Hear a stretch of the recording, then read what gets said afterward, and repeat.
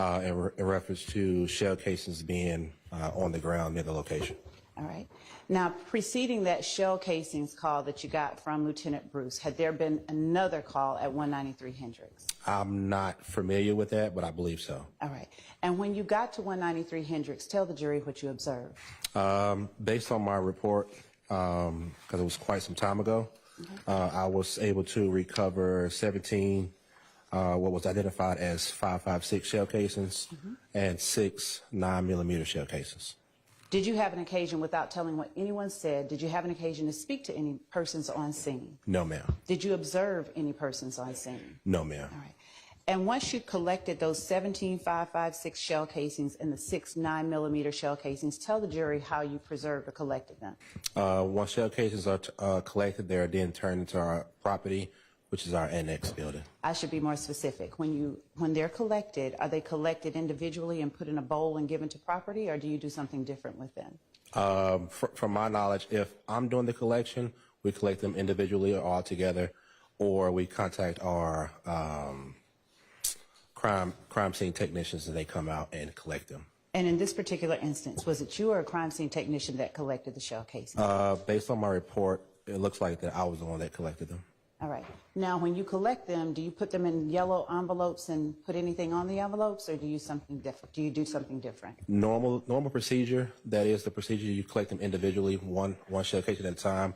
I don't remember exactly how these particular shell cases were collected, but I believe that I still follow the same procedures that I do with collecting shell cases individually. And does your procedure involve writing on the individual packet that the shell casing is in the location that you collected them from? Yes, ma'am. And does it involve putting your name on the front of the package? I can't recall if I had to put my name on them or not. I'm being honest, I can't recall. What time was the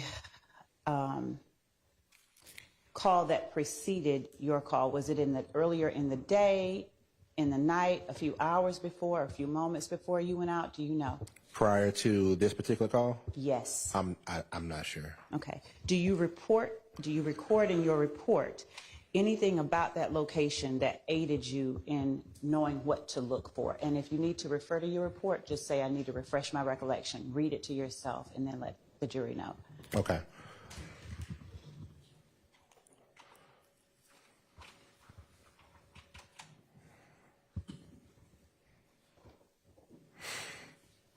And are you reading to refresh your memory right now? Yes, ma'am. Okay. Okay, in the report, I mentioned that there have been previously recent gang-related shootings that are... You remember what I said about reading the report to yourself? Gotcha. Refreshing your memory? All right. Is your memory refreshed? Correct. All right. So had there been shootings prior to the time that you responded at this location? Yes, ma'am. All right. And had there been a vehicle found with bullet holes at this location? Sustained. Had there been anything else found? Not that I recall. Was there any vehicles found prior to your getting here that would have aided you in your investigation? Based on my report, no, ma'am. All right. Do you know whether or not there were any, and when you say based on your report, if you would look at line, I'm going to approach you with your report 150410718. Without reading to the jury. Okay. Okay. Okay. Now, am I holding the same report that Yes, ma'am. you're holding? Yes, ma'am. Okay. So, other than the gang-related shootings, had there been anything else found that you utilized to aid you in your investigation? Yes, a vehicle was located with bullet holes. With what? A vehicle with bullet holes. Okay. Now, was there anybody home at the time of the 911 call that preceded yours based on your investigation? No, ma'am. And was there anyone home at the time you arrived? No, ma'am. All right.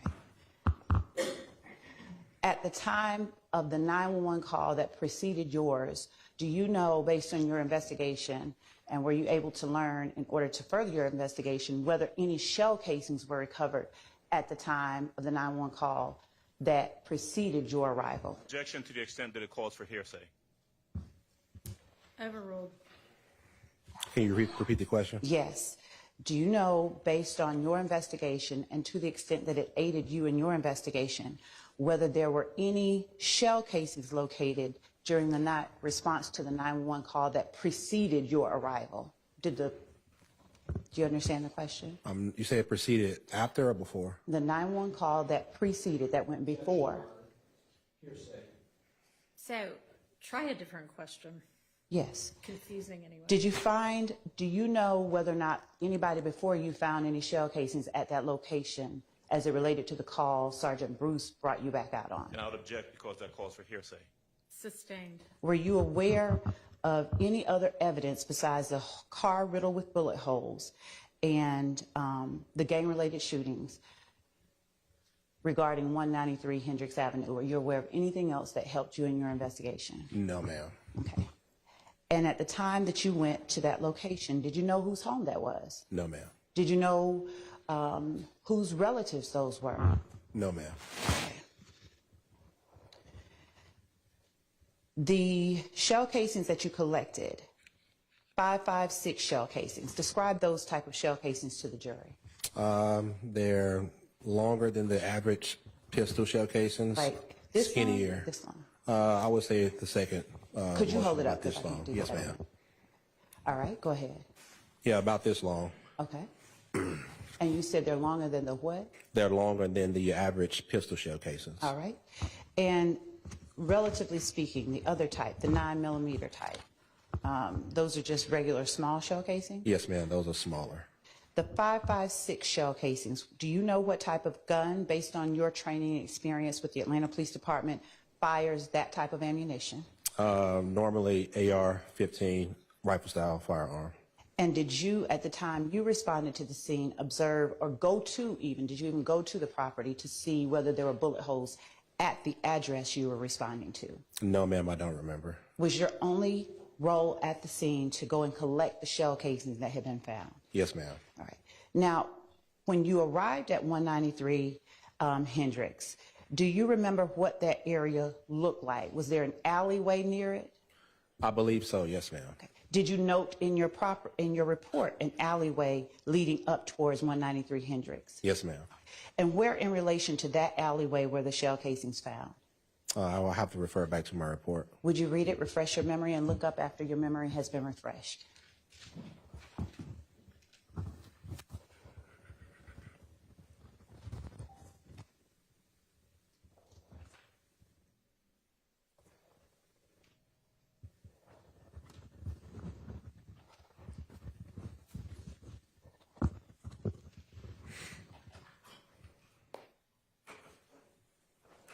Is your memory refreshed? Yes, ma'am. All right. So where in relation to that alleyway were the shell casings found? Actually, in the alleyway. All right. And do you recall how close to the location those shell casings were? No, ma'am, I do not recall. Do you have any personal knowledge or personal relationship with a man named Kenneth Copeland? No. All right. And do you have any personal relationship with or knowledge of any member of his family? No, ma'am. Thank you. That's all that I have. Any questions by the defense for this witness? Anybody? Nope. All right. Thank you for your time. Call your next witness.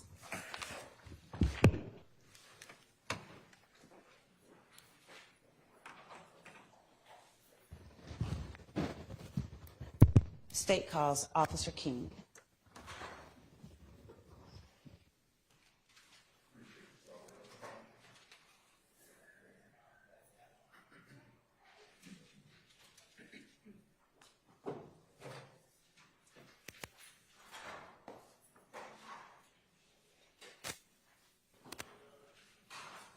You promised me they'd be passing each other on the way in and the way out.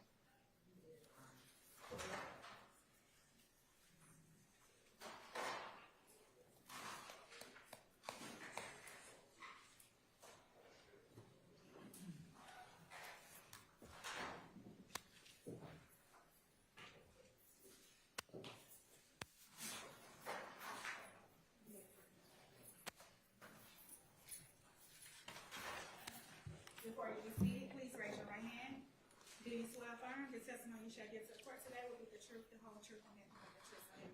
Yes, I do. May be seated. My seat, please state the name of the right. My name is Officer King, H. King. And pull that mic really close to your mouth, because it needs to be close for us to be able to All right. hear you. Thank you. H. King, King. Good morning. Is it still Officer King? Yes, it is. Good morning, Officer King. How are you? I'm good, thank you. Good. Officer King, would you please tell the jury where it is that you work as an officer? Zone 3, Atlanta, All right. How long have you worked in Zone 3 as an officer? 20 years. So is it safe to say that on February the 10th of 2015, you were working Zone 3 with the Atlanta Police Department? Yes, I was. Now, would you tell the jury what your shift was during that time? My shift was 6 a.m. to 2 p.m., day watch. And during that time, did you have an occasion to respond to 193 Hendricks Avenue Southwest? Yes, I did. What was the reason that you responded to that location? The call was a damage to property. A house was shot up. Okay. Now, do you remember the time that you responded to that location? It was around 8 o'clock in the morning. All right. And when you arrived at the location, did you speak to any occupants of the residence without saying anything that anyone said? Do you recall speaking to any occupants of the residence? The female, I believe, the owner of the house. Was there a Miss Janice Maryweather there? Yes. All right. And did you have an occasion, without talking about what she said, did you have an occasion to talk with Miss Maryweather? Yes. All right. Now, what did you observe when you got to the house? And if you need to refresh your memory, is that your report you have up there No, with I you? don't have to report. Do you need to see your report to refresh your memory? Yes. All right. Gotcha.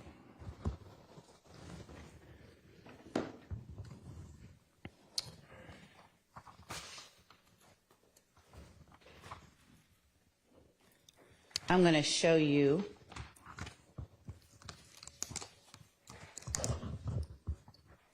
a copy of your report, and you tell me if you recognize this as your report, the document I'm placing in front of you.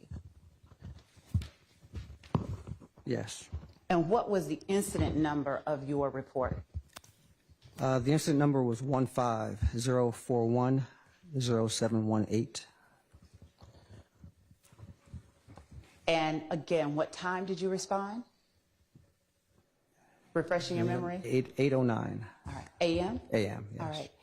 And if you would do me a favor, whenever you need to look down and refresh your memory, would you let the jury know I'm refreshing my memory and read it to yourself? Yeah. Okay. And then after your memory is refreshed, would you just let me know? Yes. All right. So what did you see when you got to the location of 193 Hendricks Avenue? I remember pulling up in front of the house. I think the female, either she was outside or she came up to me, and I asked her what happened.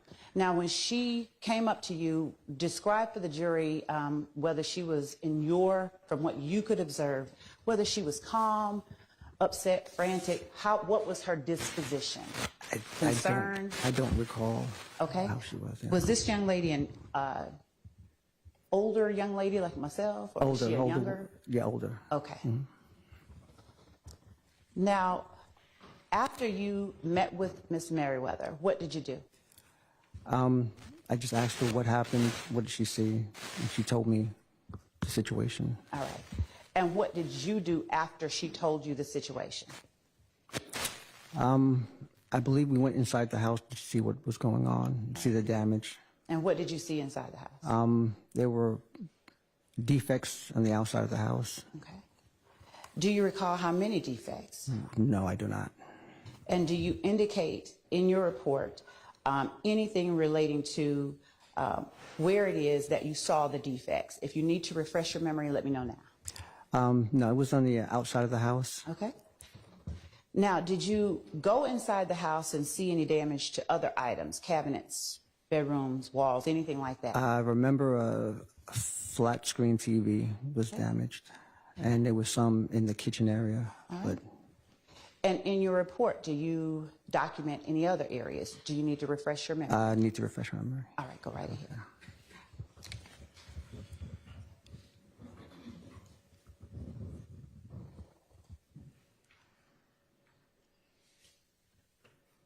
Okay. All right.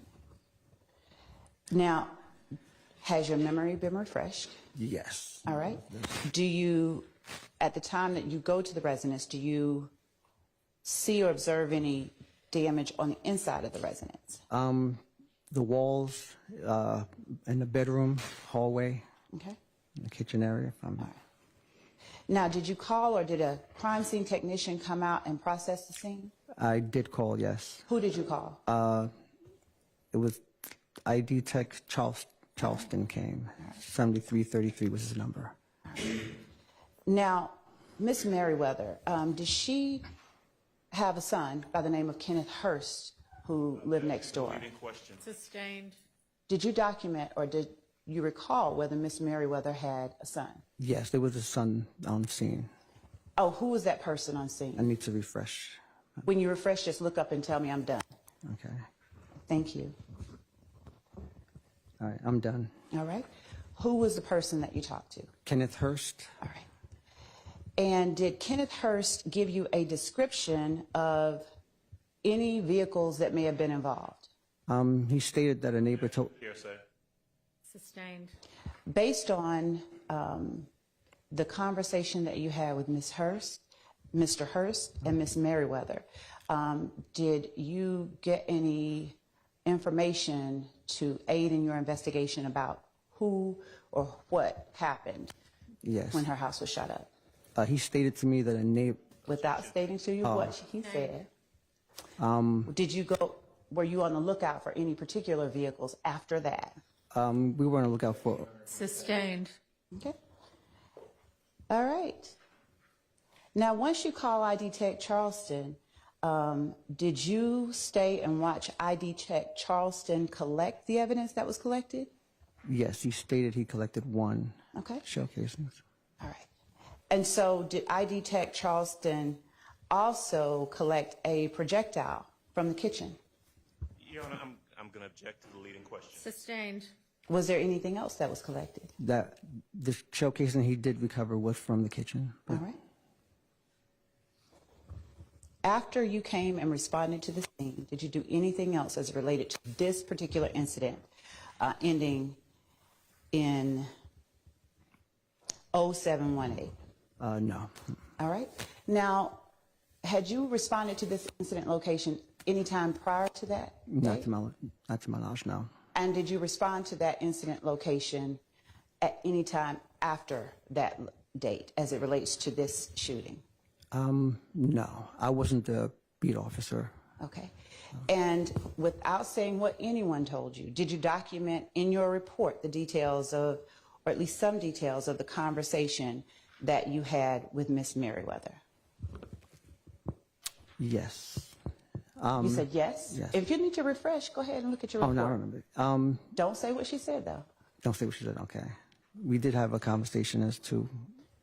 And did you document that conversation in your report? Yes, I did. All right. Thank you. That's all I have, Your Honor. We may need to just call him briefly in case something else happens, but for now, that's all that I have for this All right. witness. Are there defense questions for this witness? You have, Ms. Williams, no questions. No. Okay.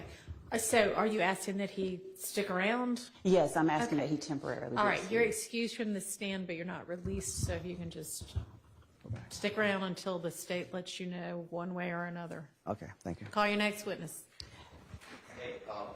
Summer good.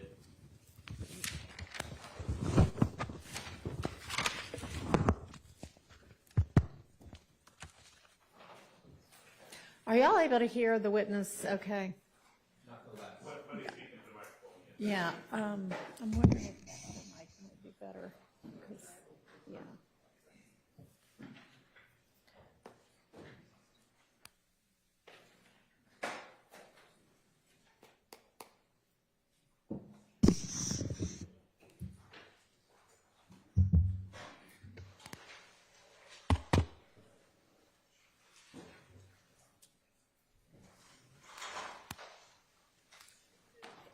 Is there somebody who can swear the witness?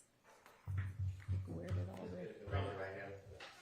You solemnly swear and affirm the testimony about to give in the matters pending before this court and this jury will be the truth, the whole truth, and nothing but the truth, ma'am? I do. Okay, you can put your hand down. And if you'll just have a seat, and then make sure you pull the chair up a little bit. because you're very light spoken, so everybody can hear you. Okay. Okay.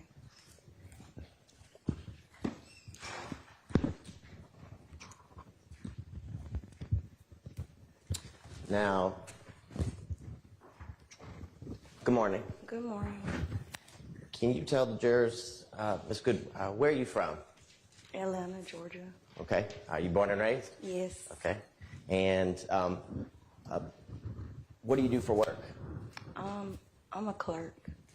Okay. And do you live, does the majority of your family also live in the greater Atlanta area? Yes. Okay. Now, can you tell the jurors how you know, or if you know, a gentleman named Quindarius Zachary? I dated Quindarius Zachary. Okay. And could you tell the jurors how long did you date Mr. Zachary? I don't remember. Okay. Do you remember when you and Mr. Zachary met? Kinda, yeah. Okay. Can you tell me when you guys met? I don't know the date, but I remember it was after a club. Okay. And do you and Mr. Zachary have any children together? No. Okay. And were you dating Mr. Zachary, let's say back in 2015? I don't remember. Okay. Now, let's see if we can try to jog your memory a little bit. So, when you and Mr. Zachary were dating, did you ever share a home together? I believe so. Okay. And did you call him Quindarius, or did you have a nickname that you generally called him? D. D? Okay. And can you tell the jurors, through your relationship, did you, can you tell them where Mr. Zachary was from? What part of Atlanta? Capitol Homes. Okay. And where is Capitol Homes? I'm not sure. I don't remember. Okay. And back in 2015, did Mr. Zachary live off of Cleveland Avenue with his mom? I believe so. Okay. And can you tell the jurors, did you have an opportunity to go to his house where he lived with his mom off of Cleveland Avenue on multiple occasions? Yes. Okay. And just to orient the jurors, where on Cleveland Avenue, if you can describe, did they live? I believe behind the Checkers. The Checkers? Okay.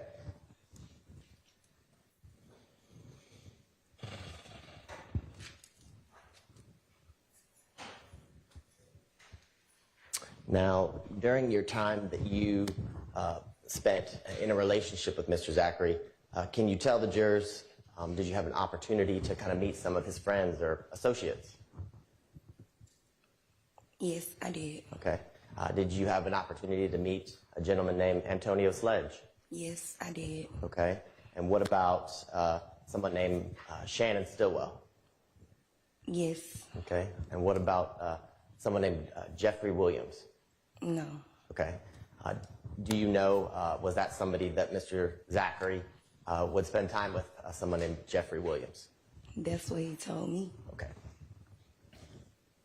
And what about, had you ever had an opportunity to meet someone named Demikian Garlington? Yes. Okay. And were they, any of the people we just mentioned that you had met, did you, I guess, hang out with them often, go to restaurants or clubs, or hang out at people's houses with them? Yes. Okay.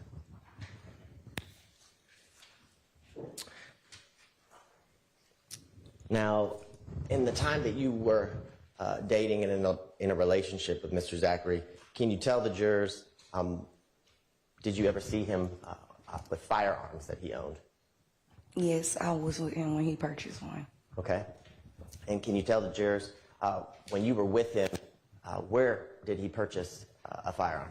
I don't recall. Okay. Do you remember when you were with him, what kind of firearm or what the firearm looked like when you were there when he purchased it? No. Okay. Now, can you tell the jurors were there times, or were you with Mr. Zachary, and were you aware in 2015, in May, that Mr. Zachary was arrested? Can you be specific? In around May 7th, were you aware with Mr. Zachary when he was arrested? I believe so. Okay. And do you remember a time that when Mr. Zachary was in custody, he would call you, I guess, through the jail phone? Yes. Okay. And do you remember that after one of the phone calls that you had with Mr. Zachary in September of 2015, you reached out to ATF agents? Yes. Okay. And do you remember, can you tell the jurors why you reached out to ATF agents or law enforcement? Because Quindarius wanted me to see why was he arrested. Okay.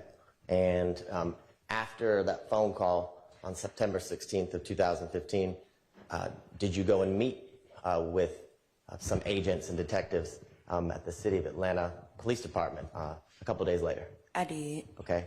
And on September 18th of 2015, do you remember who you met with? I don't. Okay.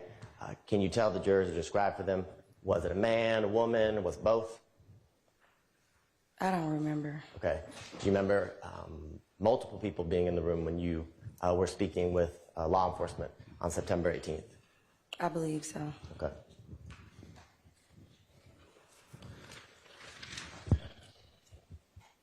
Now, when you arrived, I guess,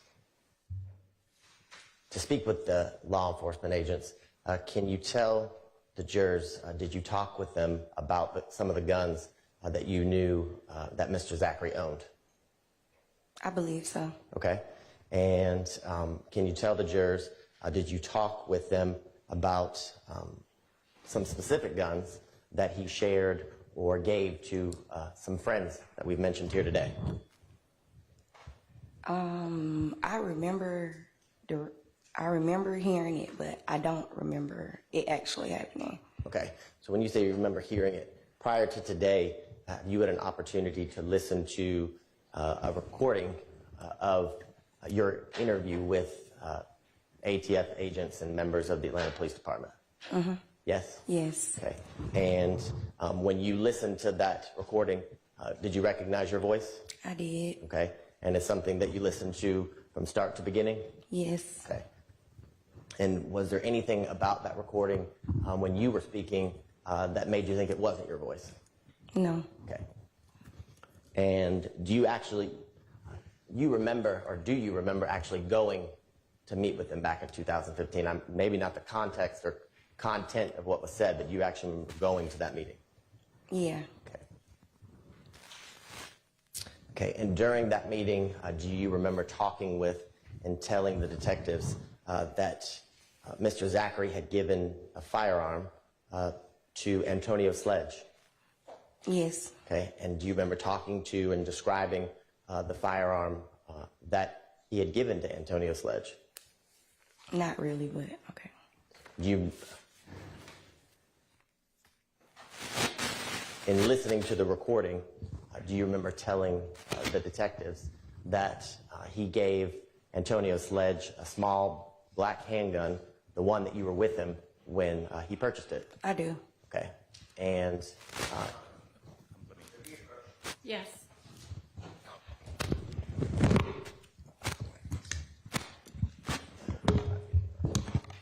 Do you want the witness to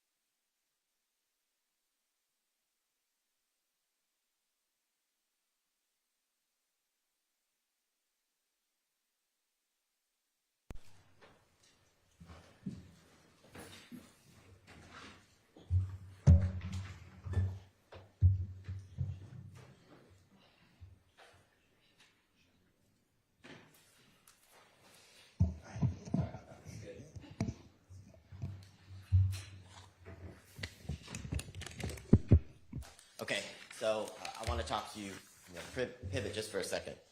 We talked a little bit earlier about some of the people that you described that you had met that were friends or associates of Mr. Zachary. Remember that? Yes. And you and Mr. Zachary, you dated for multiple, or did you date for multiple years? I believe so. Okay.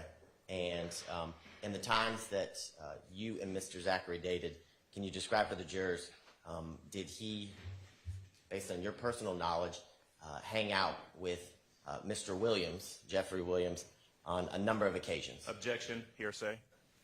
Overruled.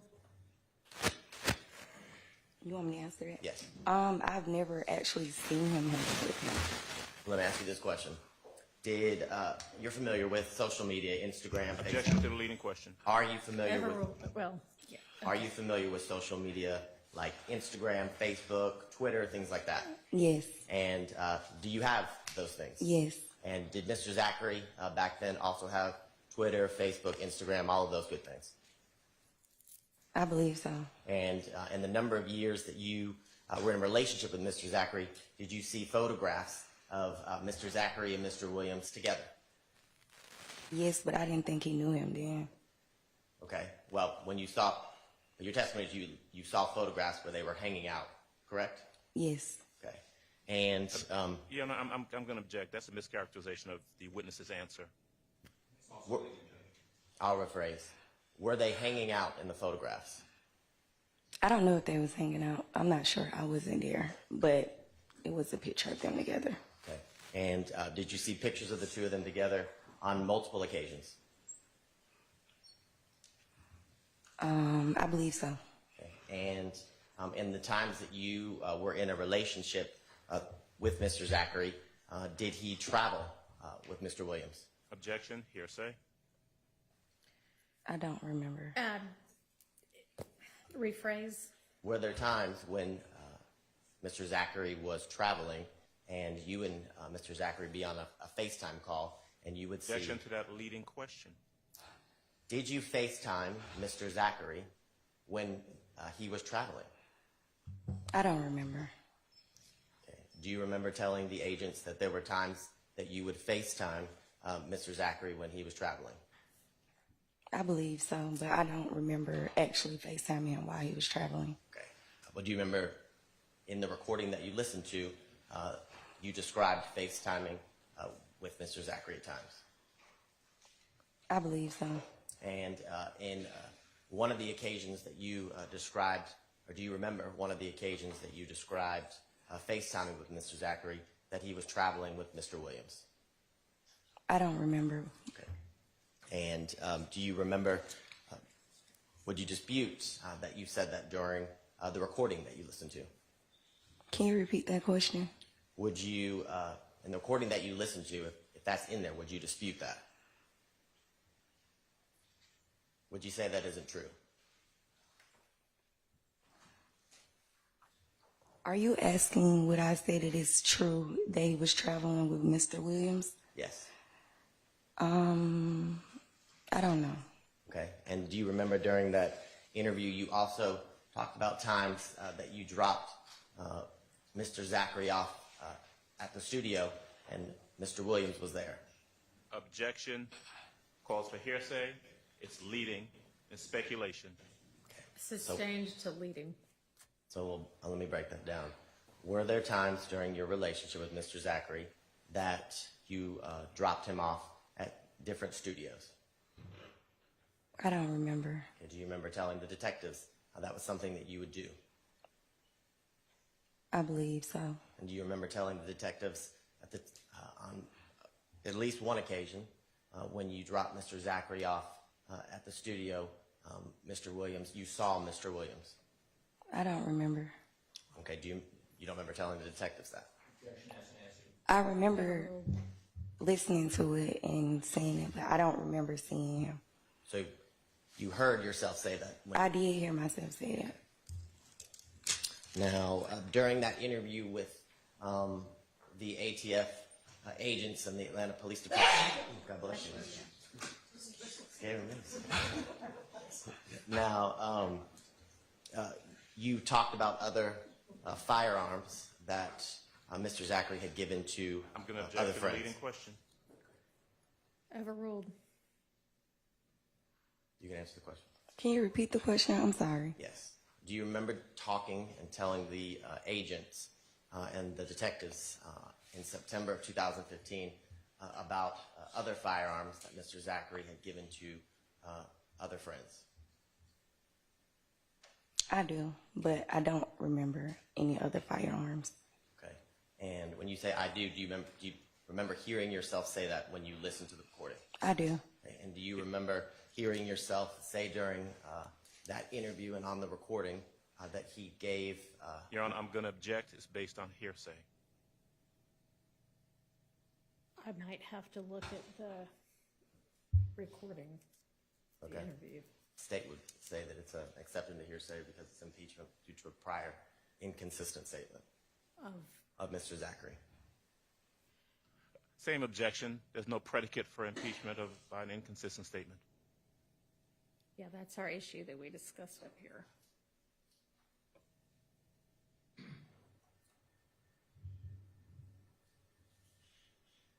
Well, can we approach? Sure.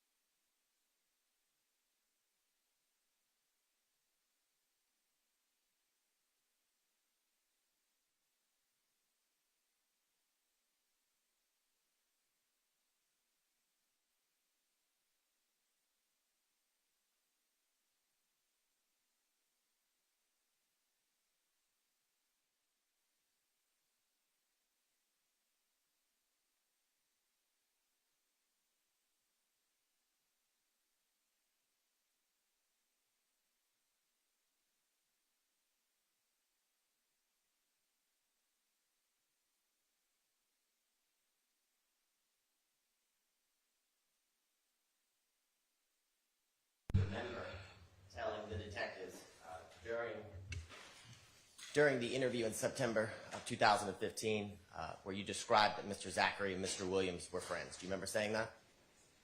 I don't remember saying it, but I remember hearing it. Do you remember hearing yourself say that? Yes. Okay.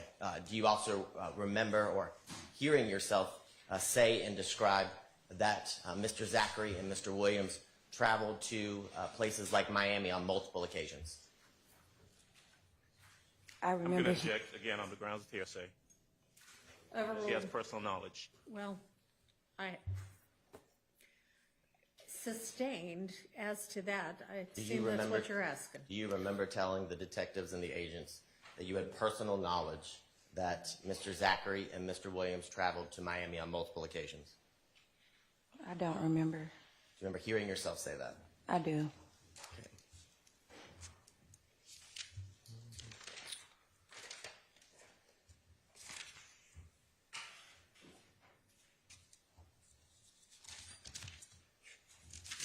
Now, I want to bring your attention to January 12th of 2015, okay? Do you remember talking to the detectives and the agents about an incident that happened at the Crystals off of Cleveland Avenue? I do. Okay, and can you tell the jurors who is Antrivia Smith? My cousin. Okay, and can you tell the jurors around that time in 2015 in January, was your cousin Miss Smith dating somebody that you knew by the nickname Kel? I don't know who she was dating at the time. Okay, and do you know or did you know someone who you referred to as Kel? I don't. Do you remember talking to the detectives and officers with the Atlanta Police Department about somebody you knew by the name of Kel? I do. Okay, and can you tell the jurors, do you remember going to that Crystals to meet your cousin, Miss Smith, around 1 o'clock that morning on January 12, 2015? I do. Okay, and can you tell the jurors, were you driving? I don't remember. Okay, were you with anyone? I believe so. Okay, do you know a person with the last name Miss Anderson? I do. Okay, and do you remember talking to me yesterday about the fact that she was in the passenger seat of your car that night when you went to the Crystals to meet your cousin? I do. Okay, and can you tell the jurors what you remember when you got to the Crystals that you did?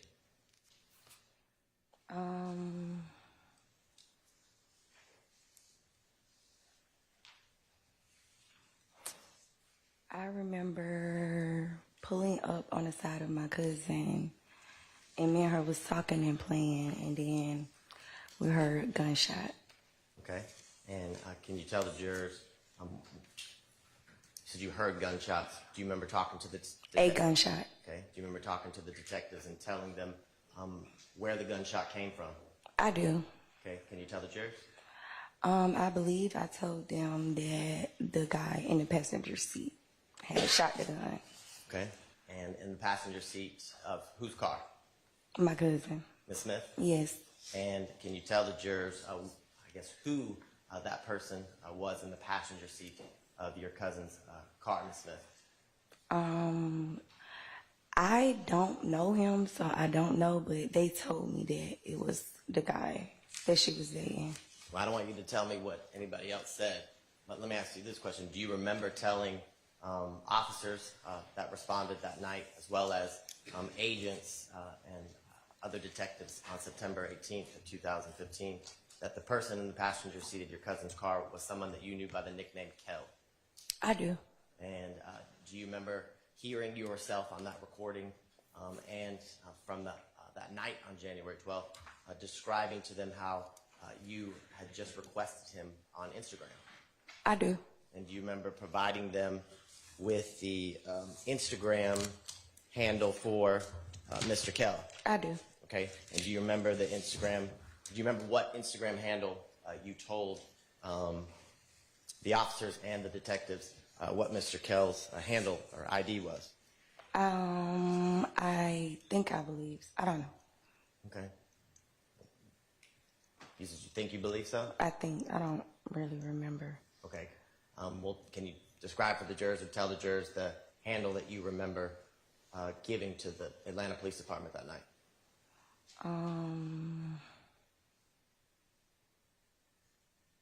I think it was like BMG something. I don't remember. Okay. Do you remember it being BGC MB_ Shell Kell? Probably so. Okay. And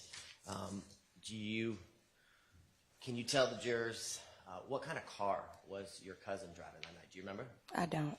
Do you remember telling the officers that responded that your cousin was in a red Pontiac Grand Prix? I don't. Okay. And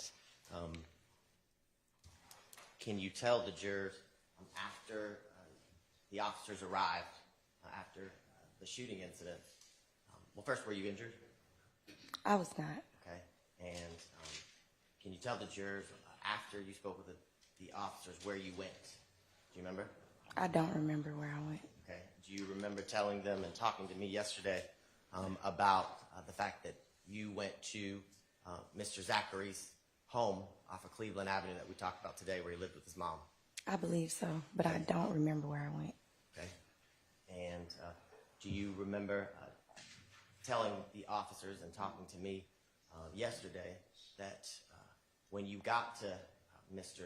Zachary's apartment that early morning, that Mr. Zachary wasn't there?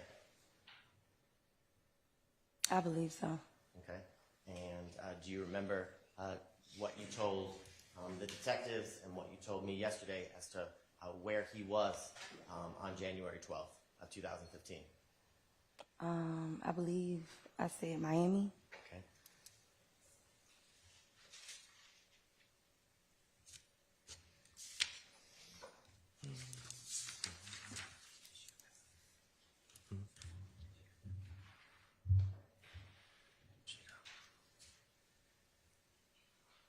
And do you remember telling the detectives that you knew he was in Miami because that's when you had FaceTimed him earlier that day, and he was in Miami?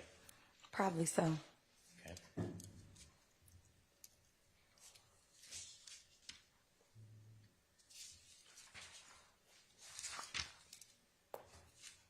Now, can you tell the jurors how you know someone named Miss Alexis Bryant? That's Quindarius' cousin. Okay. And back in 2015, was that somebody that you would consider a friend or you'd hang out with? I guess, like, yeah. Okay. Was she somebody that you had hung out with or been with on more than one occasion? Yes. Okay. And had you been to her home in the Eagles Nest apartment complex before? Yes. And about how many times do you think you had been to her apartment? I don't remember. More than one? Probably so. Okay.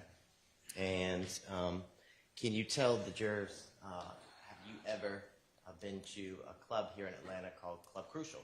I have. Okay. And is that somewhere you had been more than once before April 28th, 2015? Probably so. Okay. Well, is that a spot that you and Mr. Zachary and his friends, whoever it may be, would hang out on, I guess, a monthly basis or more than once a month?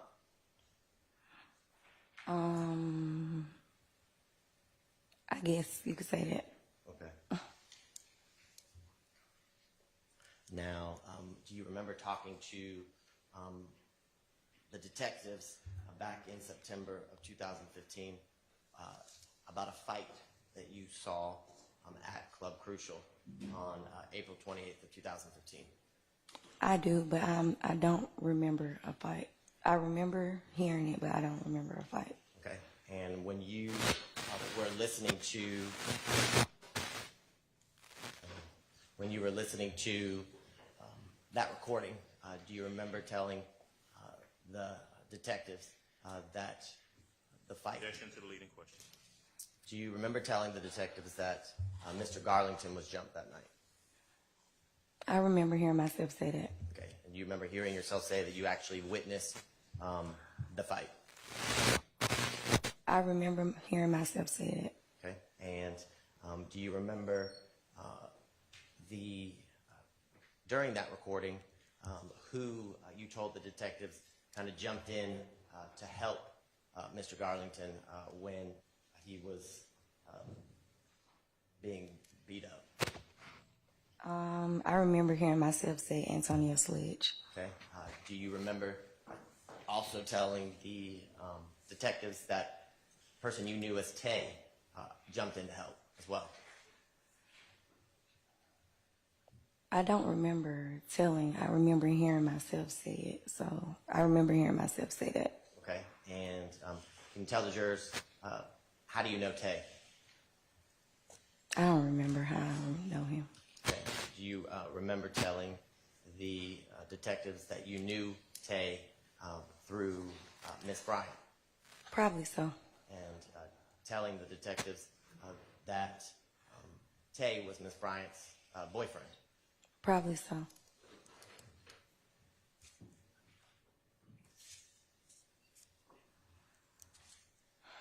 And can you tell the jurors what you remember saying or what you remember hearing yourself say in that recording after the fight was broken up, what you did? I don't remember what I said. Do you remember telling the detectives that at that point you were leaving the club? Remember that? Probably so. And can you tell the jurors what you remember telling the detectives happened as you were leaving Club Crucial? Your Honor, I'm going to object to this line of questioning. I believe it's appropriate to ask what happened before we ask what she said. Do you remember what happened when you walked out of Club Crucial that early morning on April 28th of 2015? I do not.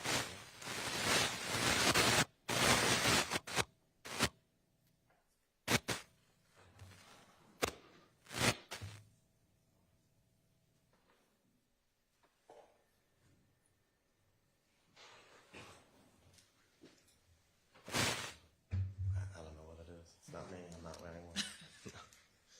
Do you remember, so you said you don't remember what happened when you walked out to the parking lot of Club Crucial? I don't. Do you remember hearing yourself on that recording describe to the detectives and the agents what happened? Kinda, yes. Okay, what do you remember hearing yourself say?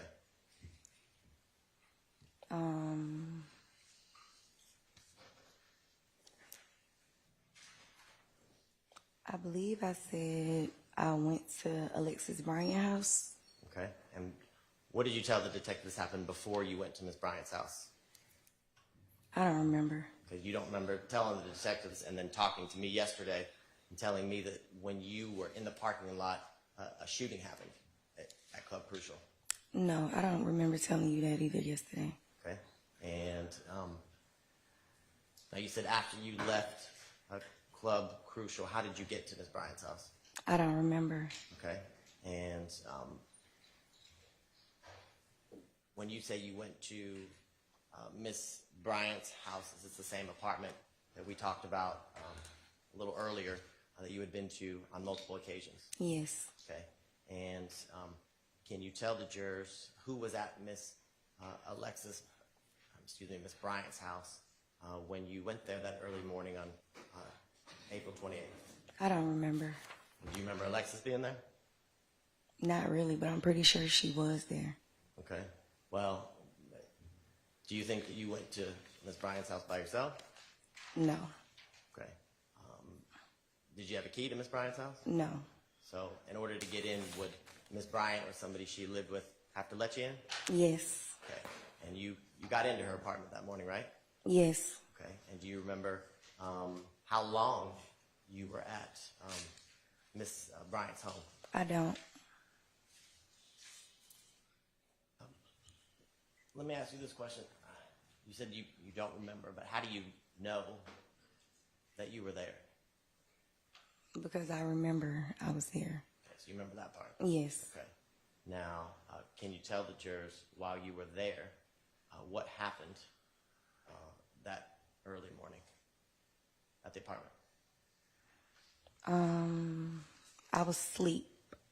I was drunk, sleep, and I woke up to a call from Quindarius, and he told me. Don't tell me what Mr. Zachary told you.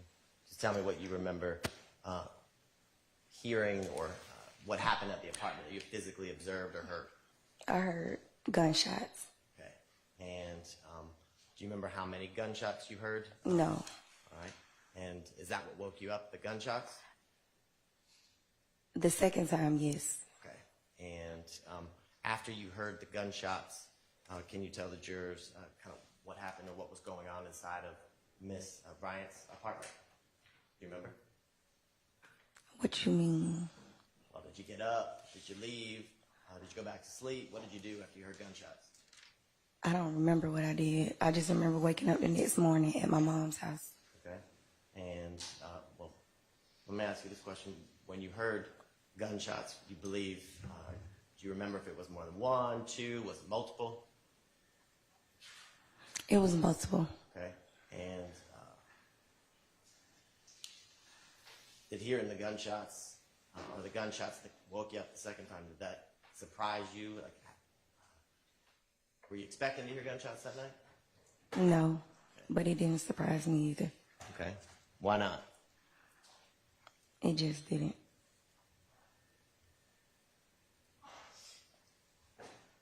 You said it just didn't. Can you explain to the jurors why it just didn't surprise you? Objection as for relevance. Because Overruled. I wasn't scared, so it didn't surprise me. Did any of the gunshots that you heard, did they come into Miss Bryant's apartment? I don't remember. Did you talk to any police after you heard gunshots that early morning? I don't remember, honestly.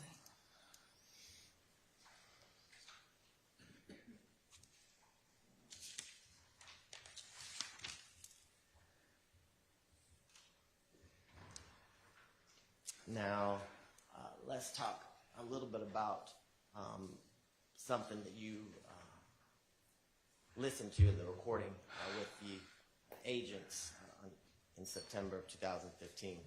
Can you tell the jurors, do you remember talking to them about Donovan Thomas or Nuts murder? I believe I heard myself say something about it. Okay.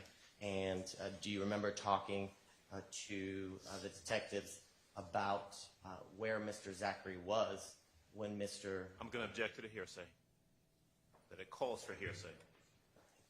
It doesn't. The answer does not. Okay.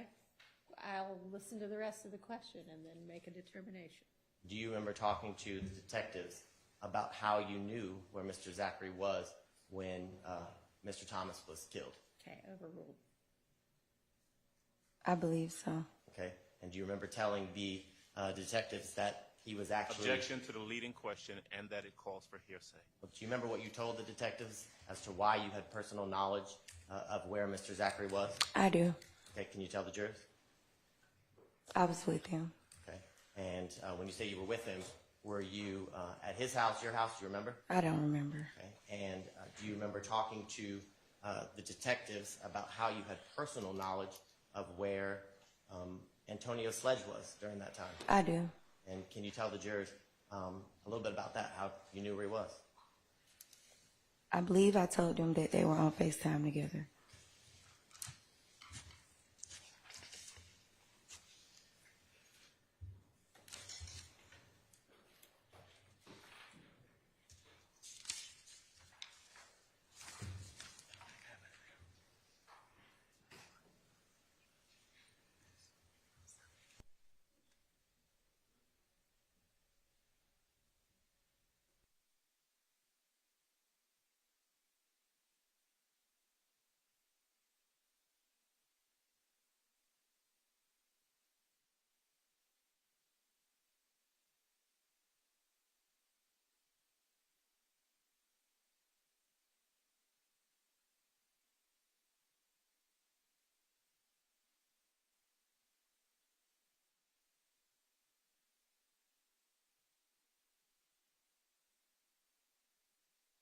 Questions for this witness by any of the defense attorneys? 1 second, please, Judge. Sure.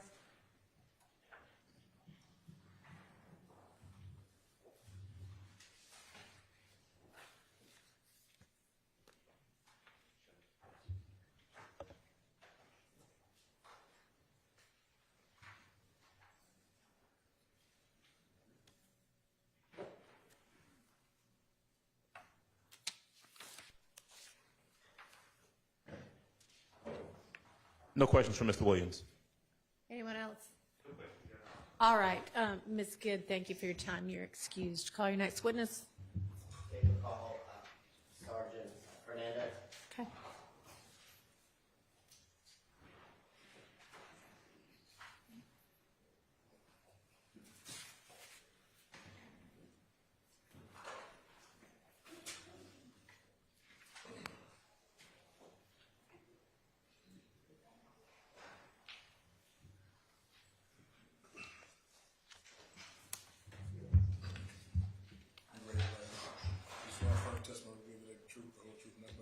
I do. State and spell your first and last name for the court's document. Cesar Fernandez, C-E-S-A-R, Fernandez, F-E-R-N-A-N-D-E-Z. Good morning, Sergeant Fernandez. Good morning. Can you tell the jurors where you are currently employed, sir? City of Atlanta Police Department. And how long have you been a member of the City of Atlanta Police Department? A little over 13 years. Okay, and you're a sergeant now? Yes, sir. And can you tell the jurors back in 2015 where within the City of Atlanta Police Department were you specifically assigned? I was assigned to Zone 3 Morning Watch Patrol. Okay, and how long, I guess, were you a patrol officer in Zone 3 prior to 2015? 6, 7 years. Okay, and can you tell the jurors, were you pretty familiar with, I guess, Cleveland Avenue in Zone 3? Yes. And did you have the occasion on April 28th of 2015, a little after 1 a.m., to be dispatched to the Crystals off of Cleveland Avenue? Was that the date? I thought it was... Excuse me, I misspoke. On January 12th of 2015, I'm Yeah. sorry. Yeah, I'm sorry, what was the question again? So were you dispatched to 349 Cleveland Avenue, the Crystals, that early morning around 1 a.m.? Yes, I was actually initially dispatched 445 Cleveland Avenue, which is an apartment complex, in regards to the incident occurring at 349 Cleveland Avenue at the Crystals. Okay, and the apartment complex, is that pretty, I guess, close in proximity to the Crystals? Yes. And are both of those addresses, the apartment complex as well as the Crystals, here at City of Atlanta, Fulton County? Yes. And can you tell the jurors why were you dispatched to that general area that early morning? I was dispatched to a dispute with a weapon. When I arrived to the scene of the apartment complex, I met with the two victims, and they advised that they were at the Crystals, and they pulled up to speak to one of the victim's cousins that was in the drive-thru. And I guess there was a verbal exchange with the passenger in that vehicle.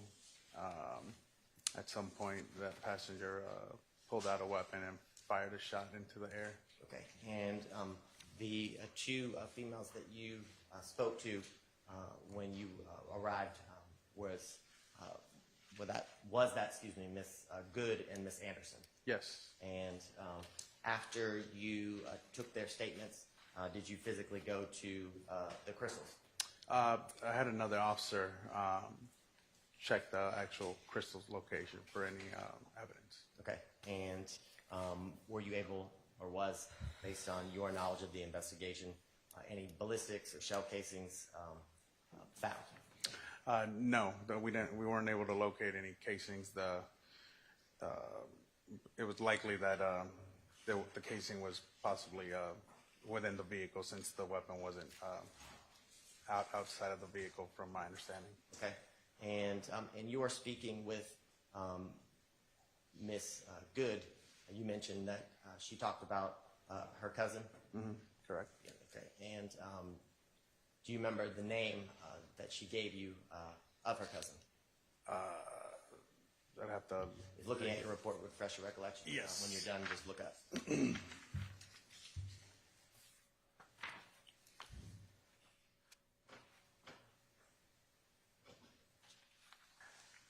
Yes, Miss Smith.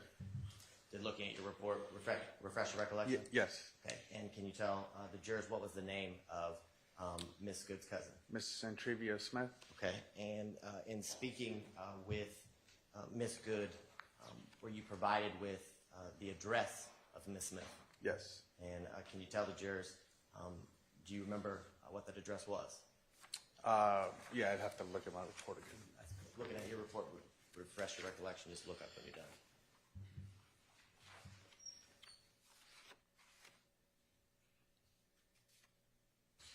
Is your recollection refreshed as to the address that you were given for Miss Smith? Yes, Okay. What address was that? it's 2905 Springdale Road.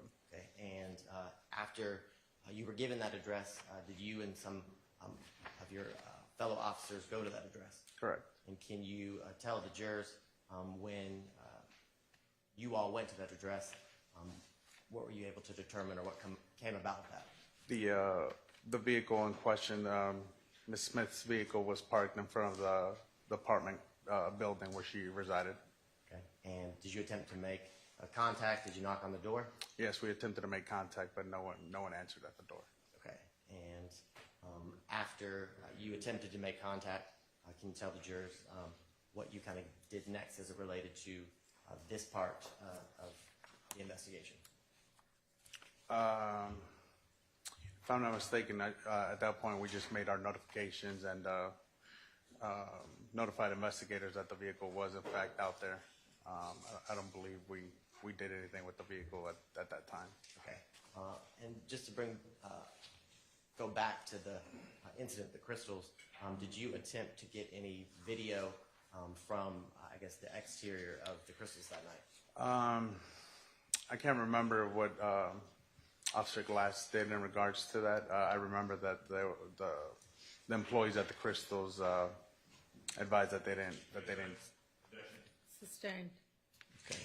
Based on your investigation and your role, were you ever able to obtain any video surveillance? I wasn't. Your Honor, I don't have any further questions pending redirect. Any questions for this witness? Anybody? Nope. Okay. Thank you for your time. You are excused. Let's take a restroom break, and then y'all can have your next witness ready.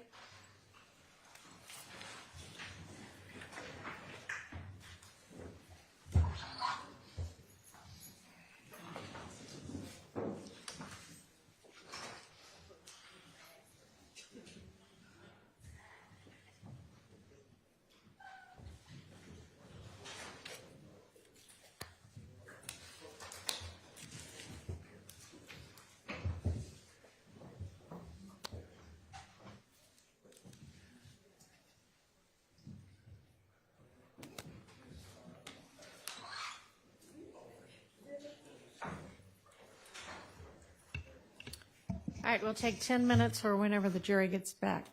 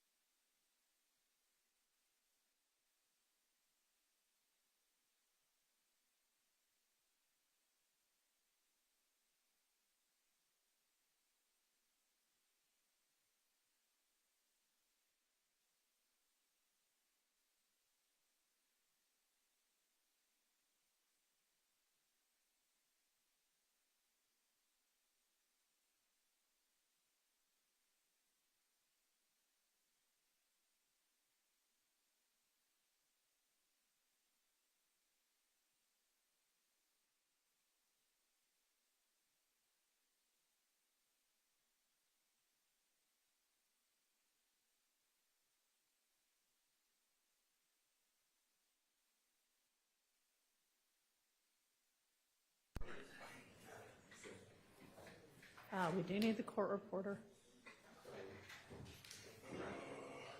I think she's. Okay.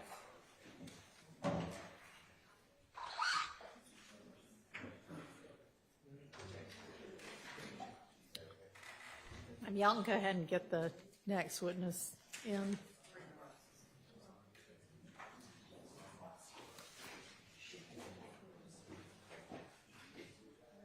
But then we need to find the court.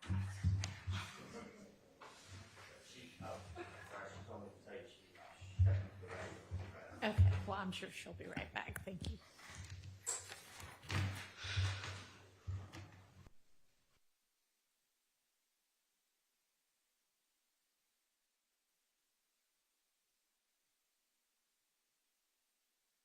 So when Reed gets here, just give us a heads up beforehand, okay?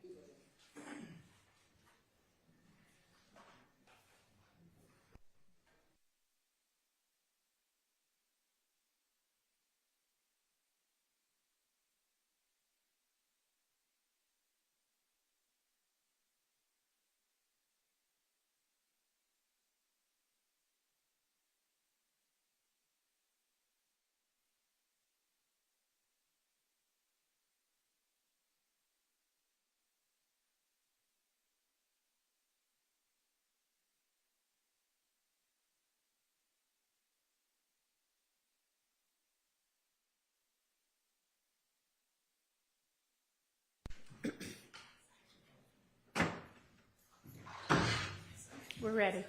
Oh, no problem.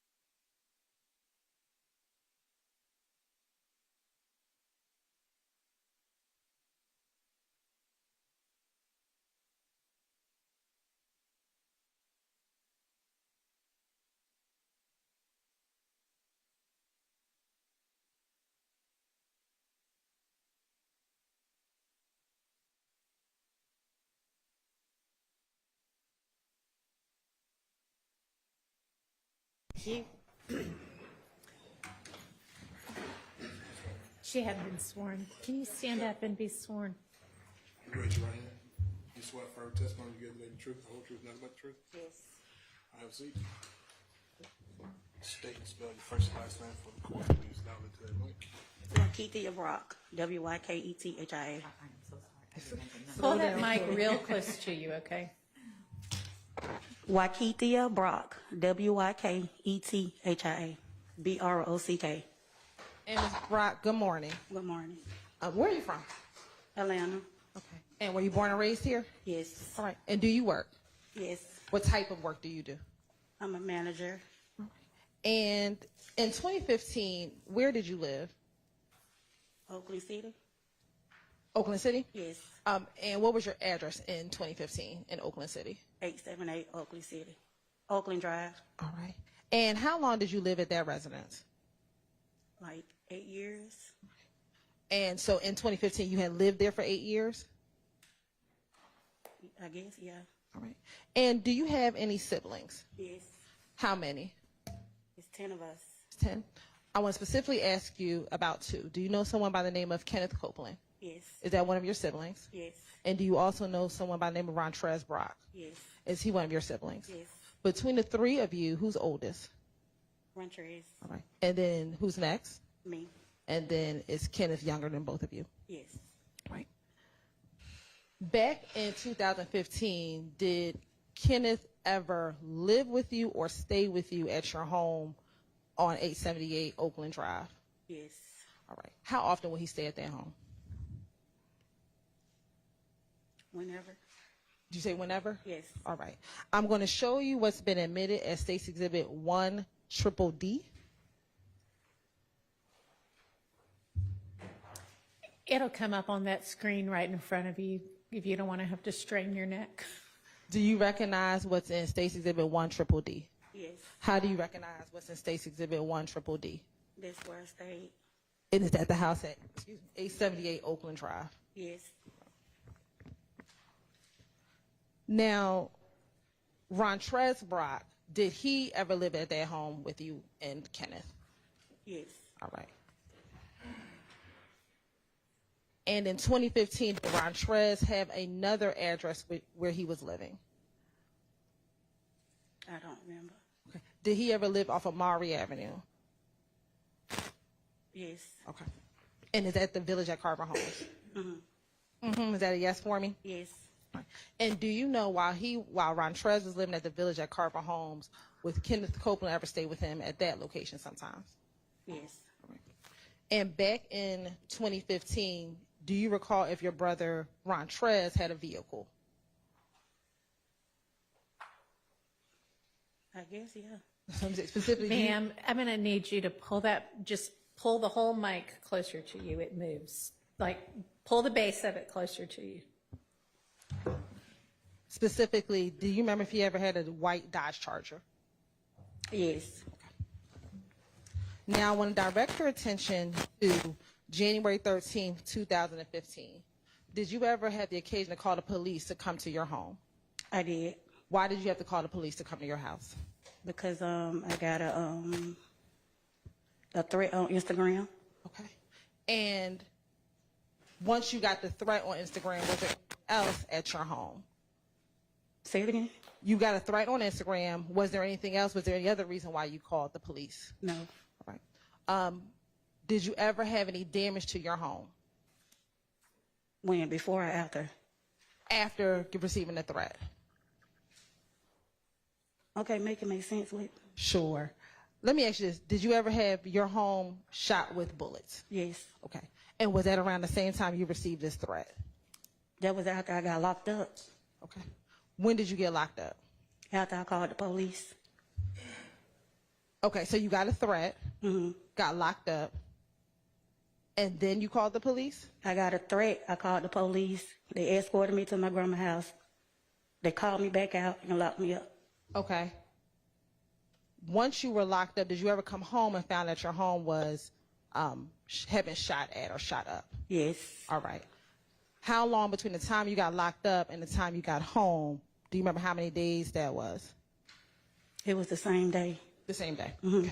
When you got home, what did you find? What do you remember seeing when you came home and saw that your home had been shot up? Bullet holes. Bullet holes. And did you know who had shot up your home? No. Right. And when the police came out to the location, did you give that information to the police that you came home and your home had been shot up? Yes. All right. And prior to you going to jail, had your home been shot up? No. Had anything like that ever happened to your house while you were living there those No. 8 years?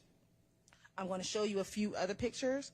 I'm going to show you what's been admitted as State's Exhibit 3 Triple D.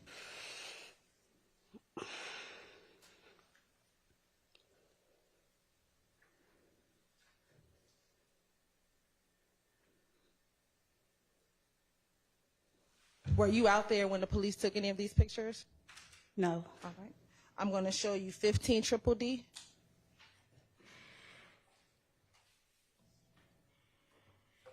I'm going to show you 19 Triple D.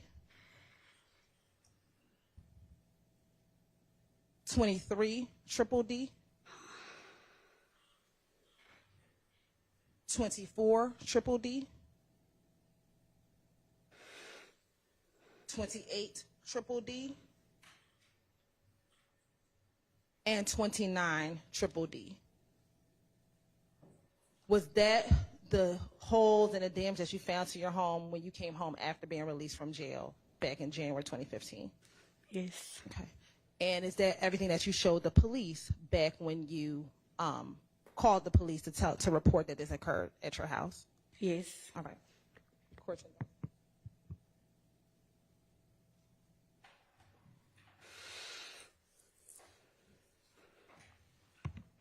And let me ask you this. Were you locked up for calling the police, or were you locked up for something else? Something else. Okay. And what was that? A failure to appear. All right. All right. I have no further questions.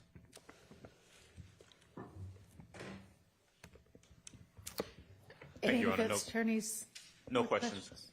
None? Okay.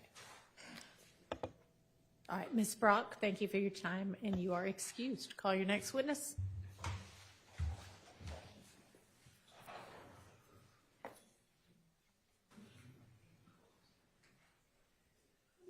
At this time, the state is going to call Mr. Yarro to the stand.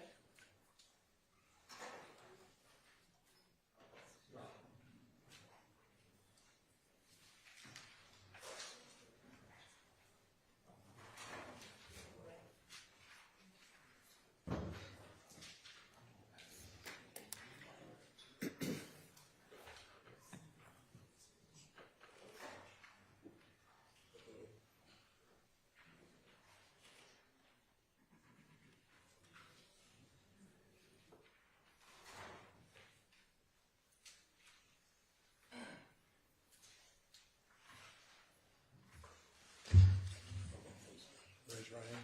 You swear firm testimony you give the truth, the whole truth, nothing but the truth? Yes. Have a seat. All right. Pronounce your first and last name. Spell your first and last name for the court's work. Loud and clear. Emmett Yarborough, EMMETTYARBROUGH. Good morning, Mr. Yarborough. Are you employed? Yes. And what do you do for work? I work for the Department of Public Works. And how long have you worked in that capacity? I've been there 3 months. Okay, specifically, what's your job? I empty the trash can for the city. And where do you live? Outside the city right now. Okay. And was there ever a time that you lived inside the city? Yes. And when you say the city, what city are you referencing? Atlanta. Okay. And do you recall residing at an address of 88 Venera Avenue, Southeast Atlanta, Georgia? Yes. Okay. And in what county is that address located? Fulton. And from what time frame did you live there? I say like from 2010 to 2015. Okay. And did you live with anyone at that address, or did you live there alone? No, me and my wife. Okay. And what is your wife's name? April Quarterman. Okay. I'm sorry, you said the last name? April Quarterman. Okay. And how long have you been married? 8 years. How long have you been together? 25. And do you all share any children in common? No, just stepkids. Okay. And what's the names of your stepchildren? David Quarterman, DeAnthony Quarterman, Deshaun Quarterman. Okay. Is Deshaun a girl or a boy? A girl. And I'm going to direct your attention, just a brief moment. I'm going to direct your attention to the date of January 11th, 2015. Do you remember that date? Yes. Okay. And can you describe for the ladies and gentlemen of the jury what you remember about that date in brief? It's depending on what you talking. Sure. Do you recall law enforcement coming out to your home on that morning? Yes. What do you recall about them having to come to your home on that morning for? My house was shot up. All right. I want to unpack some of that. Around or about what time would you say, Mr. Yarborough, was your home shot up? Anywhere between 11:45, 12 o'clock that night. And what were you doing at that time when your home was shot up? I was sleeping. Okay. And in the home that you're describing, about how many bedrooms are therein? That was three bedroom. It was a 3-bedroom house. And was anyone else home at the time that it was shot up, as you described? No, I was the only one there. Okay. And when you were asleep and you heard the shots, well, let me ask this question. Did you hear the shots ring out that impacted your home? Yes, that what woke me up. Okay. And when you heard the shots that hit your home, what, if anything, did you do at that time? I hit the floor once I realized it was gunshots. Right. And were these gunshots shots that were single fire shots, or did they sound like a machine gun? No, it was a machine gun. All right. And when you say machine gun, are you saying that it sounded like they were in rapid succession? They were shooting an AK-47. Okay. And where was your wife at the time that the shooting occurred? She was at my sister's birthday party. Okay. Were you supposed to be there that evening? Yes. And why did you choose not to go? I wasn't feeling good. I had a headache. When the shooting was occurring at your home, about how long did it last? Probably about anywhere between 2 to 3 minutes. Okay. And when the shooting, after the shooting occurred, I should say, did you happen to see anybody? No. Did you hear anybody? No, I did not. What was the next thing that you did after hearing the shots? I called 911, then I called my wife. Okay. And did you call any of your stepchildren? No. Okay. And what did you tell your wife? That our house was just shot up. And did she come to the home? Do you recall if she came to the home after receiving that call? Yes, she came immediately. Did anyone else come to the home after that news had been delivered? Yeah, I had several relatives pull up. Then our kids started pulling up. Okay. Was Deshaun Quarterman amongst the children that came to the home that evening? Not at first. We were still trying to locate her. Okay. And why were you trying to locate her? Because we had got word that it was a threat on her life. Objection to the hearsay. Sustained. Without saying what anybody said, why were you looking for your stepdaughter at that time? We were trying to make sure all our kids were safe. Your Honor, that does not call. Overruled. You may answer the question. We were trying to make sure all our kids were safe because our house was just shot up for no reason. Okay. Was there a time that Deshaun lived at that home located at 88 Venera Avenue, Southwest Atlanta, Georgia? Yeah, she stayed there until she graduated high school in 2011 before she went off to college. Okay. Would she stay there? Would she stay there or spend the night at different times during that time frame after she had graduated? No, she had got her own apartment. Okay. And around what side of town did she stay on?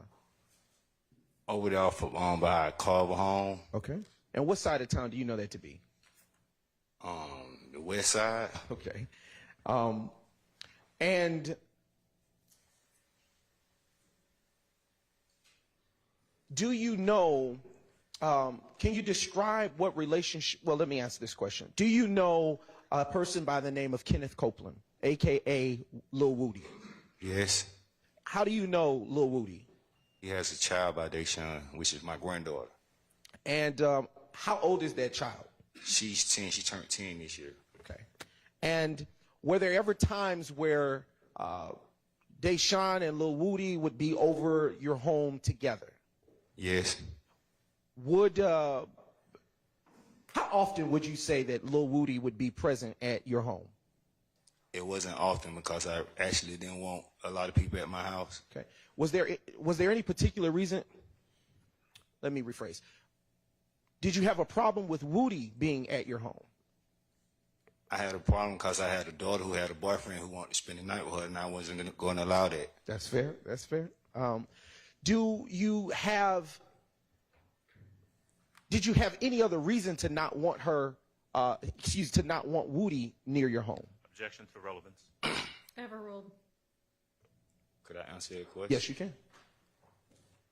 Being a parent and knowing that he was a street guy, nobody want their daughter talking to a street guy, basically, bottom line. Okay. And I hear you say something about being a street guy. What do you have in mind when you say that? Woody was in the streets. Okay. When you say in the streets, do you say is it fair to say that you are articulating that he was around people you didn't like? I didn't know too much knowing about it that he hung with, but it's just the things that you heard that he did in the street. Okay. Just a brief indulgence, Your Honor.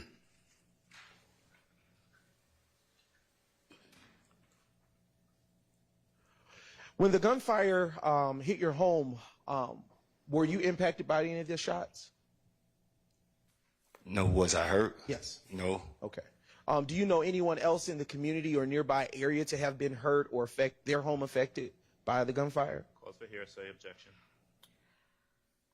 Rephrase. Did you see anyone else in the community injured? No. Did you see anyone else's home impacted by gunfire? No, I did not see it. Did you see anyone else's vehicles impacted by the gunfire that rang out that morning? No.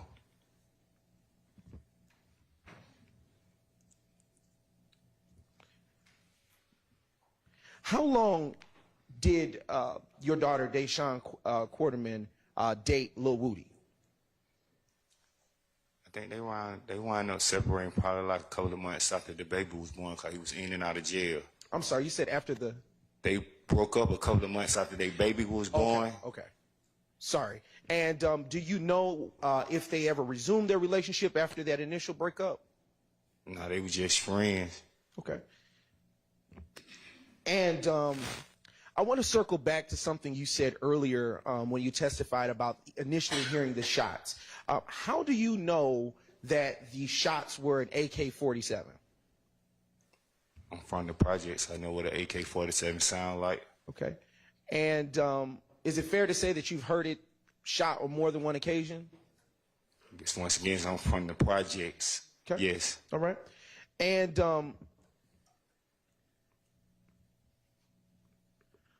how do you know, I'm going to circle back to something you said earlier. How do you know that Lil Woody was in the streets, as you say? He was from McKinneyville. Okay. As everybody know, and 30 Deep was from McKinneyville. Do you know Lil Woody to be a part of 30 Deep at that time? Did you know him to be a part of 30 Deep? No, I did not. I just know they reside in McKinneyville. And when you say 30 Deep, what do you know that to be? It was a gang. It was a group of guys that went around running in stores, running out with blue jeans.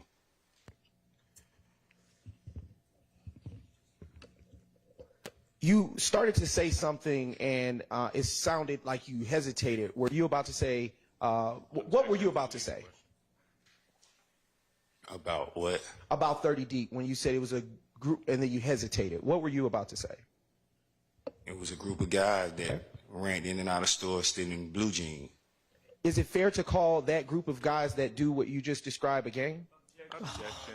Sustained. All right. Don't answer that, please. Do you have personal knowledge that Lil Woody was a part of 30 Deep? No, I do not. Okay.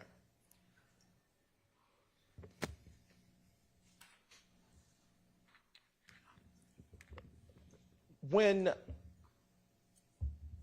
Deshawn and Lil Woody ended up breaking up, did they continue a co-parenting relationship that worked? As long as he was out of jail. Okay.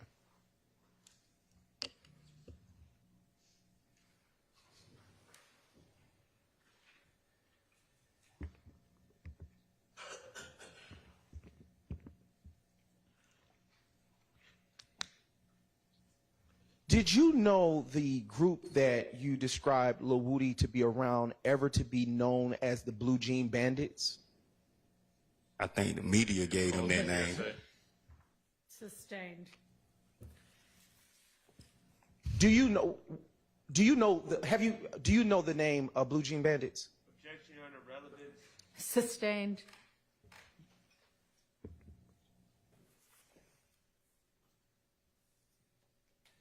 Just a brief moment.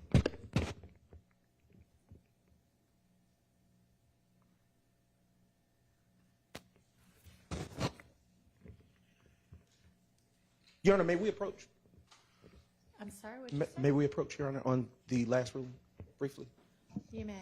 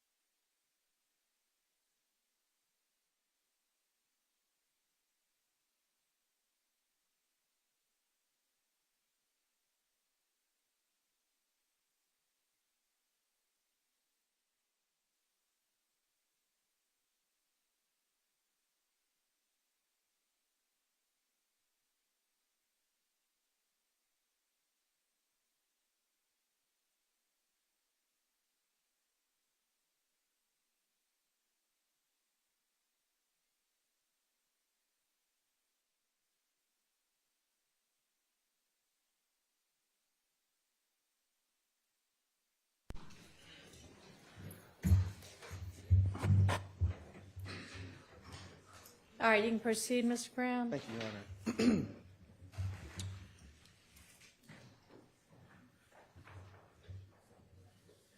Do you know what kind of car Woody drove? Woody didn't own a car. Okay. Did he operate one from time to time?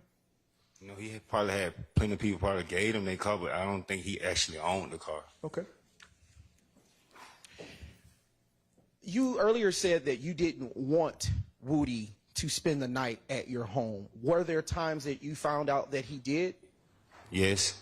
And based on the frequency of him being at the house, strike that. I want to ask that question, Your Honor.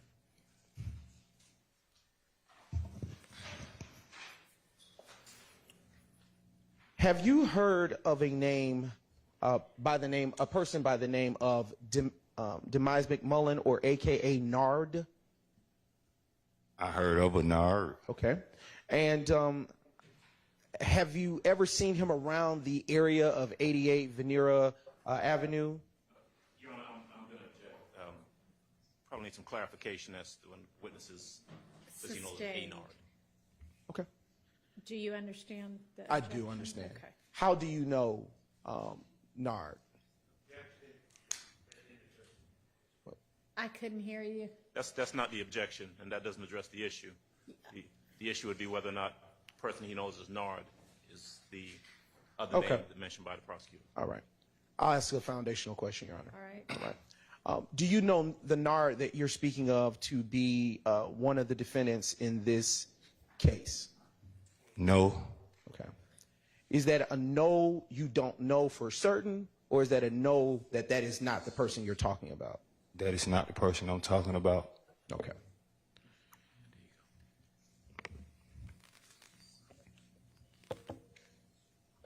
Just a brief indulgence, Your Honor.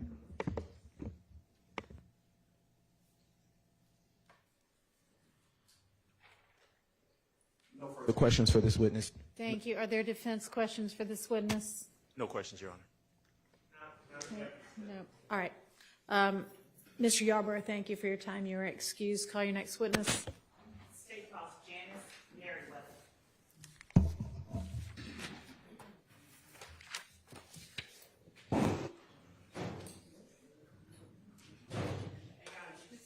Okay.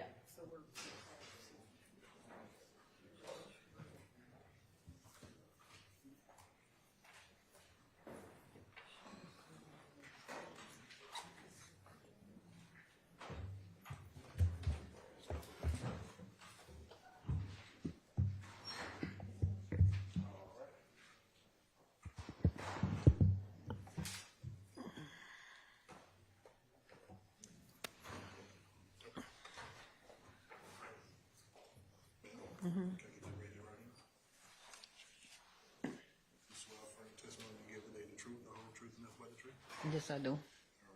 State and spell your name, first and last name, for the mic, please. My name is Janice Maryweather, JANICE MERRIWEATHER. Good morning, Ms. Maryweather. Good morning.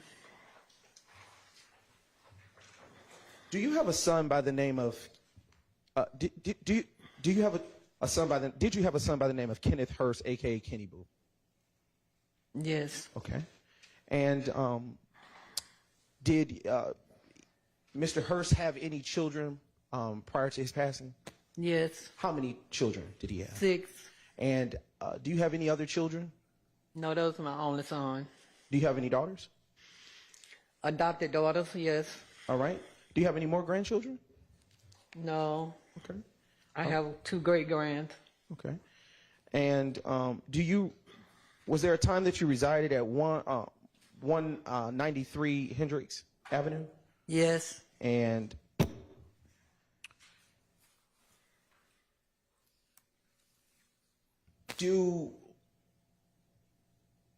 just a brief moment, Your Honor.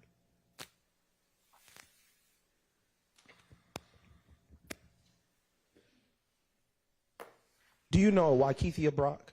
Yes. And who is that to you? My grandkid's mother. Okay. And how many grandchildren did she give you? 4. And what is her relationship to Kenneth Hurst? Was his girlfriend. Okay. And I want to ask you a few questions, Ms. Maryweather.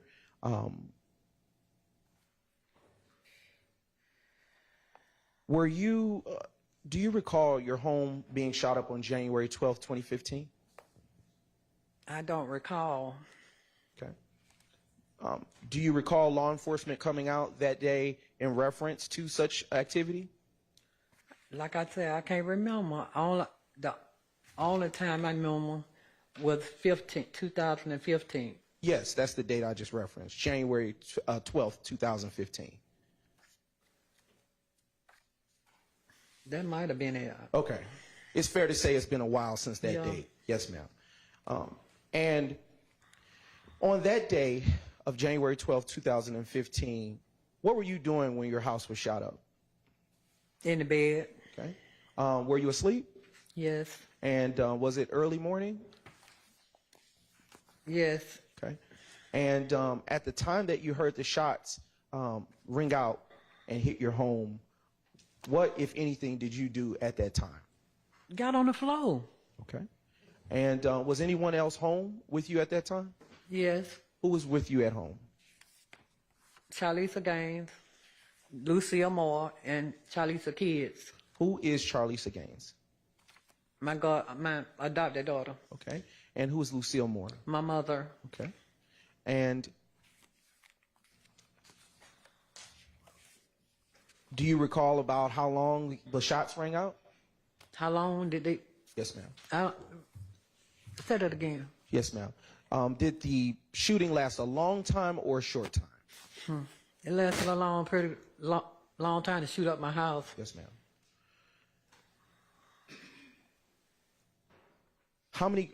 Which of your grandchildren were there at that time?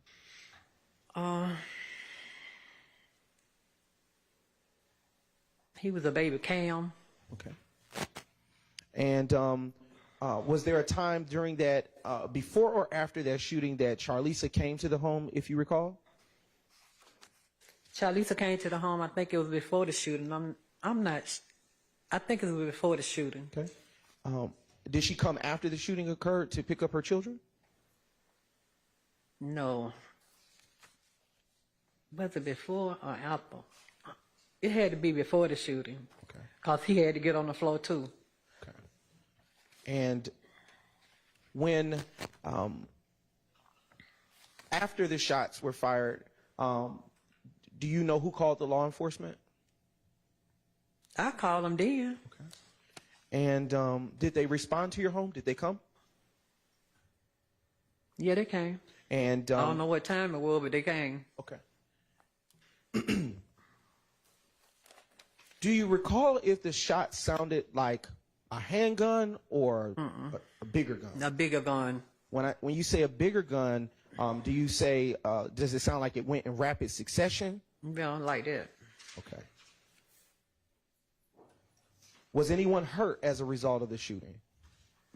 No, nothing but my house. And when you say your house, what property outside of the structure of the home was affected? My windows. Okay. My furniture, my dining room, my TVs, my washroom, bedroom.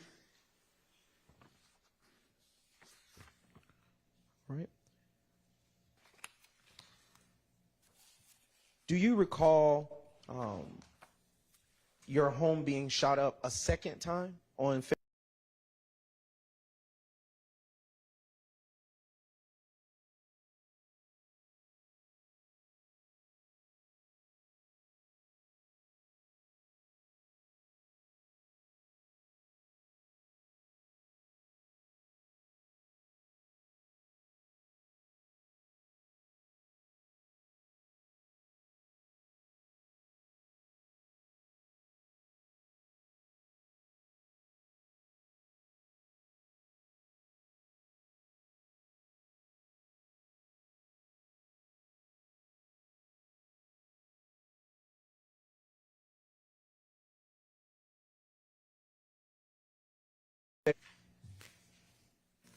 Do you recall if on February 10th, 2015, if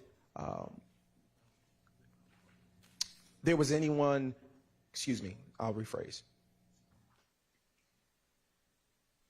Do you recall on February 10th, 2015, if law enforcement came to your house that second time?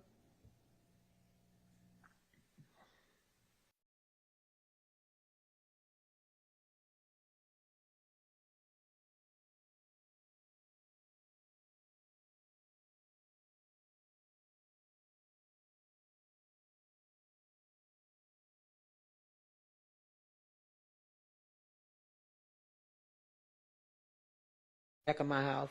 Okay. And prior to these first and second shootings of your home at 193 Hendricks Avenue, had anything like that ever happened at your home before? No. Okay. Do you know who would have done such a thing to your home? No, I don't. Okay.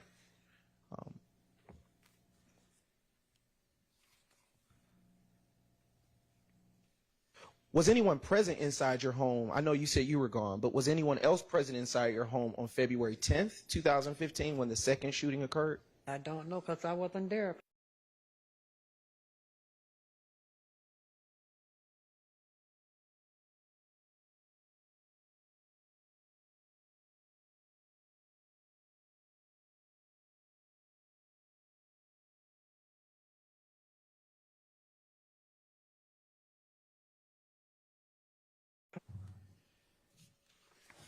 Just a few questions. A few more questions for you, Mrs. Maryweather.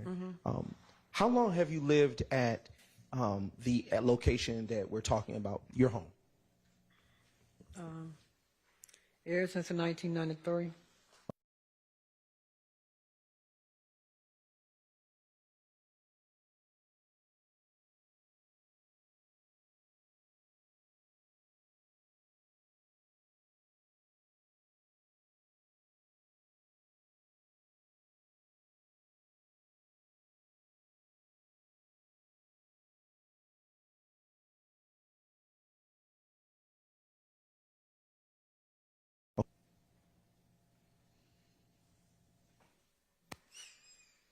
I am now marking for identification purposes.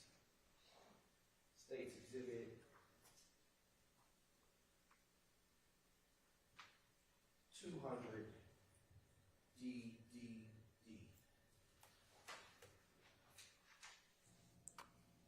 And I am approaching the witness with the same with your permission, Your Honor. You may. I am showing you now, Ms. Maryweather, States Exhibit 200 Delta Delta Delta. What is it that you're looking at in this exhibit? Pool table. Okay. I'm sorry. Sure. Pool table. Your Honor, at this point. You deliver that? Sure.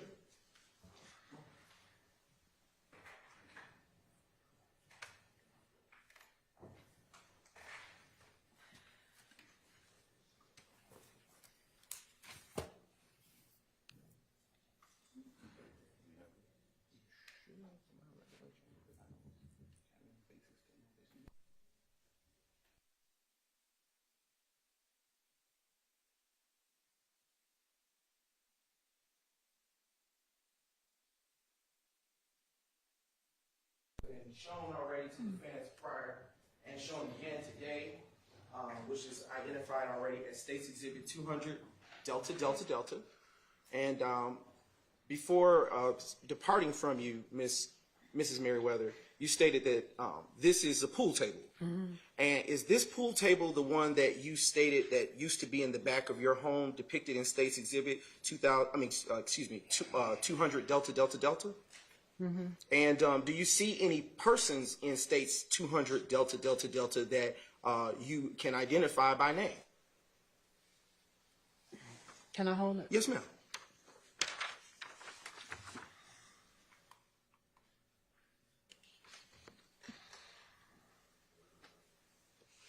All right. My son, Kenneth Hurst. Okay. Do you see anyone else in this photo I that don't you know the recognize? rest of those. Is it common, and let me ask this question, does this picture fairly and accurately represent the back of your home as you remember it to be when the pool table was there. Your Honor, at this time, the state now moves to admit into evidence States Exhibit 200 Delta Delta Delta. It's admitted. I'm going to leave this here with you and just ask you a few more questions. How often, if you can recall, would your son be in the back playing pool? Your Honor, I'm going to object as to relevance. It's relevant, Your Honor. It's relevant, Your Honor. It's hopefully the state's hope is that it will be developed with the questions that follow. I'll give you a couple of questions to establish that. All right. Go ahead. Just a brief moment, Your Honor.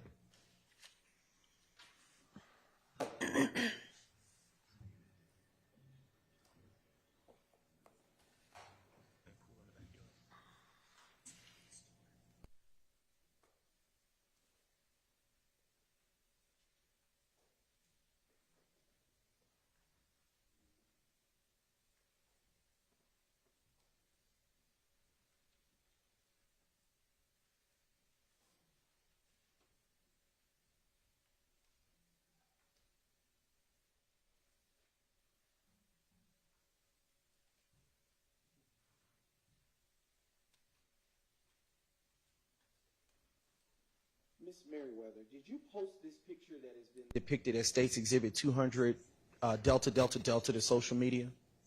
No, I don't know nothing about no social media. All right. Just a few more questions, Miss Maryweather. Do you know a person by the name of Kenneth Copeland, also known as Lil Woody? Yes. How do you know him? My grandkid uncle. Okay.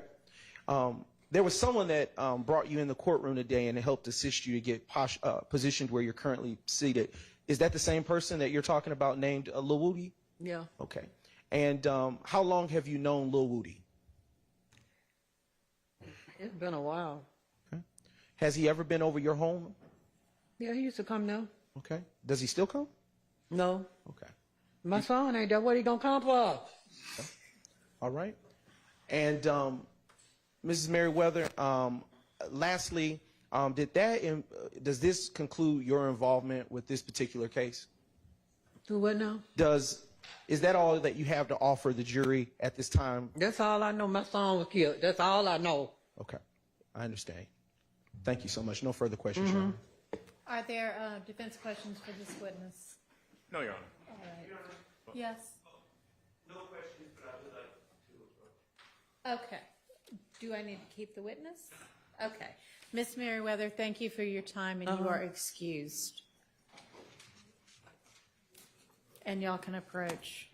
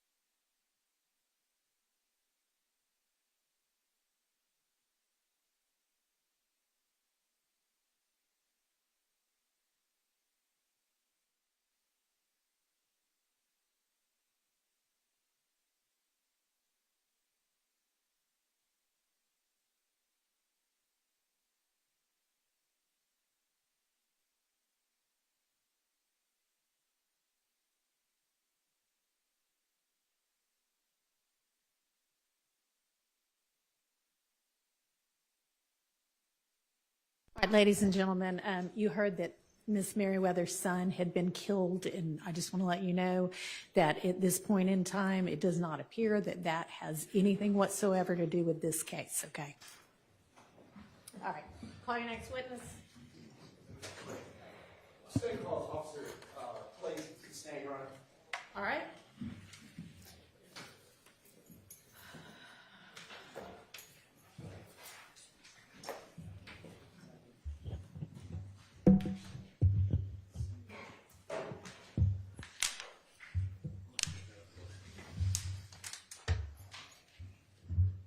Raise your right hand.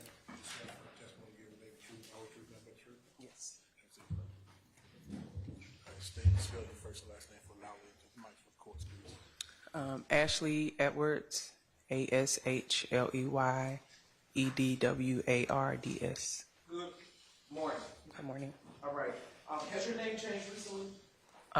It did in 2016. And what was it prior to your name being Edwards now? Clay. All right. And why was it changed? I got married. And congratulations. Thank you. Was there ever a time that you worked for the Atlanta Police Department? Yes. And in what capacity did you work for the Atlanta Police Department? I was a Zone 3 officer, Zone 3 police officer from 2013 to about 2015, and then I was a school detective for about a year. All right. Do you currently work in the law enforcement field? No. And when did you leave? 2016. And were you post-certified the entire time that you were with the Atlanta Police Department? Yes. What was the title that you left the Atlanta Police Department with? School detective.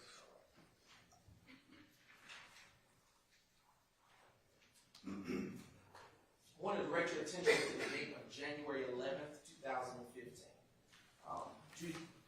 Do you recall responding to the address of 88 Yarro Avenue on that day? Yes. And around what time were you dispatched to that address? I don't remember the time. I worked the overnight shift, so it was. I remember it was dark, so it was at nighttime. In what county is that address situated? That would be Fulton. And what reason were you dispatched to that address? I remember it was a call that I believe it was the neighbors that called and said they heard gunshots, like a lot of gunshots, consecutive, and so those multiple calls came in and led us to that address. Okay. And did you actually, in fact, arrive to that address? Yes. And what, if anything, did you see when you got there? There were like a lot of bullet holes around the foundation of the house in the front. And had you ever been called out to that address before? No, not that I recall. And when you got there, did you see any people outside? No, not that I recall. Were you the first responder? Yes. And who resided at that address, if you know? There was only a male there when I got there. Do you recall if his name was Emmett Yarro? I don't recall that, but I mean that's what was in the report, so that would have had to been the name he gave. Okay. And do you recall what is located at that address? Is it a home, a commercial building? A house. Okay. And do you recall his demeanor? I don't. I mean, he seemed like kind of maybe nervous or scared. I mean, his house had just got shot up. Okay. And was he injured at all? No. Did you check the area to see if any other homes were affected by any gunfire? Once backup arrived, we did walk up and down the street to make sure there were no other houses or people hit. What, if anything, did you learn? No, I don't believe any other homes were hit. We spoke to some neighbors that just heard the gunshots.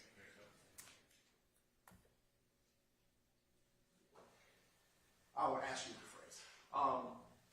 Without saying what anyone said, did you observe anyone hurt? No. Did you observe any homes affected by the gunfire? Not that I recall. Other than the 88 Veneer Avenue? Right. Do Do you know if did you see any shell casings at that location at that time? I don't recall any. I think I remember like when the crime scene techs got there, they were picking up shell casings. I can't say that I really recall myself seeing any. Okay. Was a crime scene technician called out to that location to process the scene? Yes. And do you recall if the person's name by any chance? The crime scene technician? I don't. And did you include any mention of any collection of shell casings in your report, if you recall? I don't recall.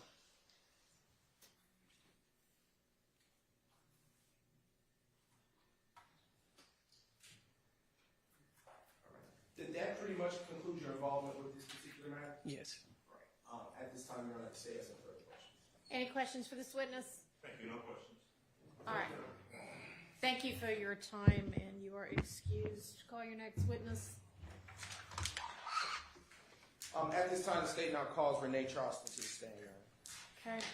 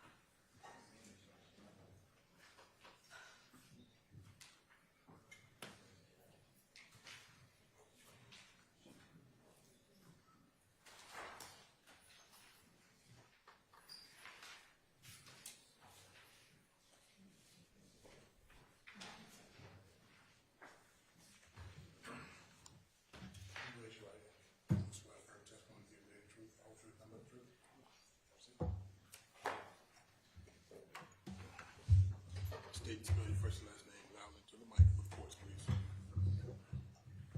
Renee G. Charleston, Renee,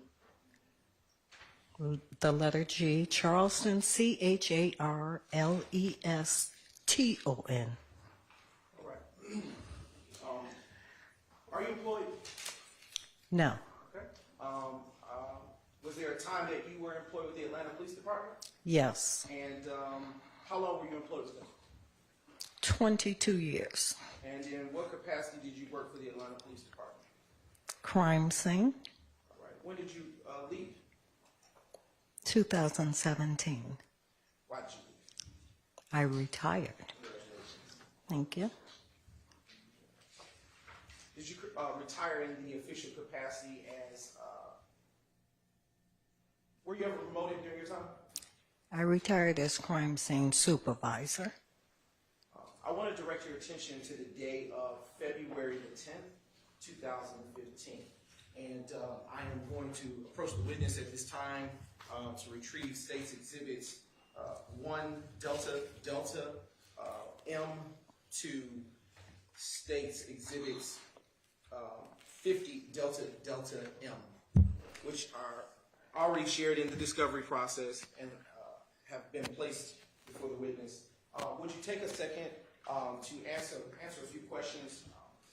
Ms. Charleston, have you had a chance to review the state's exhibits that are before you, and you can open them, prior to coming in today? Yes, sir. And do those state's exhibits 1 Delta Delta Delta M through 1 Delta Delta 49 Delta Delta Delta M fairly and accurately, well, what are they? They are my crime scene photos for that day. Not for that day, for that damage to property on Hendricks Ave. Okay, all right. And do those photos that you took fairly and accurately depict the crime scene as it was on the day that you took them? Yes, sir. The state now moves to admit states exhibits 1 Delta Delta Delta M through 49 Delta Delta Delta M. They're admitted. I am now putting before you states exhibit 50 Delta Delta M. What is that, crime scene tech, Charleston? This is my crime scene report. And how do you know it's your crime scene report? This is the one that I generated when I did my report with my photos and what was done on the crime scene. Is it in the same or substantially same condition as it was when you authored it on or about February 10th, 2015? Yes. The state now moves to admit states exhibit 50 Delta Delta Delta M into evidence.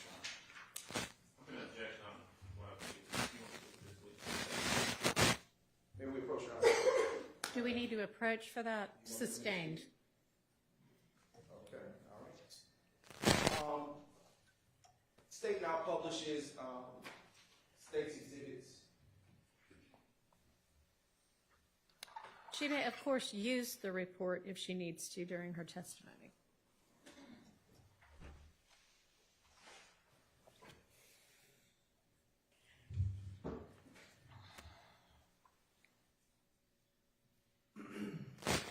You can see on the screen before you crime scene tape Charleston that states 1 Delta Delta Delta M is published on the screen. Is this the location to which you responded to on February 10, 2015? Yes, sir. And now publishing the next state's exhibit.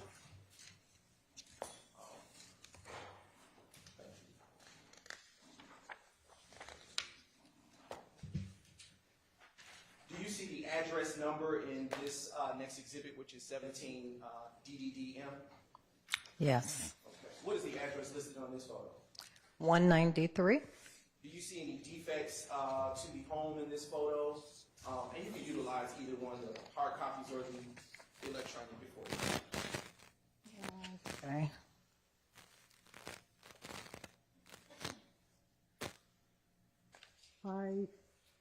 Right here, I see the address. That's the main thing that I was doing on this one. Okay. Now publishing the next state's exhibit, 2 Delta Delta Delta M. What is featured here? A vehicle in the driveway of the home.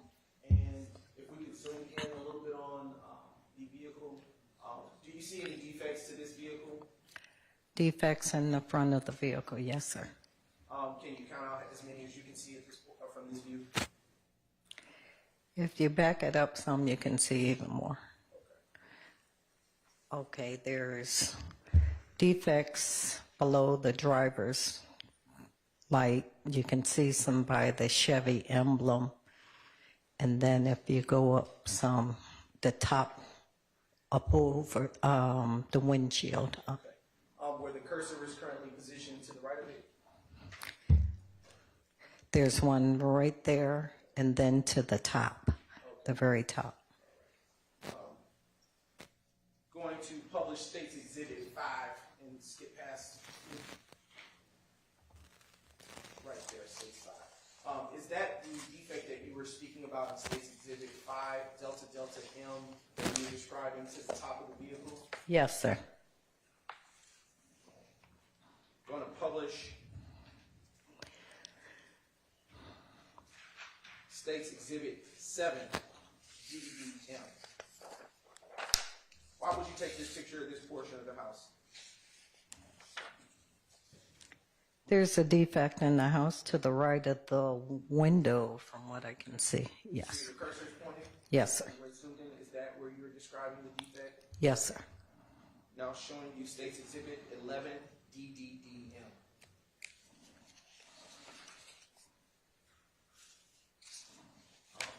When you took this picture, crime scene tech, Charleston, what was the goal? What did you have in mind? There's a defect in the trunk of the tree. cursor, can you see where the you go down a little bit, Ms. Knight? Do you see where the defect is now that it's zoomed in? Yes. Okay. And is it around or about where the cursor is? Yes. Moved? Thank you. All right. Now showing you States Exhibit 12, Delta, Delta, Delta, M. All right. As to this photo, do you see any defects to this portion of the home? Yes. How many do you see? 1, 2 that I can. 3. Okay. And now going to turn your attention to the next State's Exhibit, which is 13, DEDM. All right. What about in this photo? Do you see any defects that you noticed when you took this photo? Yes, there's one above the hinge and one to the siding below the, if you come below in that picture. Right there. Okay. Now showing you State 16, DDDM. And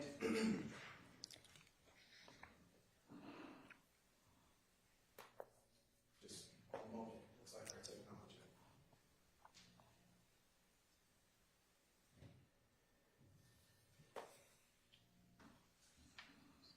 All right. Okay, we're back online. And when you took this picture, next to the refrigerator. Yes. Okay, whereabout? Do you see any defects where the cursor was moved? Yes. All right. And is that the front, back, or side of the refrigerator that you noticed the? Facing the refrigerator on the right side. Now showing you States Exhibit 19, DDD. Yeah.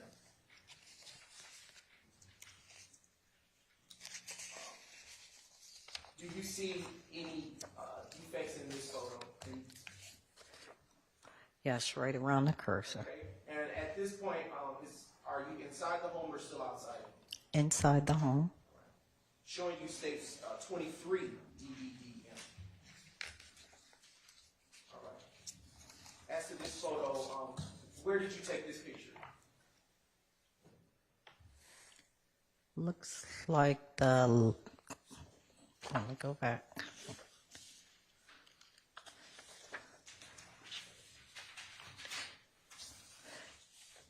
Maybe the living room, I'm not sure, those are kitchen curtains, but And do you see any defects to any property or objects inside the home in this photograph? yes, All right, where do you see them? to the left of the curtains and in the, there's a defect in the television. Okay. Now showing you States Exhibit 26, DDDM.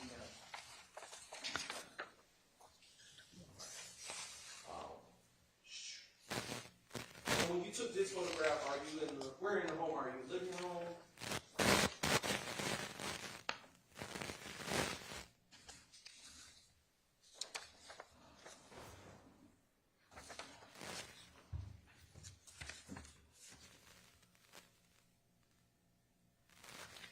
That's a defect in a china cabinet. Did you see any defects that in this particular photograph, on this particular property that drew your attention? Yes. Where about? At the top, and there's something in the top which is not showing in this photo, and then below the glass. Yes. There. Okay. Now showing you States Exhibit 31, DDDM. We're skipping around. And while you're flipping, is it fair to say that some of the photographs that you take are kind of duplicative or similar? Yes. Okay. Yes. All right. Now showing you States 31, DDDM. Do you see any defects in the kitchen area that is depicted in this exhibit? Yes, where the cursor is. And in the cabinet. And we are transitioning now to States 33, DDDM. And here,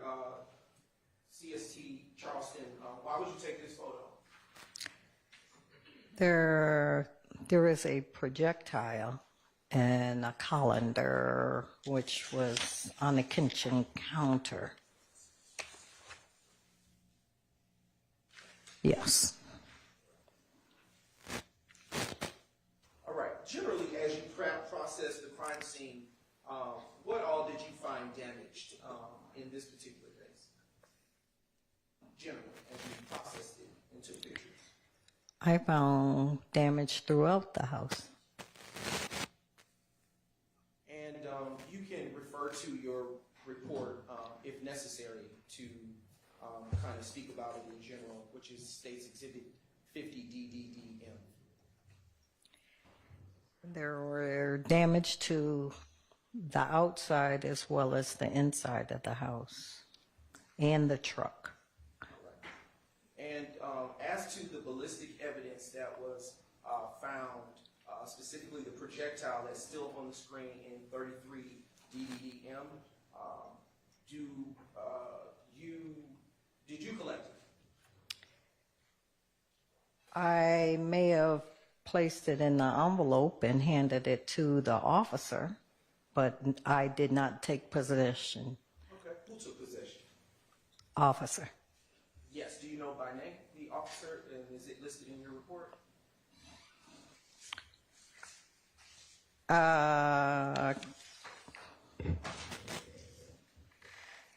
It says Officer King took possession of the projectile.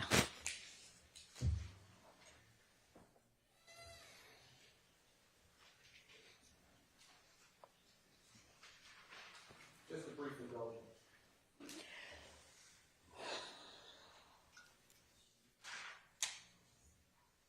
Do your photographs that you took on that day reflect all of the damage that you observed at the location when you responded to it on February the 10th, 2000?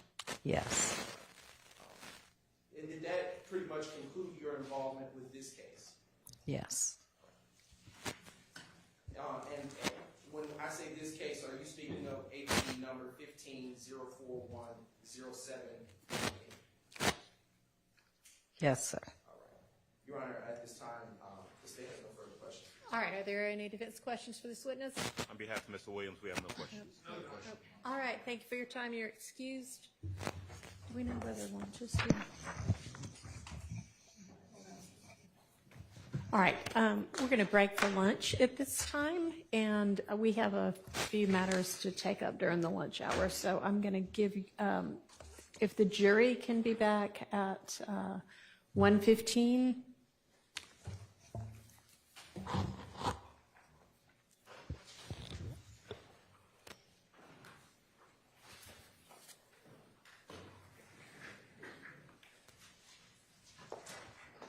All right for the jury.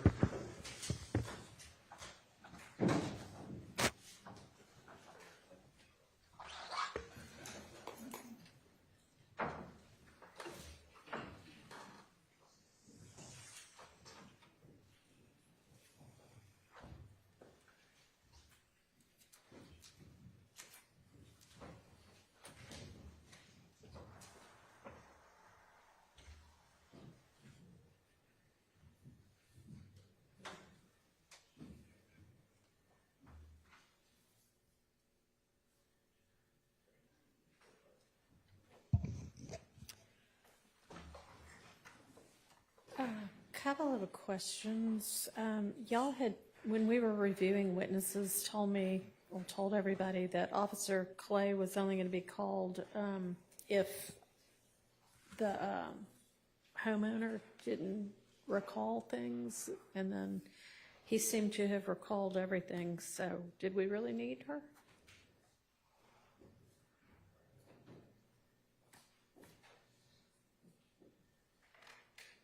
Probably not. We'll take that into consideration.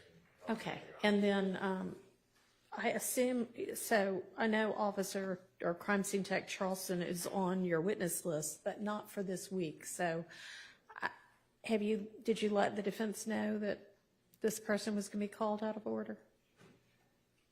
Or out of the expected order?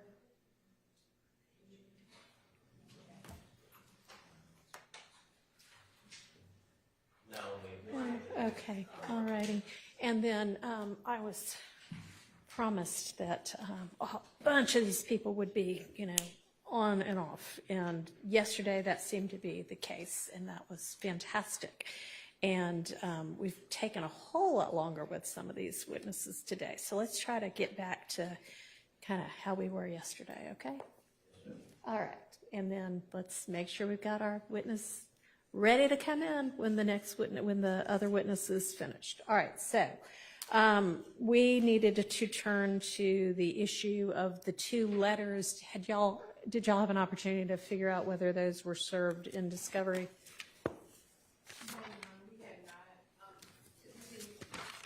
Take the lunch and then come back early? All right, we'll do that. So why don't we break until 12:45 and then be back at 12:45? All right, thank you. Yeah. Because I'd like to use my lunch productively. The state, and I'm going off, I'm giving my best rendition. If I'm wrong, I'm wrong. The state, in the latest Dropbox, shared with me about 24, and these are pictures and materials that have not been litigated before. These were kind of added with these added witnesses, so we never litigated these in non-jury days. They shared with me approximately 20 pictures from the Tiara Jones case, and I do have a strong objection about one of the pictures, but I'm also, to my knowledge and belief, we have not been given through discovery like the case file for Tiara Jones. So I understand the state's planning on introducing 20 photos, which I have a problem with, at least one of them. But I would like access to like the full, because I might want to use pictures from that case. Okay. And I would like to see pictures other than the ones that the state has decided that they want to use. All right, can y'all provide the entirety of the police file to the defense on that case? Thank you. And how quickly can y'all do that? Okay, perfect. You'll have it momentarily. Okay. Okay, anything else? All right, see y'all back at 12:45. Well, never mind, that Mr. Matthews is gone. I'll ask when he comes back.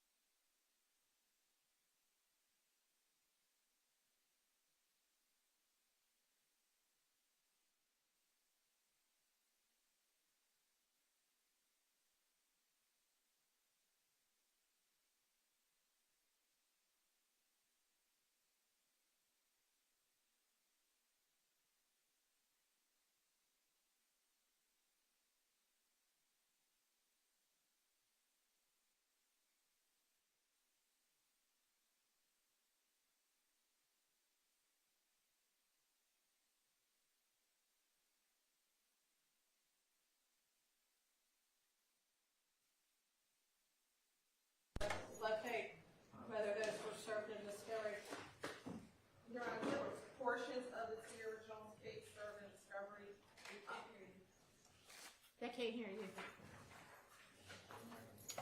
you. Your Honor, there were portions of the Tierra Jones case served in discovery. The pictures were served on May 22nd, 2023. The recordings were served in discovery 12. I'm trying to find the exact date of when. And so the pictures were served in May 22nd, 2023. And there were some initial reports served on that same date, not the lead detective's report, but like Okay, so all reports. great. I was actually asking about the letters. So the were letters- things that were brought up this morning. So it does not appear that either letter was served. All right, then y'all don't intend to use those, right? We don't have to use them. Okay.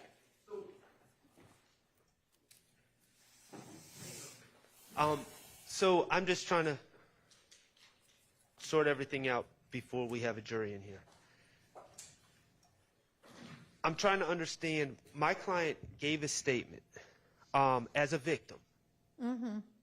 I don't know if the state, I understand the state's not intending to use the letters. Is the state intending to use my client's statements at all? No, I think Mr. Sharp asked me that yesterday, and I advised that we will not be using, we don't intend to play his statement. We do intend to ask the detective whether or not Mr. Stillwell made a statement, how many statements he made, 2 at the hospital, 1 3 days later, one about a month and a half later. In the second interview, he gave more details about the incident in which he was a victim. And my intentions, so I can complete the story and make sure that the jury understands that he subsequently recanted that statement. But that is what's in that letter that I provided to Mr. Sharp last night. That second letter, he recants everything he told the The police. second letter that Mr. Sharp has never until last night gotten notice of. Correct. And so we cannot put that in, but I would thought that Mr. Sharp would want the jury to know that his client took that back or took his statement back. But if he doesn't, we have no issue not talking about the second letter. So my understanding of the rules of evidence, first of all, I agree and I appreciate that the letter's not coming in because it was not provided in discovery. But my understanding of the rules of evidence, I don't know why, these are no ways admissions.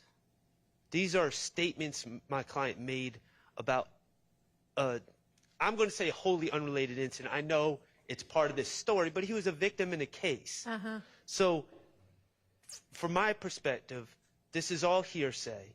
And Your Honor, just to give you a little bit, there's parts in this statement where my client is saying, I didn't see anything. I don't know who did this. Right. The investigators are sitting in the room saying, well, give us 3 names. Give us 3 names. And he's like, I didn't see it. Give us 3 names.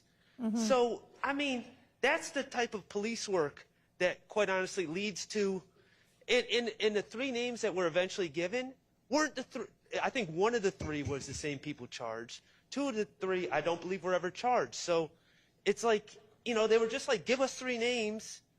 And then they had him look at photo lineups, and he didn't even, and when he was looking at the photo lineups, he didn't even say, oh, this is the person that did it. He's just like, yo, that's Shelkel, that's so-and-so. So I don't even think it was a recantation, but I don't want any of my client's statements, the contents of which, and I understand the state has told me they don't plan on playing it, but I don't want them to ask about the contents of it.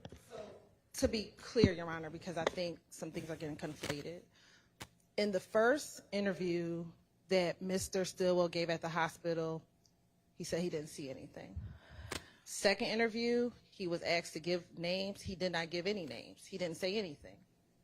Again, he gave no names in the second interview. It wasn't until November 2nd when Mr. Stillwell asked on his own to speak to the investigators. Mm-hmm. He told the investigators everything that happened, and then he provided names at that juncture.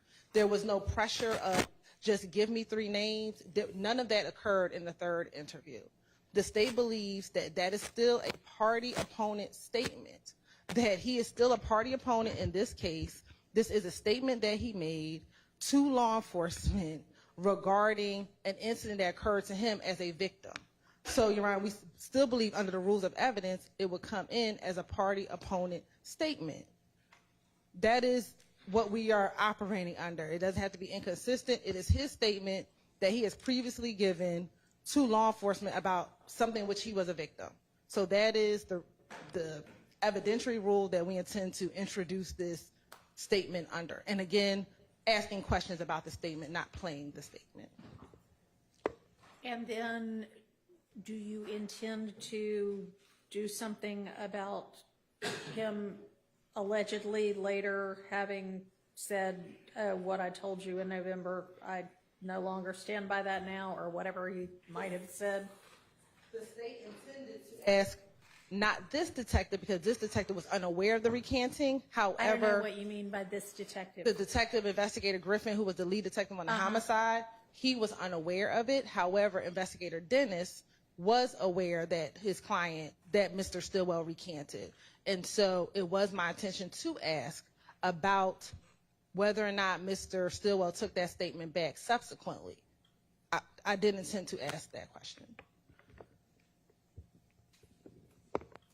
Okay, and you're saying that this is all, I guess, a statement or an admission by a party opponent because you're offering it against Mr. Stillwell? And how is it against Mr. Stillwell?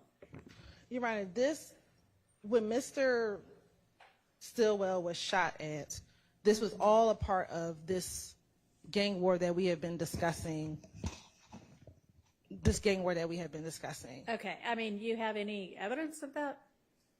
The individuals who were charged are members of the opposition gang.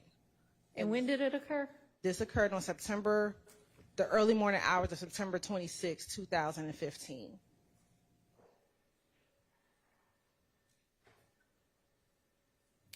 Has anybody been convicted? Yes. Okay, so members of an opposing gang were convicted of this shooting? Yes, one individual, I believe, pled earlier this year. Okay, and did Mr. Stillwell, when he gave the November statement, identify any of those people? He did. How many? He identified 3, and I need to confirm. I know one person, Mr. Hardy, I believe is the one who took the plea earlier this year or last year. And are those 3 people the people that ended up charged? I know Mr. Hardy was one. I need to see if I know Mr. Hardy, Mr. Watts, and there's a third person.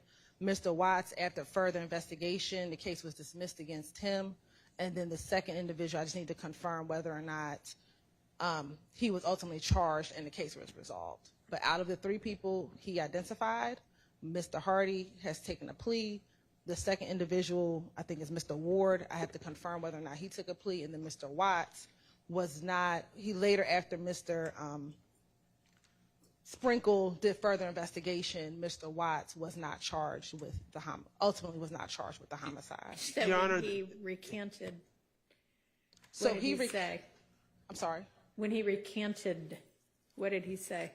Let me pull up the letter. He said he was pressured and that everyone that he said did it didn't do it. He didn't know who did it. And the letter came after members of the opposition gang, I guess, received the discovery package. And in the lead detective's report, the lead detective said that Mr. Stillwell made identifications. And so they posted it all over social media.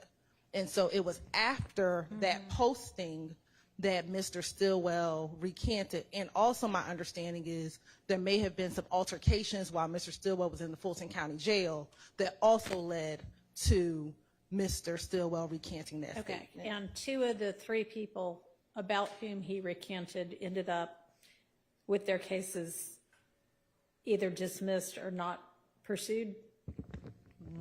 One definitely was not pursued. I am trying to confirm the second individual.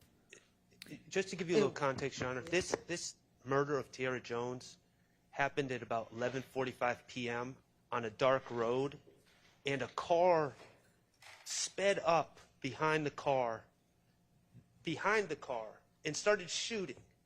I don't know. I mean, this case would have been a defense attorney's dream to defend the Tierra Jones sad case, but I mean, because there would be no indication that Mr. Still would have seen anything. It was after the police were saying, "Give us 3 names, give us 3 names, give us 3 names." Then he gives 3 names, and Well, I think. mean, except a whole month went by. I understand, and then I think one or maybe 2 of them were charged, but I think it was only one of them. I think it was only Bobby Hardy. I believe it was only Bobby Hardy that was charged. So, I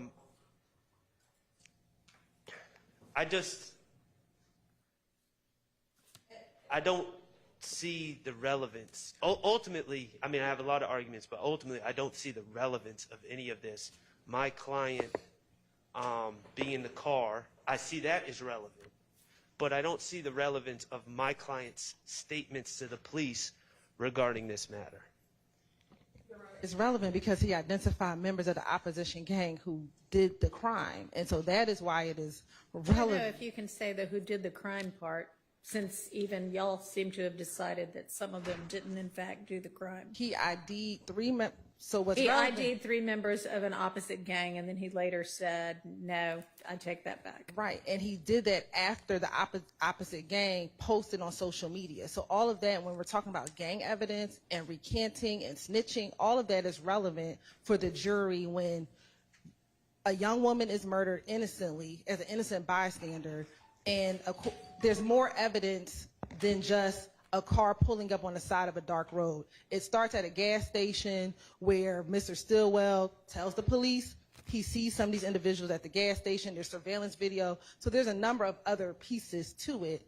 To truncate it, we were solely going to talk about Mr. Stillwell, what he told the police that he saw and what he observed, and the fact that the individuals who he identified were members of the opposite gang, that there were individuals arrested.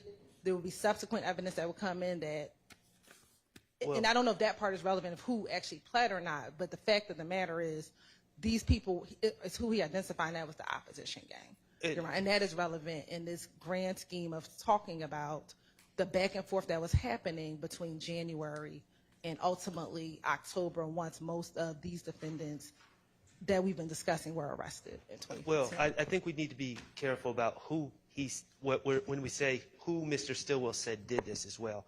And I reviewed the transcripts last night. I've reviewed the videos several times. But my understanding of what happened during the 3rd interview where identifications were made was that Mr. Stillwell spoke about seeing Mr. Hardy in the parking lot outside JJ's Chicken. He said he saw him there. Mm-hmm.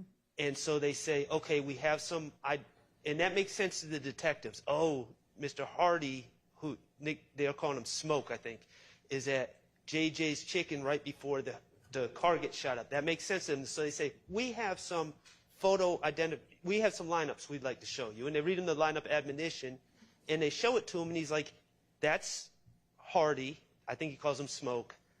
And he identifies Shellkel and Merle, I think is the other guy. Those other 2 individuals, to my recollection and from the transcript that I read, he never says they did These anything. are the people that shot me. He just He says, just says, I identified this them. is this person, this is Right. this person. What do you say to that?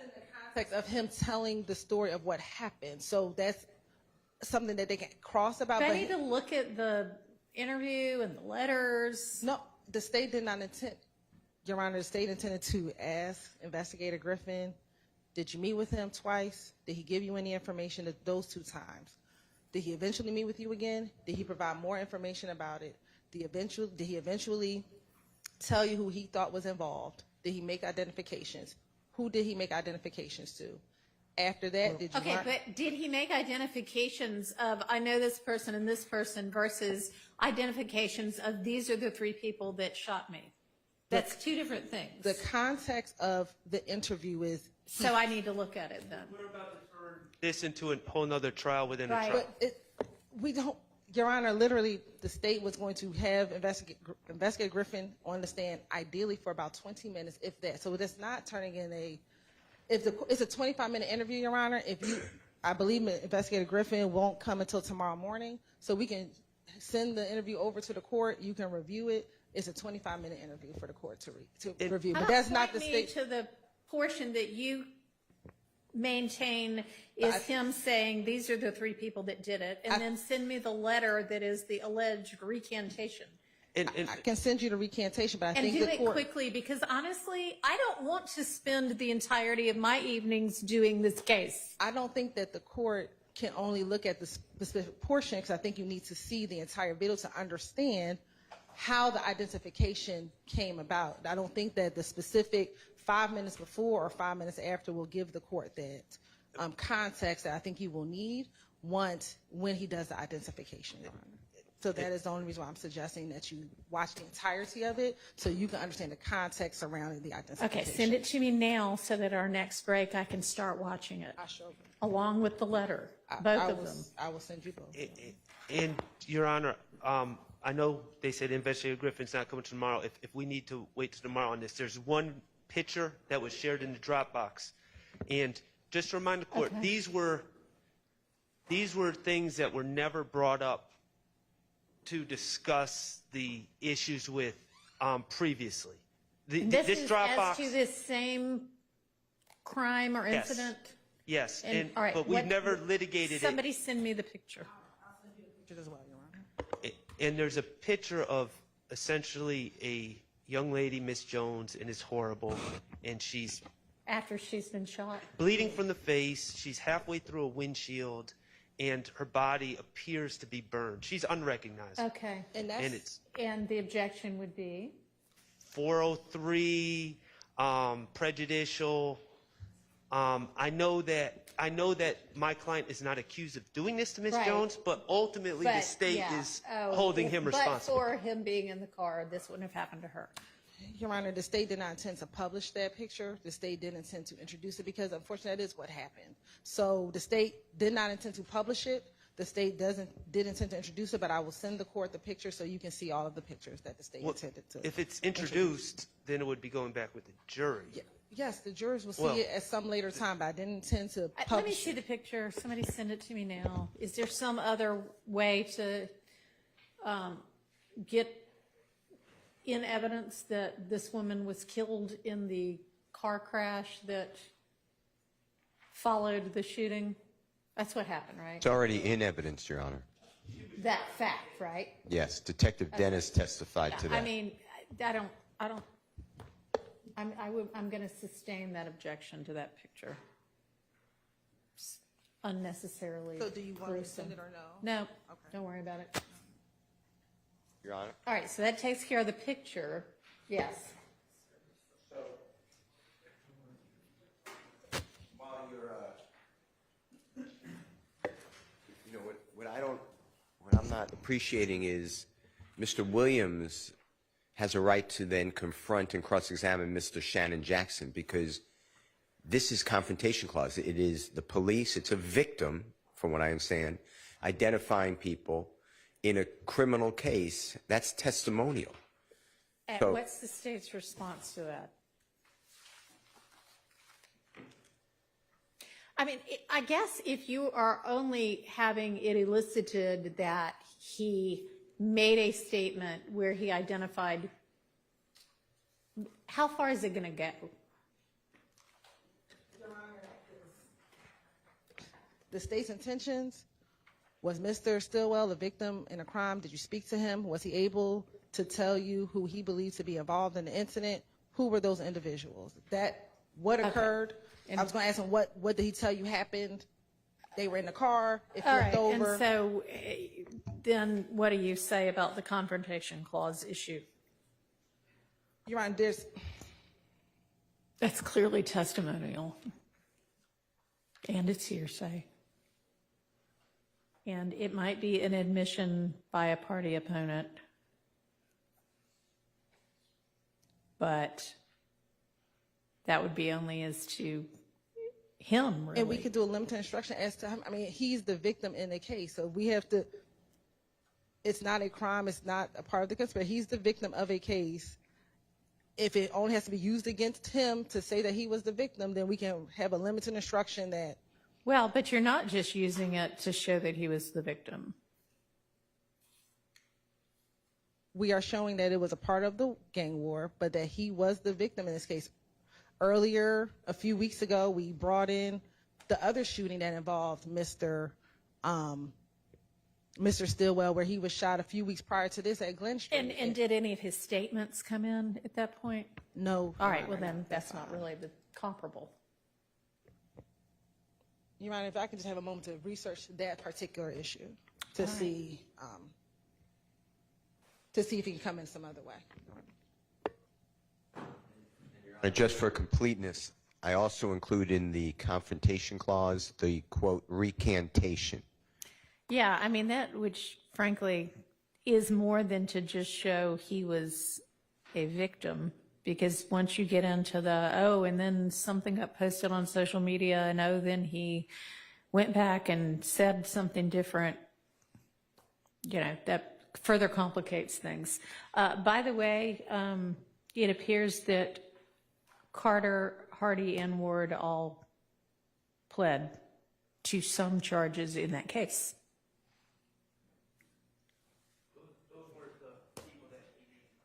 Those were not the people that he named? No. Okay. He named Hardy.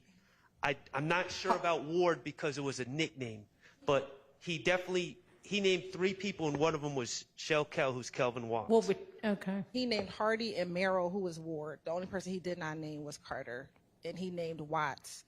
And like I said, after further investigation, Watts, I believe arrest warrants were taken out for Watts. That's what I need to confirm. But after after the DA's office did further investigation, we did not indict Watts. We indicted Mr. Dominique Carter, also known as Stewie. And y'all are saying that the only one that he said he thought had anything to do with this was Hardy? Not you, the state, you, the defense, sorry. I understand the statement. He is saying that he saw Hardy talking to his girlfriend in the parking lot of JJ's Chicken shortly before they left. So he never says that he thinks anybody did this shooting. He just says, here are the circumstances leading up to it? That's my understanding.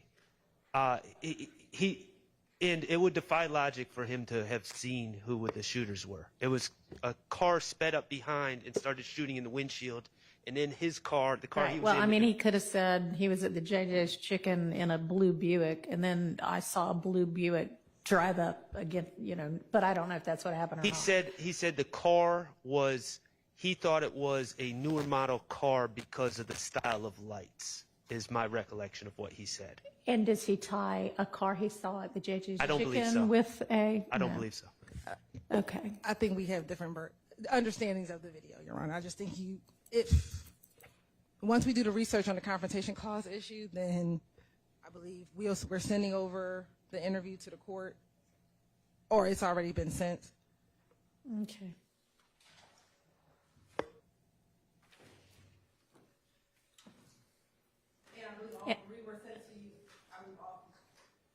All 3 were sent. It is just the 3rd video. It's both audio and video recorded using Evidence Reviewer. Okay. And then the letter also needs to get sent. And this is a letter that y'all never got until yesterday. Letter I never received till yesterday, and Okay, so it seems problematic, even if you don't introduce the letter, to introduce essentially the contents of the letter. My team is double checking something for me. Supplemental Discovery 11. I'm confirming whether or not this was the entire case file. So if you can give me one moment, I'm trying to confirm this is the entire case file. Okay. Okay, well, are we in 2 minutes ready for the jury? Got your next witness lined up? Mr. Matthews, on a scheduling matter, actually two scheduling matters.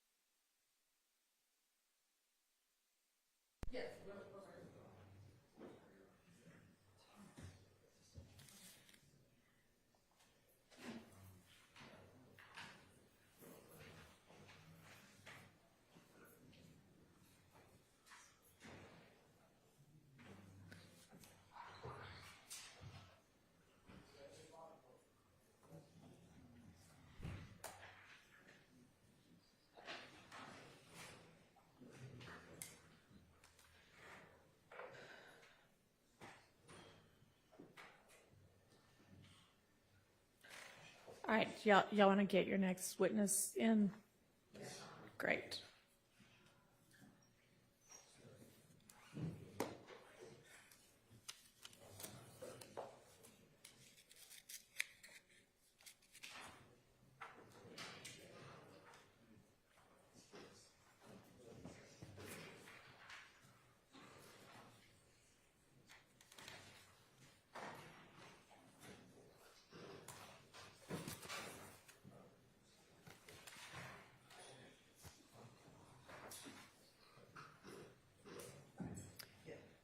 All right, we ready for the jury? Yes, Your Honor. Okay. Yes, yes, okay. Where did all of the...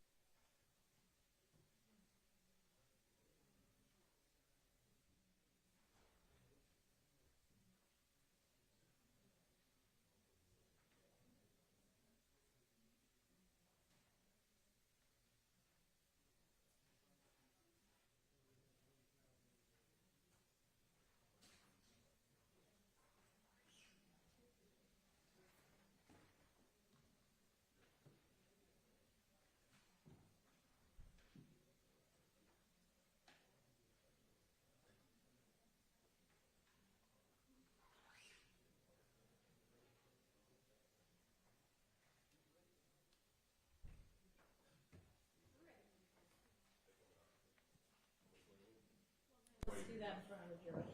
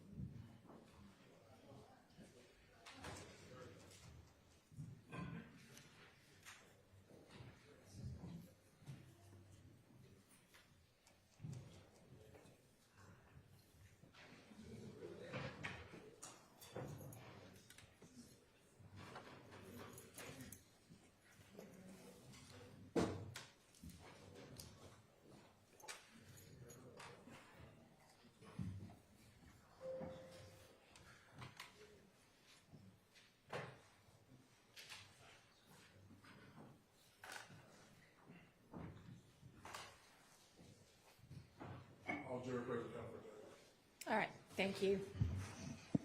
Who's going to be handling this witness? Mr. Brown? Yes. All right. Oh, can you swear the witness? Thank you.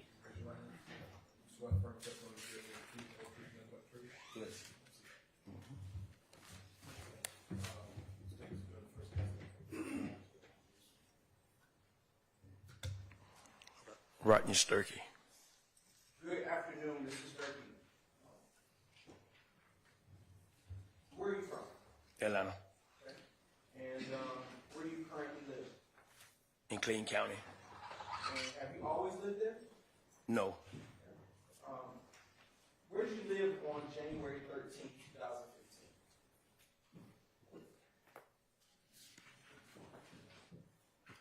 I was standing up on Old Hateway Road by then. Do you recall residing at an address of 3424 Ruby Harper Boulevard in Atlanta? Yes, And how did you come to end up residing there? a friend of mine, Okay. Who's your friend? Bush. Does he have a first name? I don't know his first name. Is that Bush a male or female? It's a male. Okay. And how do you know Mr. Bush? My mechanic. You said he's a mechanic? Yes, Oh, okay. And how long have you known him? years. Years. Do you know him to be, in your knowledge, do you know him to be related to any defendants in this room? No, When did you move to 3424 Ruby Harper Boulevard Southeast? I can't recall the date.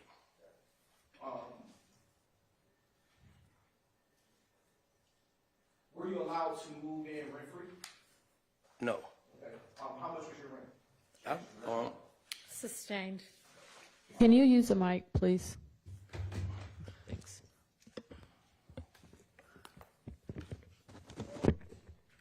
All right. And how long did you reside at that address? About 3 days. Was it a, did you rent the whole house or did you have just a room? Just a room. Okay.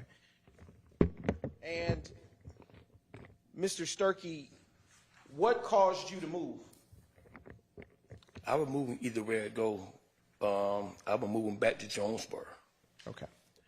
Do you recall that address of 3424 Ruby Harper Boulevard being shot up on January 13th, 2015? Yes. Okay. Would you please tell the jury what you remember about that incident, if you will? Only thing I know, my van got hit twice. That was it. And do you know if the actual home or actually the structure of the home was hit from your recollection? No. Okay. Were you hit by any bullets or gunfire? No. Okay. Were you actually even present at the time that the incident occurred? I wasn't there. Where were you at? I was at work. Okay. And what was your shift during that time? Relevance, objection. Sustained. What time did you learn that the house was shot up? Around 1 or 2. Okay. And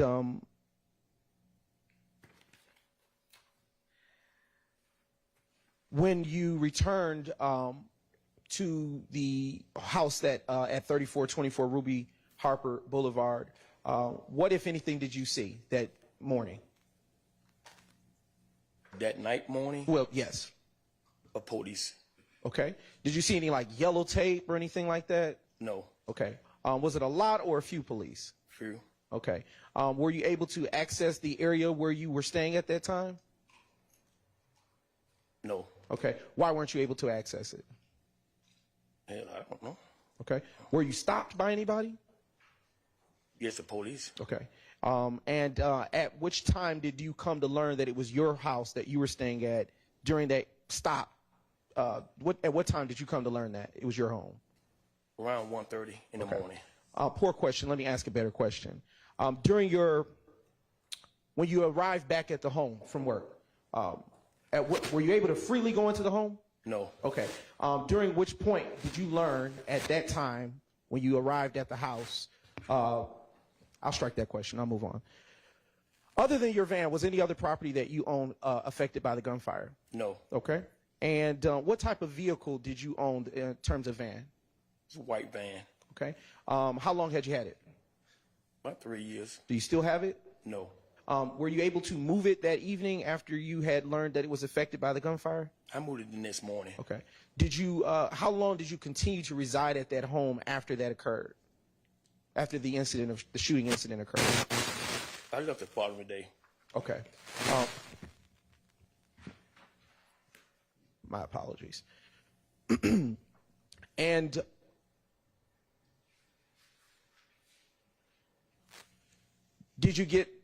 when did you move? Did you move your van that same night, or did you move it the next day as well? Yes, and answered. Sustained. All right.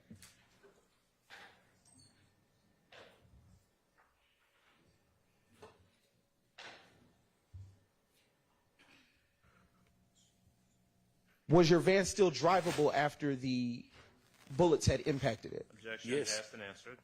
Sustained. Your Honor, that question wasn't asked. Move on, please.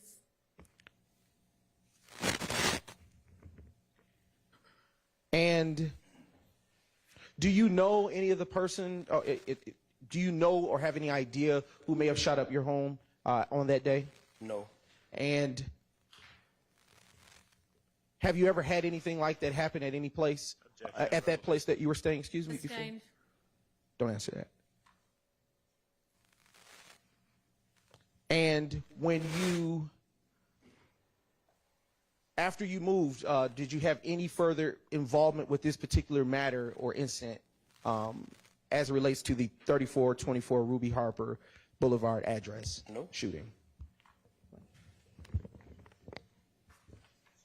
No further questions. Any questions for this witness by the defense? Thank you. No questions. No, Your Honor. All right. Thank you for your time. You are excused. Call your next witness. So that's it, right? That's it. Okay. They're gonna stop all the threats, right? Because I almost lost my job when they came to my job, threatened to lock me up. Well, I am very sorry to hear that. Yeah. But you are free to go. Thank you.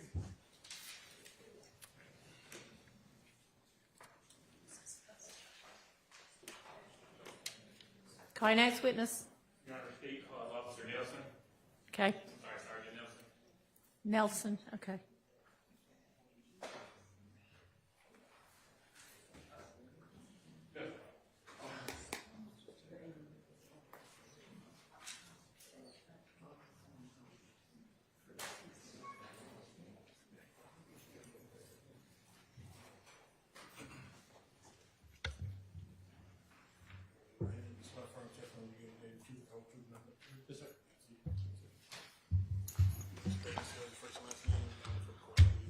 Name is William Nelson, William Nelson. Good afternoon, Sergeant Nelson. Good afternoon, sir. Where do you work? I currently work for Sandy Springs Police Department. And how long have you worked for Sandy Springs PD? A little over 4 years. Back in February 2015, where did you work? I worked for the City of Atlanta Police Department. I worked Zone 3 Morning Watch. All right, and what were those hours? Overnight. I believe I got in at 8 p.m. until early morning. Now, how long were you with APD's Morning Watch? I was with them for a little over 2 years. Now, based on your work with Zone 3 Morning Watch, are you familiar with the area of McDaniel Street and where it intersects with University Avenue? Yes, sir. Now, I want to turn your attention to February 10th, 2015. Did you respond to Grady Hospital? Yes, sir. And why did you respond? I responded to a person's shot call. Upon your arrival, what did you observe? When I got on scene, I observed a silver Dodge Charger parked. It had visible damage to the door and windows, and then there was blood inside the vehicle. Did you do a walk around on the vehicle? Yes, sir. And tell the jury what you did next. After seeing the damage and the blood, I went inside to the hospital where I met with medical staff who pointed me in the right direction to find the victim. Did you speak with the victim? I did. Who was the victim? Kelvin Watts. Without telling me what he said, did you speak with Mr. Did Mr. Watts tell you what happened? Yes, sir. Now, while speaking with Mr. Watts, I noticed a laceration to the left side of his head, blood dripping down. He had what appeared to be a gunshot wound to his left arm, and he had another laceration on his left wrist. Now, during the course of your investigation, did you become aware of the location of where Mr. Watts was shot? Yes, sir. And where was that location? McDaniel Street and University Avenue. Do you know how Mr. Watts got to Grady Hospital? He drove himself. Sustained.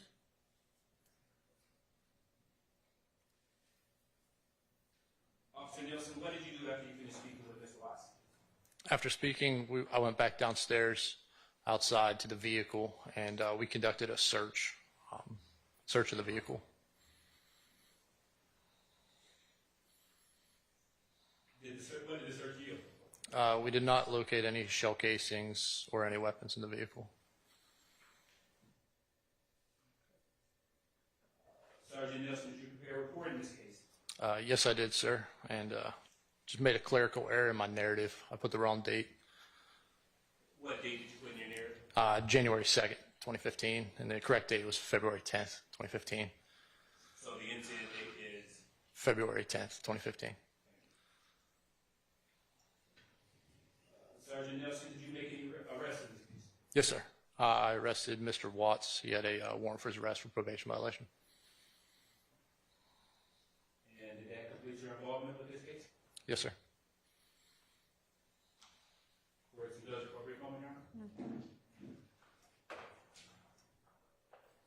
Nothing pending for you right now. Any questions for this witness? No questions. No, Your Honor. All right, thank you for your time. You are excused. Call your next witness. Thank you.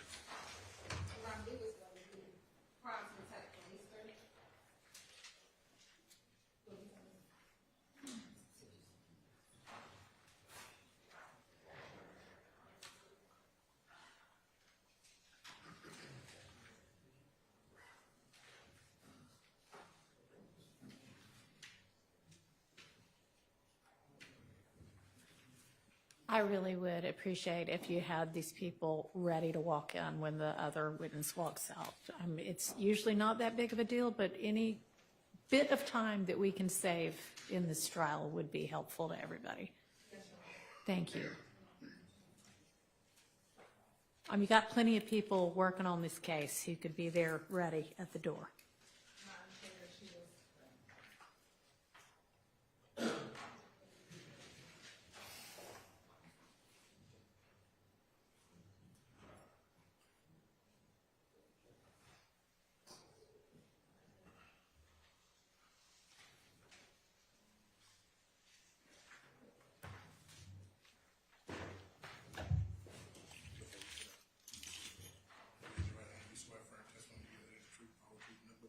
Yes. Pronounce your first and last name. Spell your first and last name for the court, please. First name Alice, A-L-I-C-E. Last name Flemister, F as in Frank, L-E-M-I-S-T-E-R. Good afternoon, Ms. Flemister. Good afternoon. Are you employed? I'm retired. Okay, and where did you retire from? City of Atlanta Police Department. And how long did you work for the City of Atlanta Police Department? 26 years. And what did you do in your employment with the City of Atlanta Police Department? Crime scene supervisor. And were you always a supervisor? No. Okay. When did you get your promotion to supervisor? I got my promotion to supervisor in 1998. And when did your time with the Atlanta Police Department end? In 2019, July of 2019. All right. And do you recall working on Tuesday, January 13th, 2015? Yes. All right. And do you recall being dispatched to an address by 3424 Ruby Harper Boulevard? Yes. Okay. In what county is that address situated? What county? Yes, ma'am. Fulton. And do you know what is located at that address? A house, a commercial building? A house. Okay. What do you remember about responding to that call? What do I remember about responding to the call? I received a call for a shots fired. And when you got, do you recall what, if anything, you observed when you got to the location? I observed the house. Upon speaking with the officers, I noticed there was some casings and some damages. Okay. After you after you did that, made those initial observations, that is, did you process the crime scene? Yes. And what went into your processing of that crime scene? What goes into the processing of the crime scene is that once I do my observation, I would then start to take the photographs of the scene.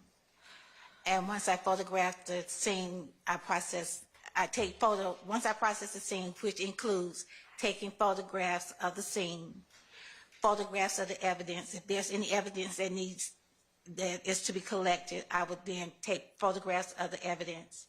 If there's any damages, I would take photographs of that. Once I finish that, then I would mark the evidence and collect the evidence. Do you also prepare a crime scene record? Yes. All right. I am now approaching, with the court's permission, approaching the State's Exhibit 1DDDB, which has already been provided to defense and discovery. And Ms. Flemister, I have put before you what has been already identified as State's 1DDDB. What has been placed before you? My crime scene report. Okay. Does that crime scene report in front of you pertain to the crime scene that you responded to at 3424 Ruby Harper Boulevard on January 13th, 2015? Correct. And does that report, is it the same or substantially the same as it was when you authored it at that time? Yes. All right. Your Honor, at this time, the state now moves to admit into evidence State's Exhibit 1, Delta, Delta, Delta, Bravo. Bravo. All right, it's admitted without objection. Mrs. Flemister, do you have crime scene, are there crime scene photos for this particular incident? Are there crime scene photos for the incident that I took? Yes. Are they here? No. Did you take them? I did take them. Have they been able to be located? No. Okay. But you did take some. I did take photographs. And the photos that you took, are those photos or their descriptions notated within that report? Yes. Okay. Utilizing the report that is before you, Mrs. Flemister, excuse me, would like to ask you a few questions. Based on that report, how many photographs did you take when you responded to the incident location? 107. And do you, within that crime scene record, note all of the descriptions of the angles and perspectives of those photos? Yes. And do you also note within the report or record before you any other such activity that you performed or did when you responded to that crime scene? Yes. Was there any projectiles recovered, excuse me, from the crime scene? May I refer to my report? Yes.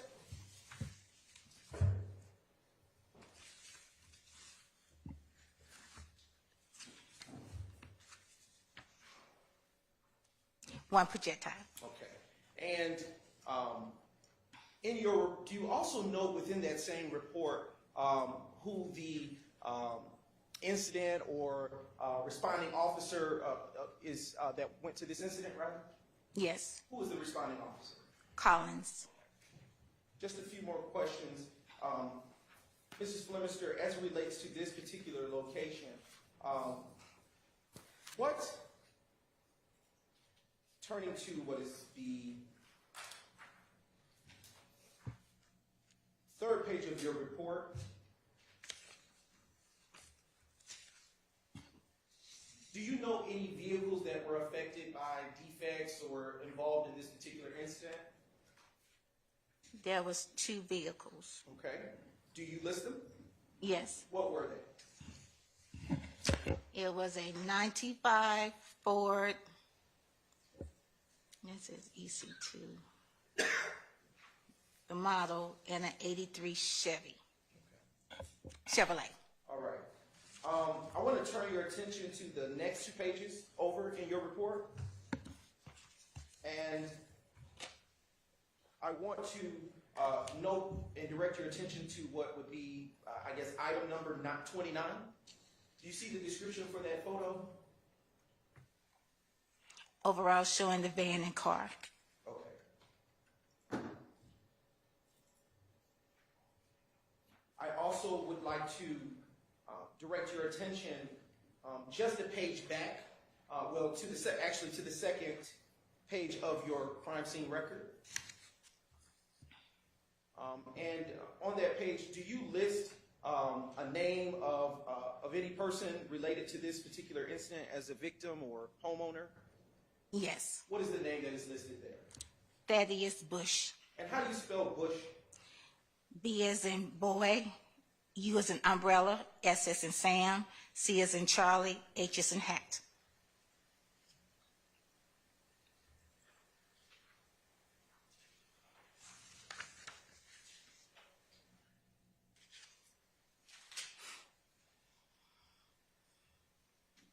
Mrs. Flemister, how many shell casings did you recover from this particular crime scene incident? How many did I recover? Yes, ma'am.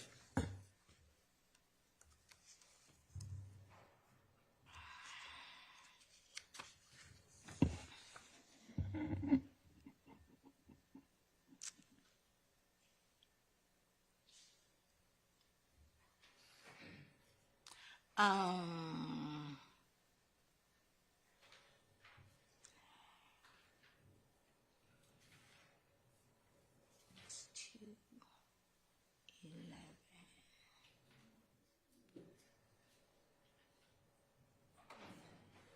25. And how many projectiles? 1 projectile. And after you collected these items and took them into evidence, what did you perform any kind of testing on? Once I collected the evidence, the testing that I did on the casing, on the evidence, was latent print processing. And with latent print processing that you conducted on these items, what was the result, if any, of that testing? There were no prints of value lifted from the items. Is it typical in your training and experience for that to be the result when it comes to shell casings or projectiles? Yes. Do you know why?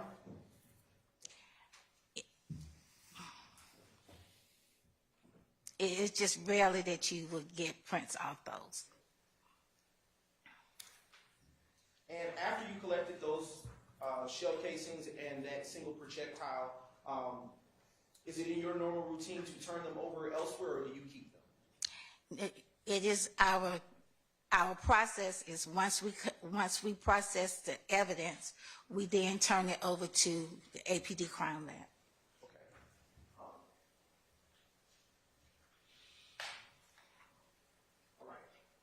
I am now going to direct your attention to another date, and that is January the 14th, 2015. Okay. Do you recall working that day, Mrs. Flemister? Yes. And can you tell the ladies and gentlemen of the jury what you recall about that day? Well, that was a rainy morning.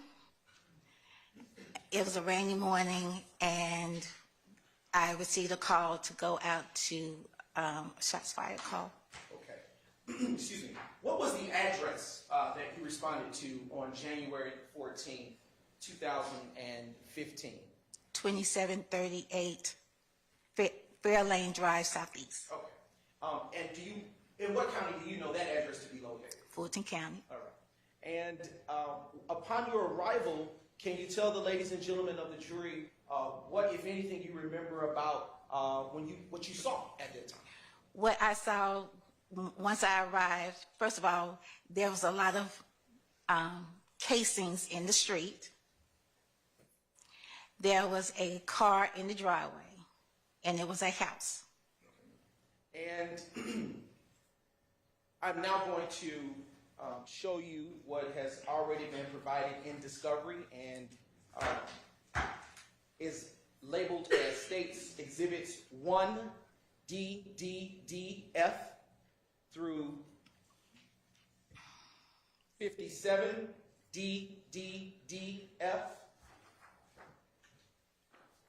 And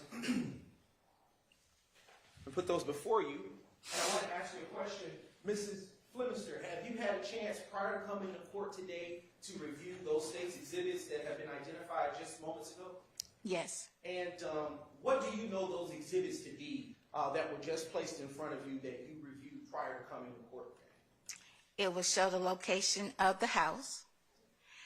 Also it will show what I reviewed is the overall of the house, showing the car in the driveway, showing the shell casings that are in the street. It will also show damages to the house. Okay. Is it fair to say that those exhibits that were just identified by myself a few minutes ago are crime scene photographs that you took? Yes. All right. And are those crime scene photographs that are in front of you, do they fairly and accurately depict the crime scene as you remember it to be of the 2738 Fairlane Drive, Southeast address that you responded to on January 14, 2015? Yes. All right. Your Honor, at this time, the state now moves to admit the exhibits that have previously been identified and request permission just for a select few to publish. All right, they're admitted. Right. Prior to publishing, I want to present you with another state's exhibit. Additionally, Your Honor, which has already been provided in discovery, and with your permission, I will approach. You may. All right. It is identified as State's Exhibit 58, Delta, Delta, Delta, Franco. And I want to ask you, Mrs. Flemister, have you had a chance to review that State's Exhibit prior to coming to court today? Yes. And what is that State's Exhibit? This is my crime scene report.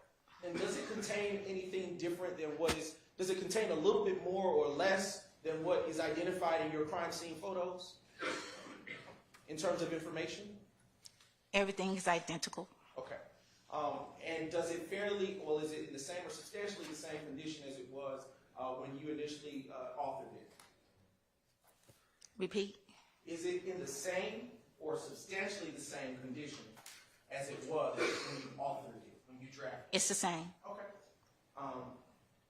And at this time, Your Honor, the state now moves to admit the final state's exhibit of 58, Delta, Delta, Delta, Frank, go. I would object as to it being cumulative of this witness's oral testimony. Sustained. Right. I am now, Mrs. Flemister, going to publish for you a few select exhibits from the crime scene photos that have been admitted, starting with that which is on the screen. Mrs. Flemister, can you tell the ladies and gentlemen of the jury what we are seeing here in State's Exhibit 1, Delta, Delta, F? What you're seeing in the photograph is the mailbox showing the address, the numeric address of the crime scene. Okay. Turning to the next State's Exhibit. And if we could zoom in. On the last exhibit, the address was a little obscure. Can you see it completely here on this, the address number? What do you guys see those numbers? 2738. And in this exhibit, do you see any damage to the front of this residence? Yes. Where do you see it? I see damage to the front door. And next State's exhibit, please. All right, now showing you 44. Oh, we can go past that. All right, now showing you 2 Delta, Delta, Delta, Franco. Mrs. Flemister, is this an overall view of the residence that you responded to? Yes. And does it capture one of the vehicles that you saw there that was affected by the gunshots on that day? Yes. All right. Next exhibit. We can go to the next exhibit. State's Exhibit 4, Delta, Delta, Delta, Franco. Mrs. Flemister, do you see any defects to the vehicle that is featured in this exhibit? In the windshield. Okay, and is it where the cursor is moving? It's just came back. The defect is right here. Okay, and when you say here, are you speaking on the windshield? In the windshield to the right. Okay. Right. All right. Come top over. Right corner.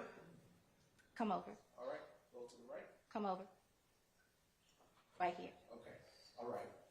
Do you see any others on this windshield? Or cracks? Can I? Yes, ma'am.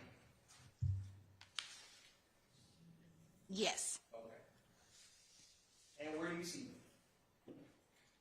To my left. Okay. Come over. All right. Right here. All right. And is there one? Do you see anything in the top right-hand corner of that same windshield?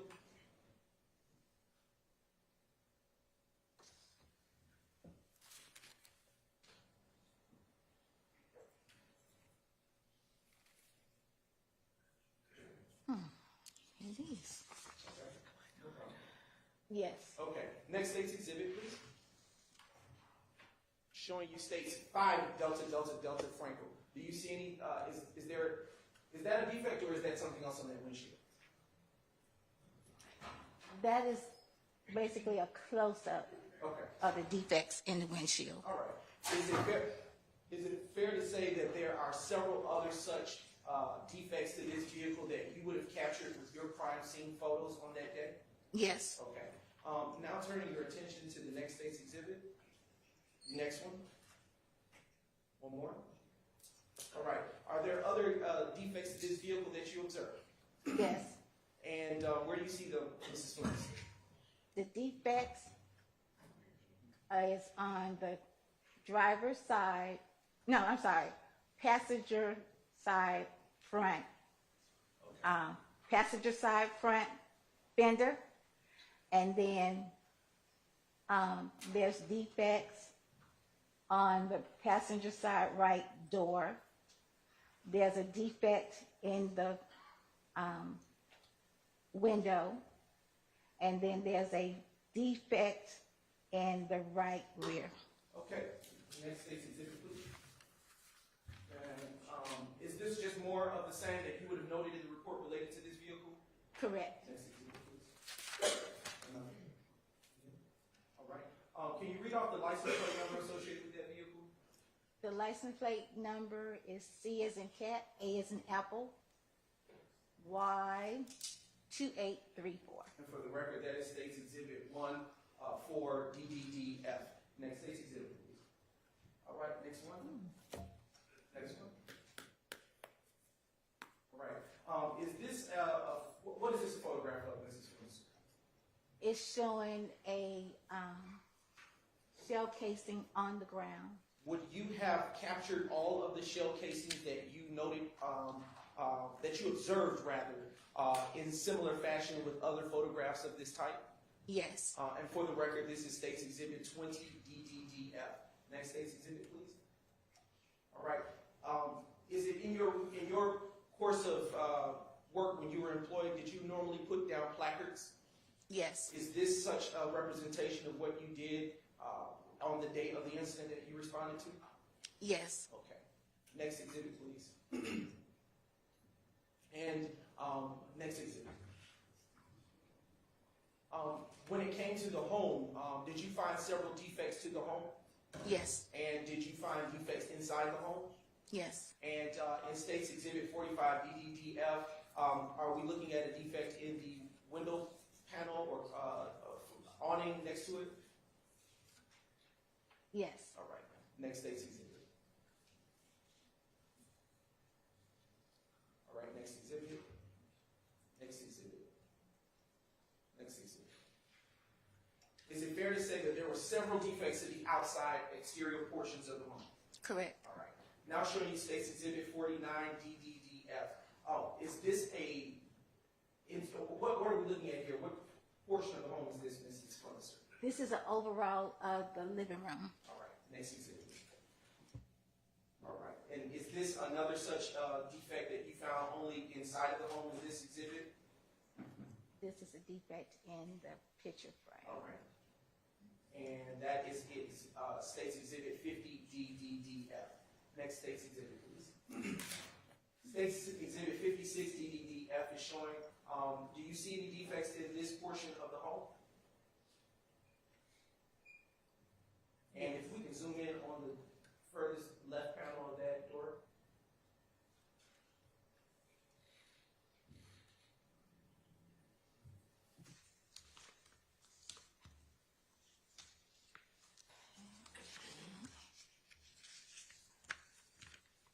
If y'all mind me looking through. Physical copy.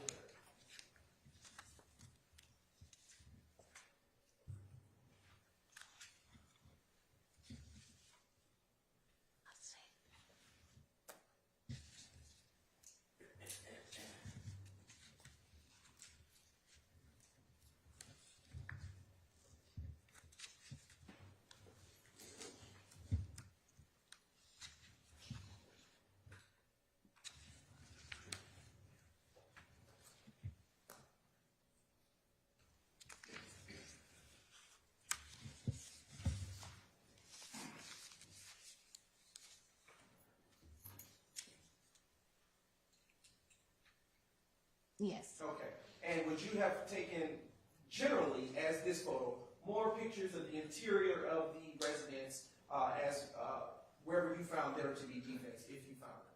Yes. All right. And Mrs. Flemister, I have just a few questions for you to follow up.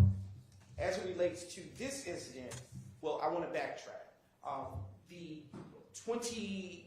The 3424 Ruby Harper Boulevard address where that first shooting that you testified about came from, what is the APD or Atlanta Police Department incident number associated with it? Objection, relevance. It's very relevant, Your Honor. It's just compartmentalized so that it's not confusion to the jury. Overruled. You may reference your report. Okay. The incident report for Ruby Harbor Yes, ma'am. is 150-130-123. And as to your testimony, as to that incident, does that conclude your involvement with that particular incident? Correct. All right. What is the incident number associated for the shooting that occurred at the 2738 Fair Lane Drive, Southeast Atlanta address? What is the incident, APD incident? 150-140-391. As to your testimony regarding that incident, does that summarize or complete your involvement with that case? Correct. All right. Your Honor, the state has no further questions for this witness. All right, thank you. Does the defense have any questions for this witness? On behalf of Mr. Williams. No. On behalf of Mr. All right. Thank you for your time, and you are excused. Call your next witness.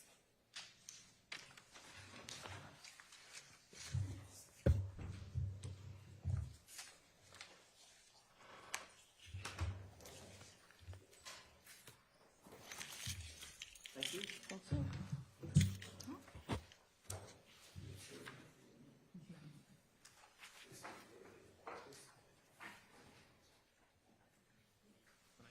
State calls to the stand Ms. Lynette Robertson. Excuse me.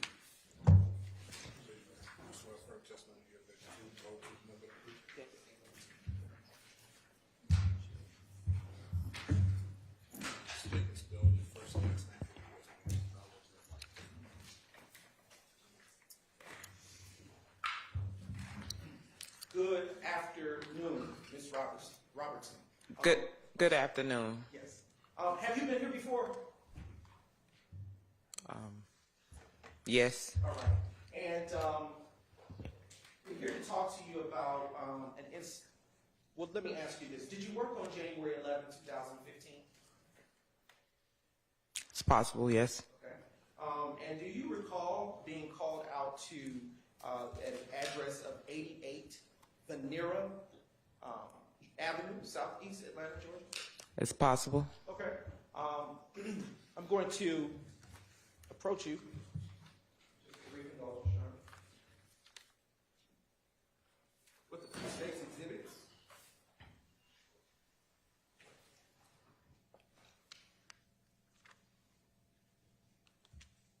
And these exhibits have been provided in discovery already, and they are identified as so.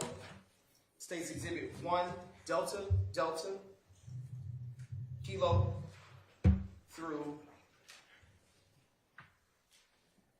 Is that 3 Ds and then a K? Yes, ma'am. Okay. Through 138 All right. of the same phonetic. All right. I'm going to start with those first, and then transition to the second set. With respect to those that have been put before you just now, can you tell the ladies and gentlemen of the jury if you had a chance to review those state's exhibits prior to coming into court today? Yes, I just reviewed them. Yes. And in reviewing them, are those exhibits that you recognize as your own work? Yes. Okay. And are those exhibits that have been identified just a few moments ago, do they fairly and accurately depict the crime scene of 88 Venera Avenue as it was when you responded to it on January 11, 2015?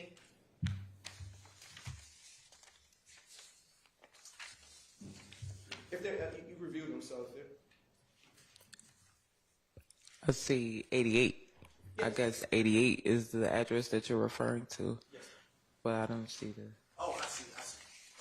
Okay. I can direct your attention to State's Exhibit 2, DDDK. Is that what you're referencing or looking at? Yes. Okay. And do those State's exhibits that you just flipped through briefly and that have been identified fairly and accurately depict the crime scene as it was when you responded to it on that day? Yes. All right. Your Honor, the State now moves to admit those exhibits into evidence. All right, those are admitted. Yes, ma'am. I am now going to show you a second set, continuing in that same phonetic grouping, Your Honor. They are 140 DDDK through 247 DDDK. And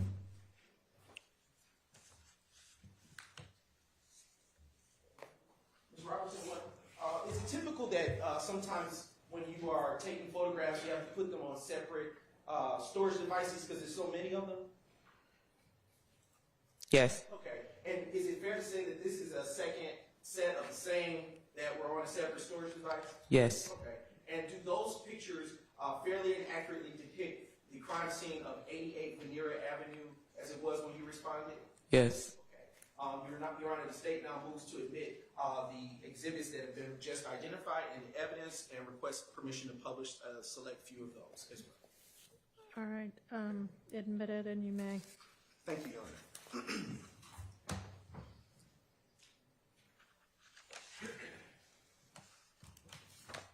Okay. I want to ask you a few questions, Ms. Robertson, related to you responding to 88 Venera Avenue. Do you recall, when you responded to that location, can you tell the ladies and gentlemen of the jury what you observed upon arrival?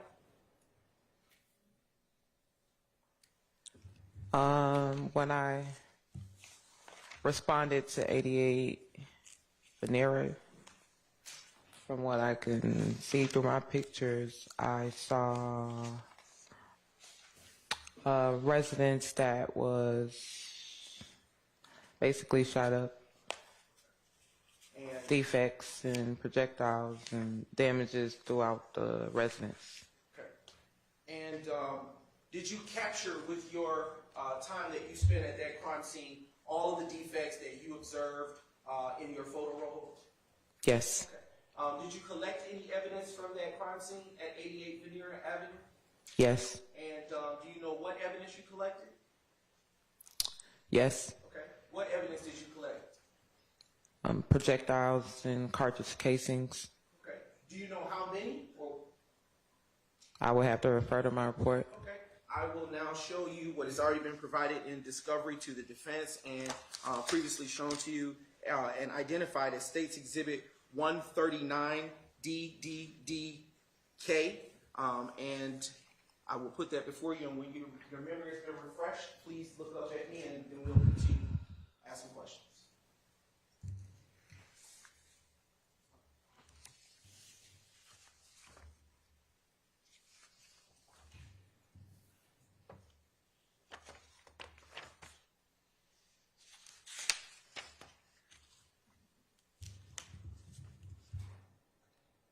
Okay. How many did you collect? My report, I collected 53 shell casings. Okay. And did you collect any projectiles? I collected 2 projectiles. Okay. And did you do any type of testing or analysis on the items that were collected? I processed projectiles and cartridge casings for latent fingerprints. None were located. And then submitted it into the crime lab for further processing.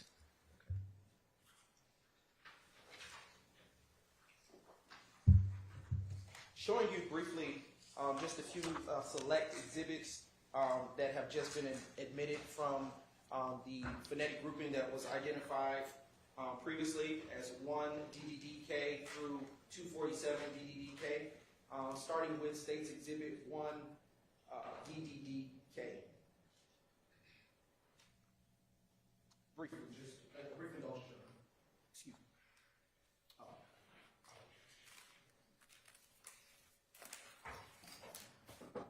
Technology is okay.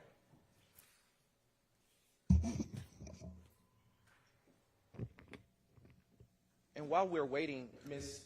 Robertson, when you collected those shell casings,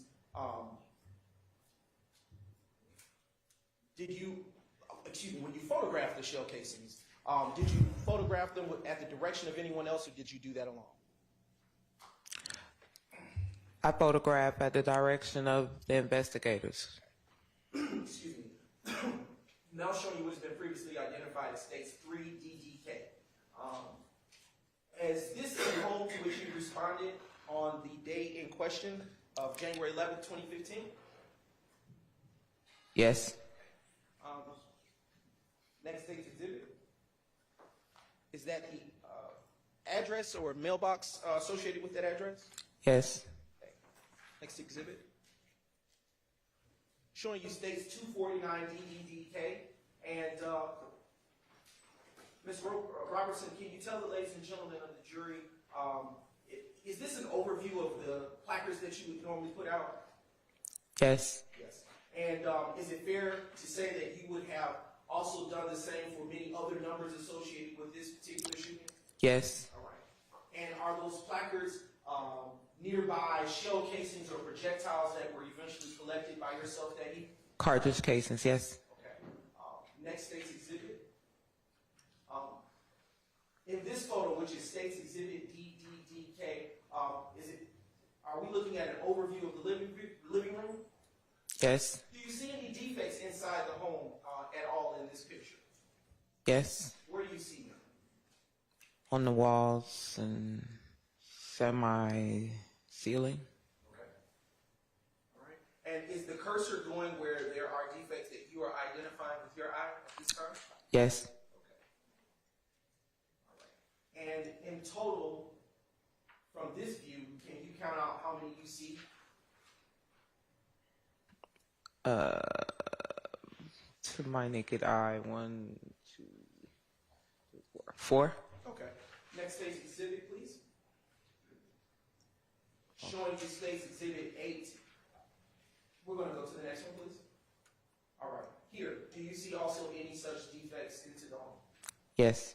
And where do you see those in this exhibit, which is 9DDDK? The wall and the couch. Next State's exhibit, please. Next. Next one. All right. Next one. And one more. All right. In this view, are we now in the bedroom of one of the rooms in the home? Yes. And what is this hole or defect in the wall? Defect. Okay. And that is in State 17 DDDK. Would there have been others like this photograph pertinent to this room in your photo roll? It's possible pertinent to this room, but it's in several rooms. Next state's exhibit, please.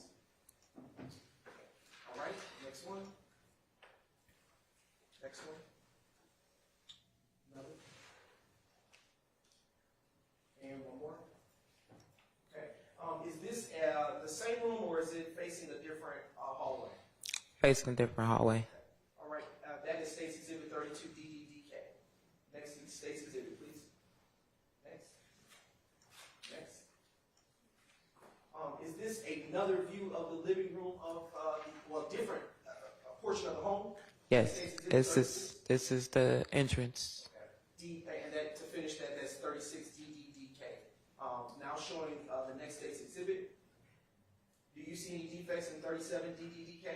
Yes, Okay, where do you see it? closer to the ceiling. Next State's Exhibit. Next. It's just a brief indulgence.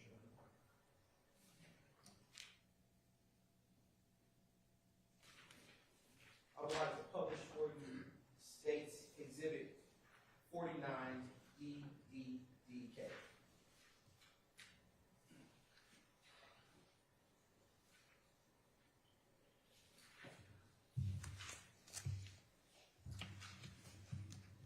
Just a brief indulgence.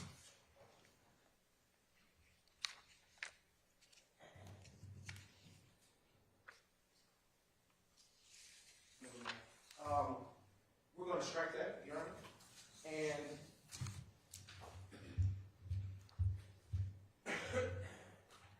when you took photos of this particular residence, did you also, within your crime scene narrative, detail every single description associated with those photos associated with 88 Veneer?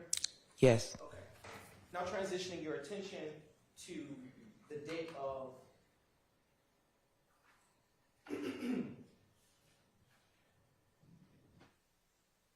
well, I want to transition your attention to associate. Is there a police APD police number or incident number associated with this incident? Yes. What is that police or incident number? Incident number is 1501-101-03. And as it relates to that incident that you just described with that incident number, did that conclude your involvement with that particular incident? It's possible. It could be more. Okay. In the main, would everything that you have done, again, be identified in those photos? Yes. All right. Now transitioning your attention to the date of January the 12th, 2015. Have you, and I'm going to approach you with, of course, continuing permission if that is, with a few state exhibits that have been provided in discovery that are identified like so. 1 DDD Lima to 14 DDD Lima. And if I remove this.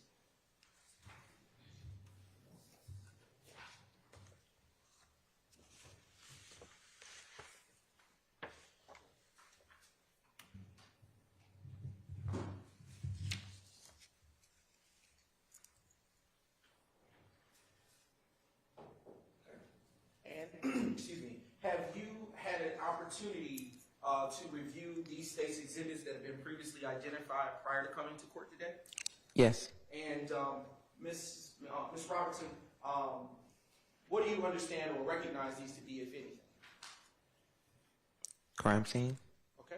Are these crime scene photos that you took yourself? Yes. Okay. And do they appear to be in the same or substantially same condition?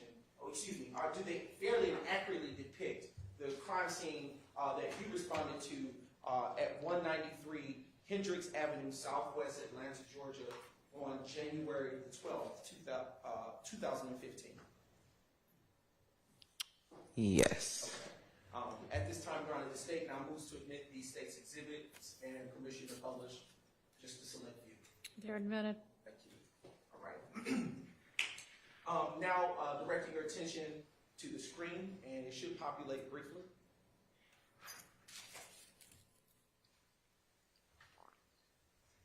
And while we're waiting on that, I'll ask, what was the nature of the call to which you responded at this address on this day?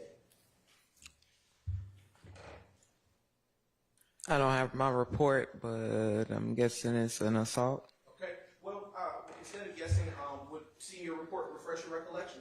Yes. Approaching you with states 15 DDD Lima, and it is now in front of you.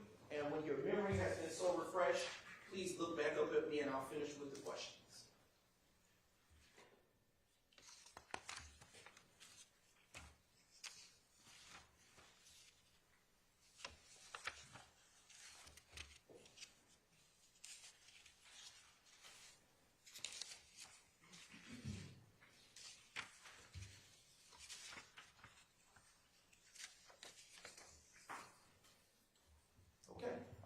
So what was the nature of the call? An assault case. Okay, and do you recall who it is that was the responding officer to this incident? Officer Moss. And what county is that address that you responded to located? Fulton County. And when you arrived to this location, did you collect any evidence?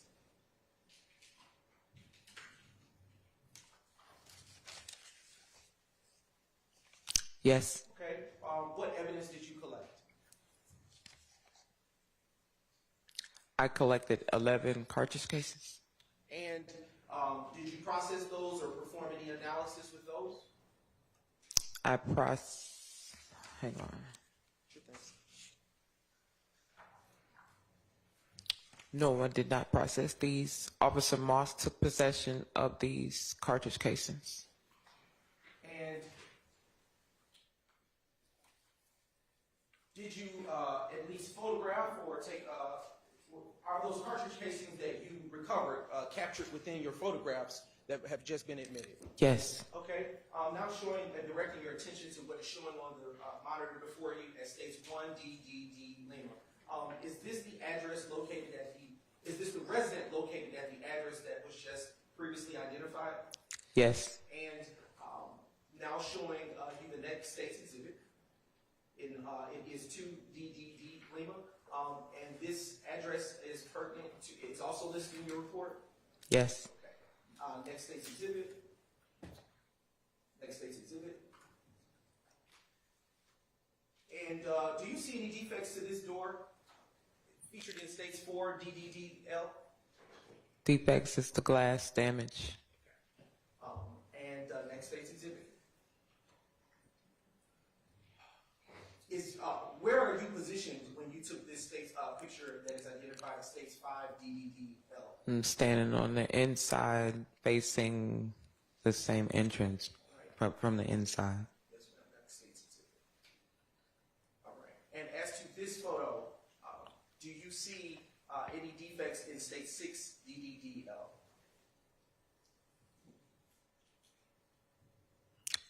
Let's see debris. Okay. Next state's exhibit. What about in this photo? Do you see any defects in 7 DDDL? I see more debris. And when you say debris, do you see what kind of debris? Glass damage. Okay. Next state's exhibit. 8 DDDL. What about here? Do you see any defect to the TV? Yes, there's a defect to the TV. And would you have, as with the other photos that we just previously discussed, would you have grouped or taken photos similar in nature to any such defects contained within the residence that you responded to at 193 Hendricks Avenue? Yes. All right. Finally, last state's exhibit, next one. State's exhibit 9DDDL. Is this one such vehicle that you observed of interest at that location? Yes. And why? It was directed at the primary officers, but also it has defects. Excuse me, next state's exhibit.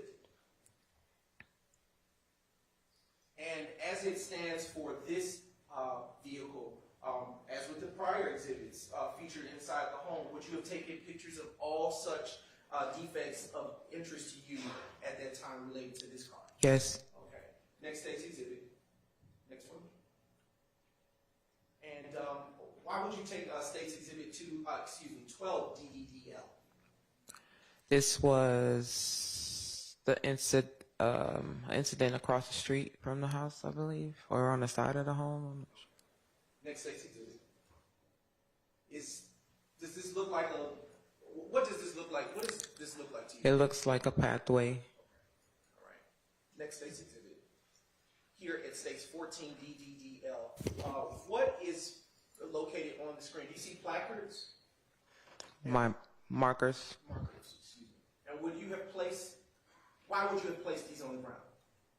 To mark my evidence. Okay. And what evidence do you see featured here in states 14 DDDL? Cartridge casings. Okay. And is that would you have taken pictures of any other such cartridge casings located at the scene of the crime? Yes.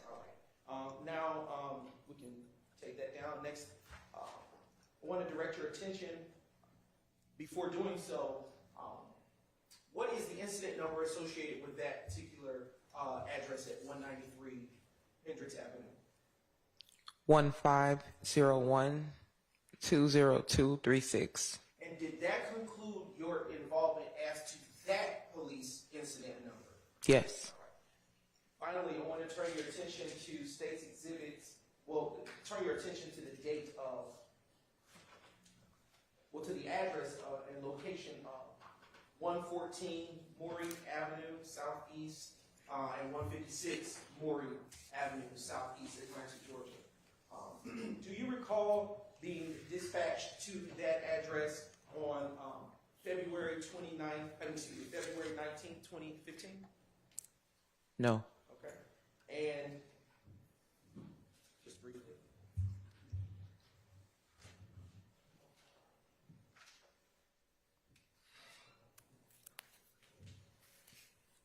I'm going to approach you with what already has been provided in discovery as states exhibits 13 DDDD through 42 DDDD. And I'm going to put these before you, and I'm going to just slide some of this aside.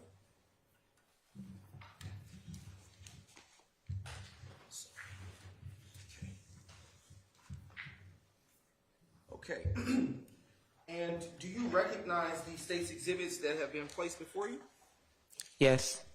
And how do you recognize them? Picture I took. Okay. And do those pictures that are in front of you pertain to the address of the addresses of 114 Maury and 156 Maury Avenue, Atlanta, Georgia? Yes. Okay. And when you took these photos, do you recall the reason for being called out to those locations?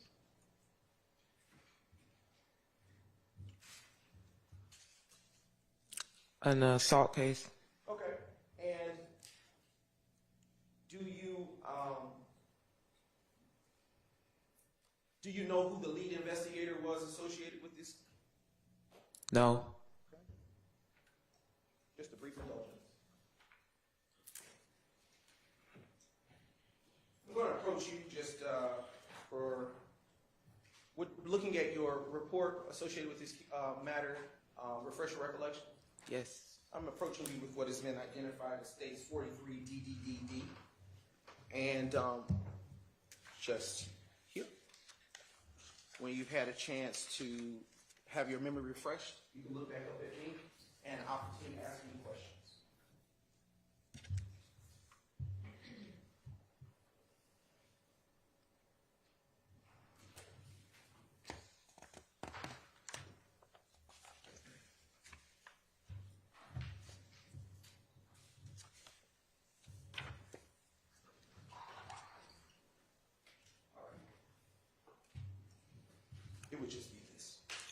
Okay. Yes. Because I see. Yes. So, has your memory been refreshed? Yes. Okay. And with respect to the question that I asked you about who was the lead investigator, who was that? Officer Hart. Okay. And what is the nature of the call to which you were asked now that you've had your memory refreshed? An assault case. Okay. And what did you do when you arrived to these locations to respond? Process the scene, which take photographs, collect evidence. Were there projectiles that you recovered? Hang on. Sure.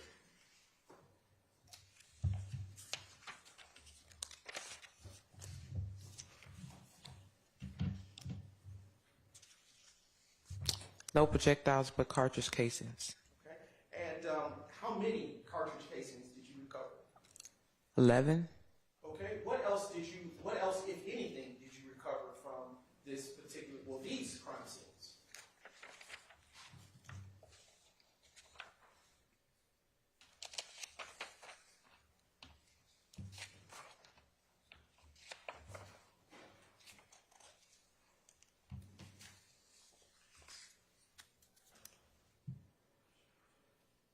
I also collected a black rifle magazine, a piece of rifle debris,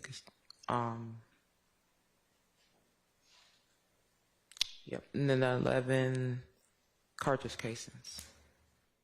And did you perform any analysis associated with those cartridge casings? I processed the shell casings for latent fingerprints, and no one found. Okay. And just a few more questions before publishing you. The addresses, 114 Maury, 156 Maury, do you know those locations to be close in proximity to one another? Yes, they were. Okay. And why might you have taken or relocated to two different addresses within that area or street? Objection. Both of you object. Sustained. You can't answer that. I'll ask you a different question. Was there evidence of value at those two different locations for you to take pictures of? Yes. Okay. And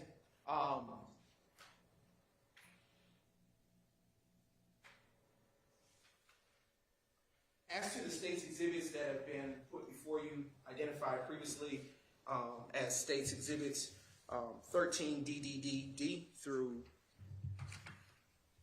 42 DDD D. Do they depict fairly and accurately depict the crime scenes that have been previously identified as you captured them on that day? Yes. And at this time, Your Honor, the state now moves to admit state's exhibits 13 DDD through 42 DDD into evidence. They're admitted. Permission to publish just a few select few, Your Honor. May. The incident number APD incident number associated with these locations or addresses, do you recall that number?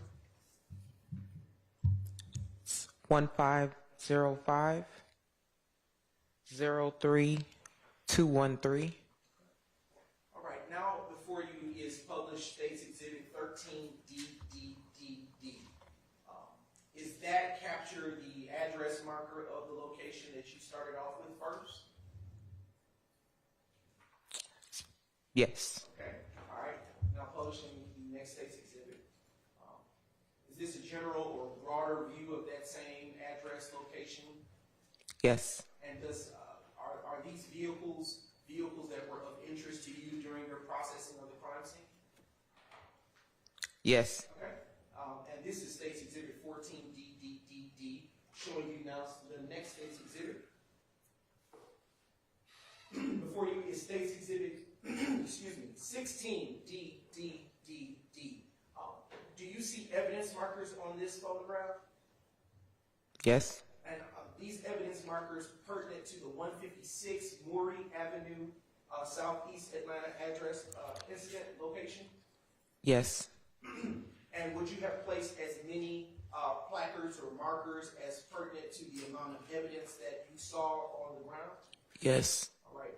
Next State's Exhibit. Next State's Exhibit. Next State's Exhibit. Can we zoom in a little bit? Or is that? Okay, no problem. Showing you State's Exhibit 19DDDD. Do you see any evidence in this exhibit? I see the marker. Okay. Do you see anything right at the bottom? Well, if we zoom back, you see right at the bottom of the screen at the page beneath the evidence marker? Okay.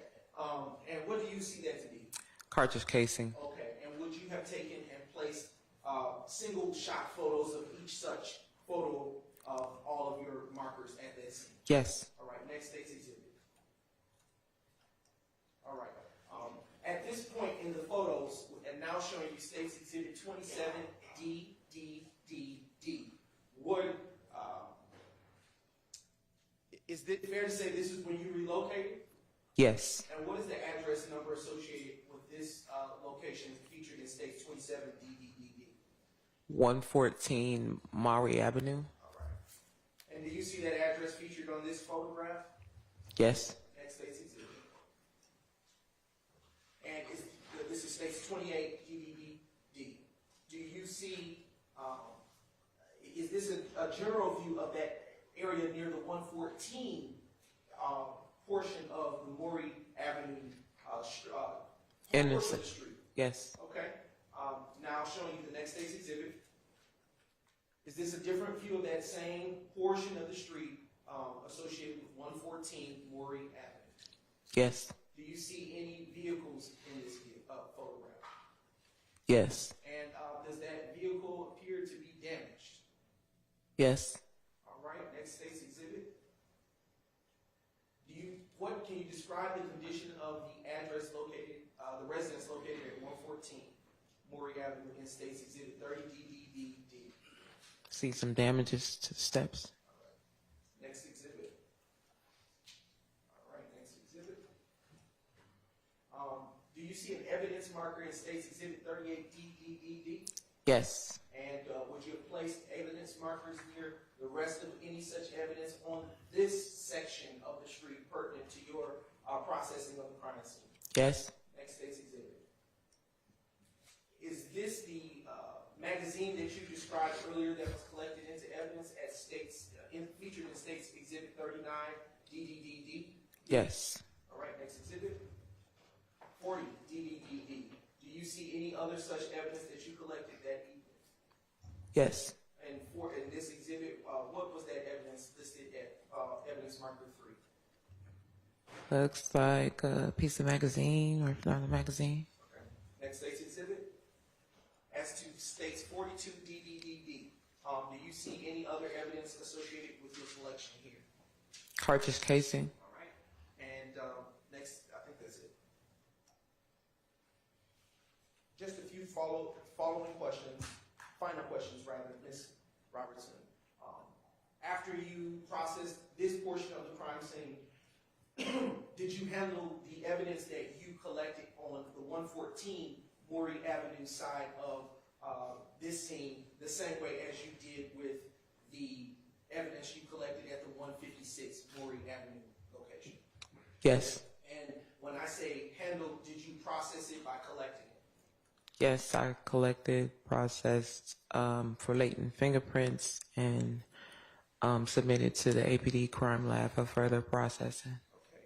And did that just about conclude your involvement with this particular APD case number associated with those two locations?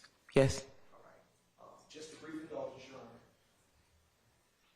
State has no further questions for this witness, Your Honor. All right, does the defense have questions for this witness? Thank you. No questions for this witness. No. No. All right. You are free to go. Thank you for your time. Call your next witness. Your Honor, the state calls Ms. Bailey to stand.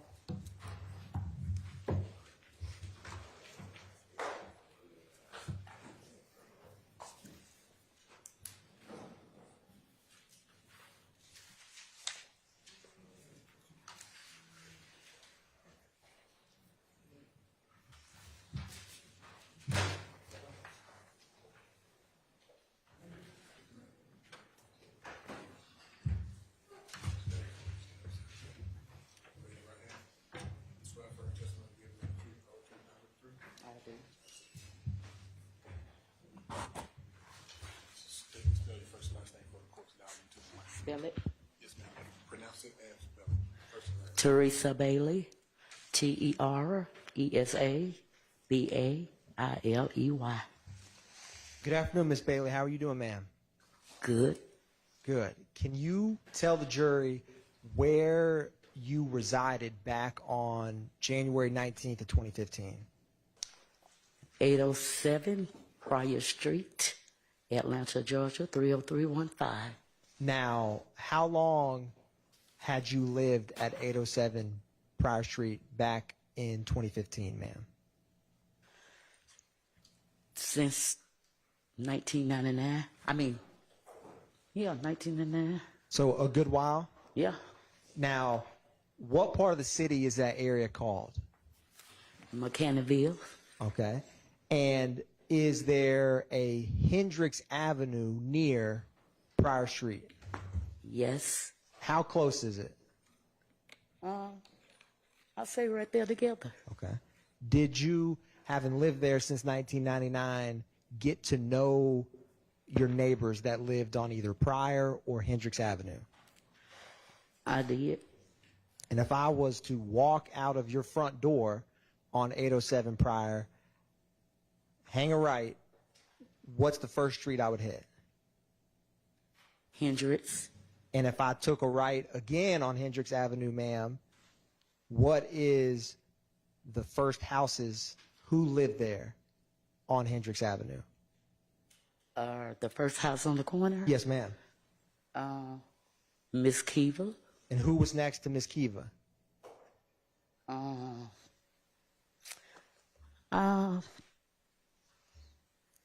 think Mr. Tommy now. Who back in 2015 lived where Mr. Tommy lives now? Oh, God, I can't call their names, but they dead and gone. Who was the neighbor of that house? Third on the right.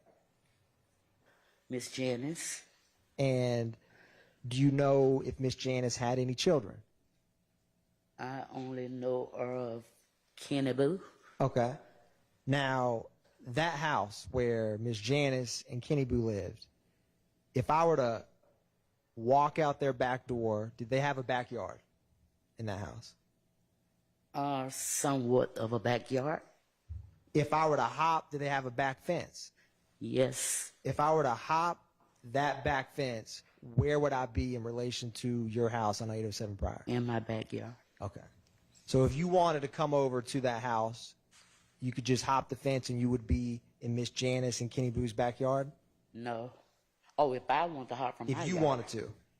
Yes. Okay. Now, who was Miss Janice and her son's neighbor, the fourth house down, the one right next to it? Who lived there? Miss Pinky grandmother. Okay. And back in 2015, was Miss Pinky's grandmother alive or has she passed away? I think she was deceased. Okay. Now, Miss Bailey, on January 19, 2015, were you home? I think so. I believe so. Can you tell the members of the jury what happened that night? Anything significant? What happened at night? Yes, ma'am. I think I was in my room, bedroom. Now, is your bedroom, was it close to Prior Street or closer to Miss Janice and Kenny Boo's house? Closer to, I say Miss Janice and Kenny Boo Hall, because that's my backyard. Okay. And you're sitting in your bedroom. What happens that stands out to you? Well, nothing stood out to me that night. Did anything happen to your home? It did. What happened? Well, I don't know until the police came and told me that. Well, first I heard my daughter say, Sustained. Without saying what your daughter said, was your daughter calm or was she excited? I don't know. I was in my room. And did she run into your room? I don't recall. That's all right. Now, did you hear anything before police arrived? No, I didn't. When police got there, what happened? I think by the time I came out my room to go up to the front, Yes, ma'am. where the front door is, he was at the door, and he asked me, let me think. He asked me, did I know? Statements, Your Honor. He asked me, did I know? Your Honor. One brief moment, I'm Ms. going to Bailey. object to any hearsay statements. I can't hear. Your Honor, Ms. Bailey, after that officer came to your door, did he walk around any part of your house with you? Yes, after he showed me 2 holes on the outside of my house. Now, were these 2 holes, where were they in relation to your bedroom you just described? One was on the outside, on the side of my house, Yes, ma'am. where I have a ramp, a handicap ramp. So it's one by my bedroom window, and I think the other one by the bathroom. Okay. Now, did you or any law enforcement ever come inside your house? Yes, the law enforcement asked me, was it okay for him to come in my home to my bedroom? And did you let them come in? I did. Now, when you got to your bedroom, were you with them while they were walking through your home? Yes. Now, did y'all ever get to your bedroom? Yes. What did you see in your bedroom once you got there? I didn't see anything. The officer seen it and pointed it out to me. Objection. Sustained. So, Miss Bailey, did you ever have to fix anything in your bedroom after that night? Well, yes, I did. What did you have to fix? The bullet holes. Where were they? Where the officer showed me in my room by the window. And irregardless of the officer, did you stay in that bedroom after that night? I can't recall if I did or not, but I'm pretty sure I didn't.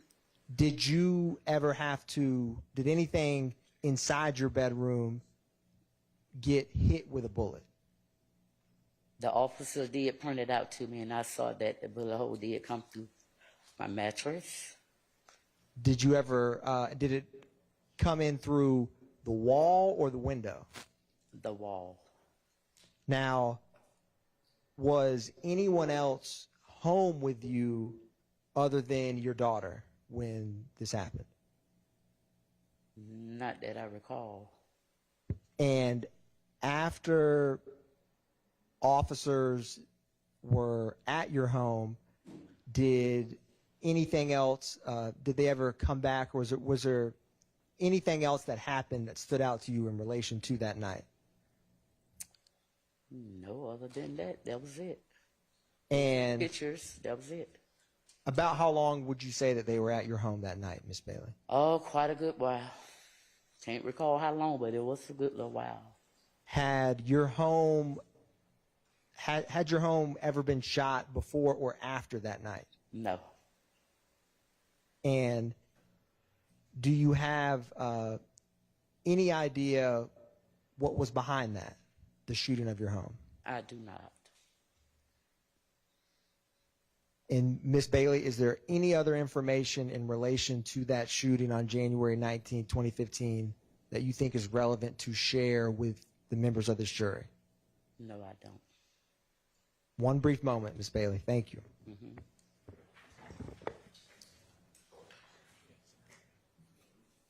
Thank you, ma'am. No further questions by me. Any questions for Ms. Bailey from the No, Your Honor. defense? All right, thank you for your time. You're excused. Okay, thank you. Call your next witness. Yes, Your Honor. The state calls former Officer Fagan to the stand.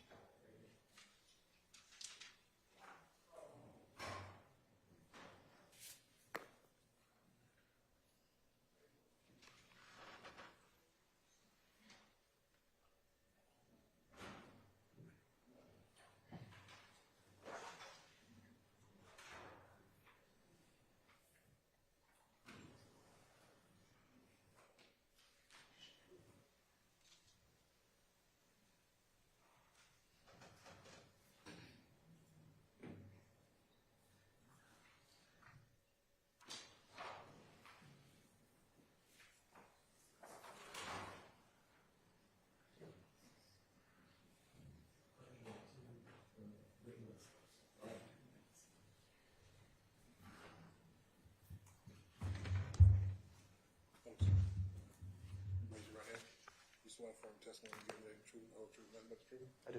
I've seen. Spell your first and last name for the court, down into that mic, please. First name is Sean. Last name is Fagan. Sean is spelled S-E-A-N.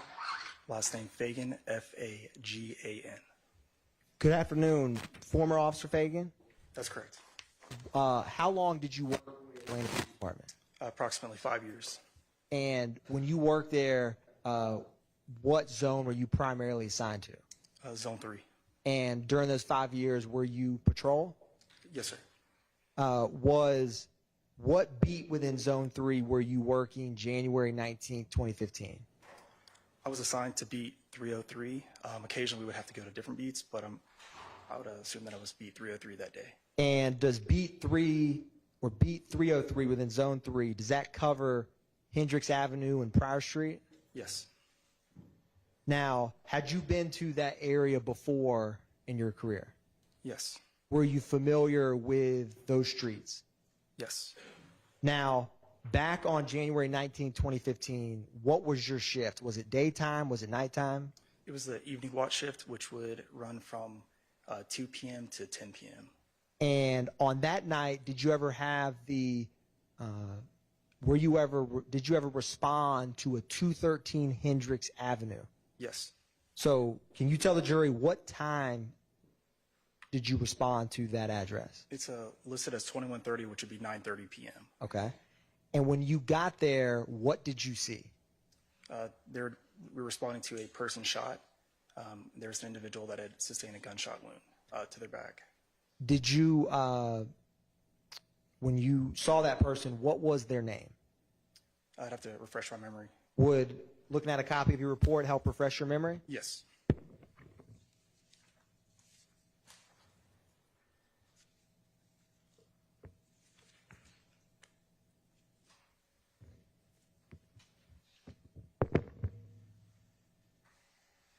Thank you. Handing the witness what I will mark as 1 Triple Delta Golf 2. Who was the individual that was shot when you got to 213 Hendricks Avenue? Mr. Terrence Reese. Now, did he ever receive any medical treatment? Yes, we had called Grady where he was transported to Grady Hospital. And were there any other officers that were at that location with you that night? Yes, Officer McGovern. Had you worked with him? Yes. Was he in the same zone that you worked, Zone 3? Yes. After encountering Mr. Reese, did you ever go to any other locations nearby? Yes. What prompted you to go to another location? We were notified, or I was notified on the radio of a potential second location that had been affected.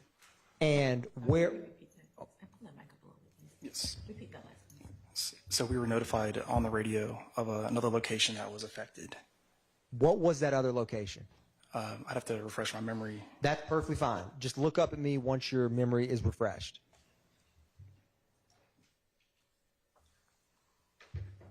The 807 Pryor Street. Okay. Now, I'm going to approach, and if any defense counsel, I have 1 Delta Delta Delta Golf with me.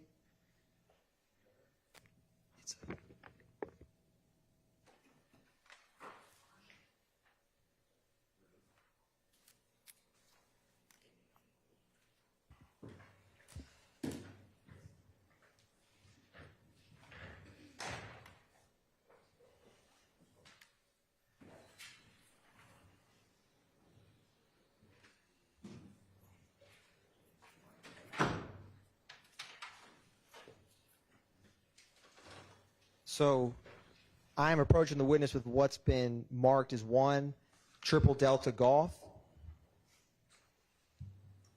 Officer Fagan, do you recognize that? I do. And would what you have before you aid your testimony in the jury for this incident? Yes. What is that?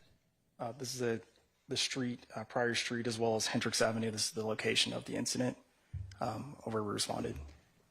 Your Honor, For demonstrative purposes, the state moves to introduce 1 triple delta golf into evidence. No objection to its introduction Alright. for demonstrative purposes. Submitted. And the state's going to publish 1 triple delta golf. All right.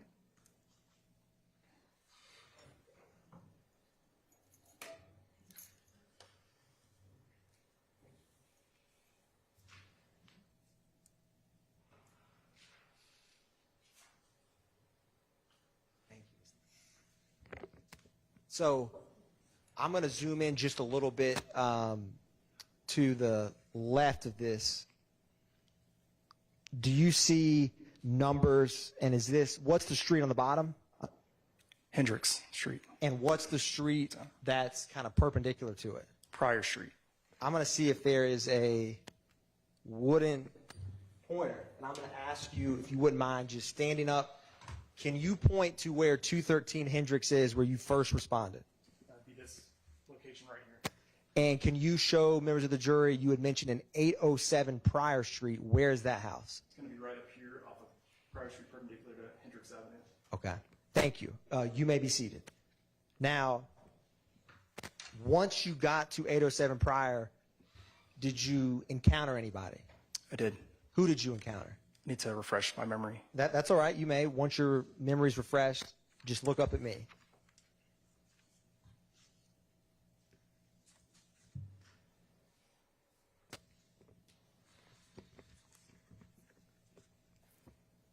The homeowner, Teresa Bailey.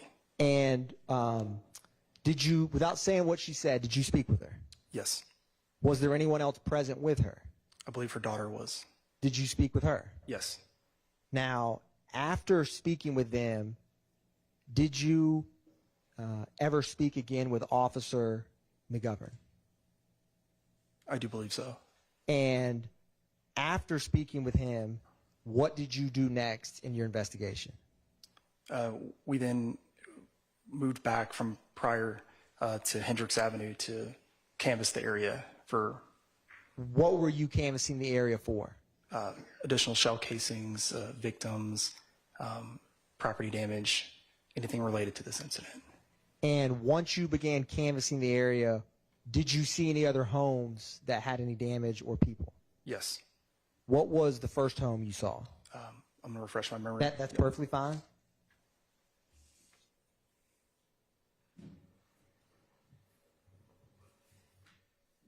So at 213 Hendricks Street and 197 Hendricks Street, both. So when you first responded, you went to 213 Hendricks with the person shot? That's correct. And then did you know at the time when you first went out there that that home had been struck as well? No. Now, can you point out for the jury, when you left 807 Pryor, where is 197 Hendricks? So we left this location right here. I came back, and 197 is right here. And 213 is 2 houses to the left? That's correct. Now, when you got to 197 Hendricks, what did you see? I'm going to refresh my memory for just a second. Okay.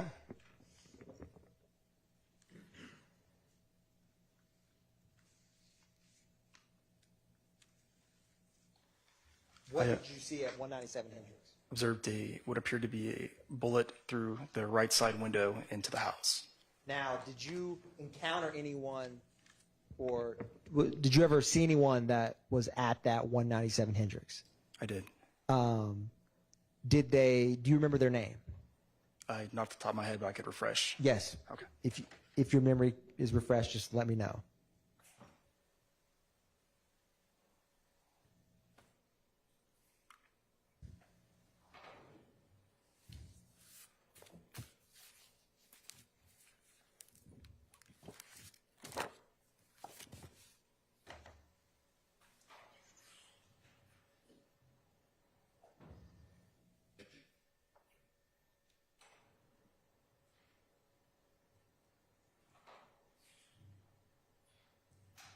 Mrs. Chavez.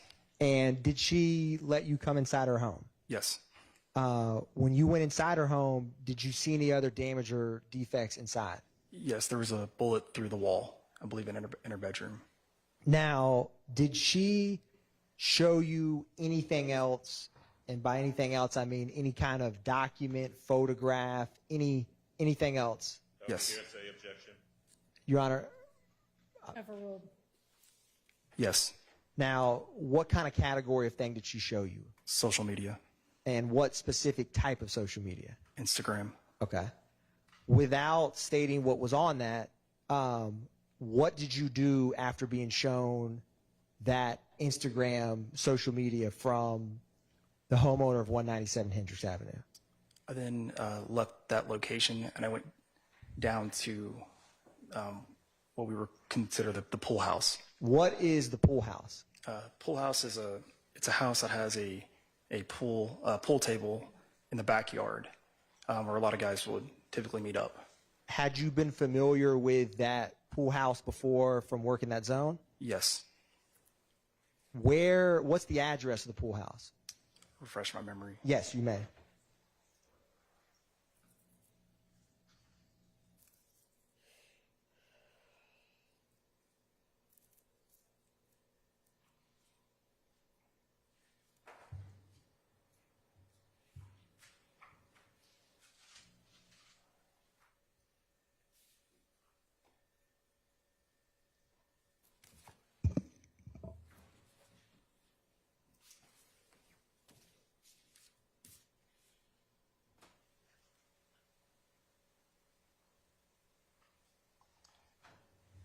.193 Hendricks Avenue.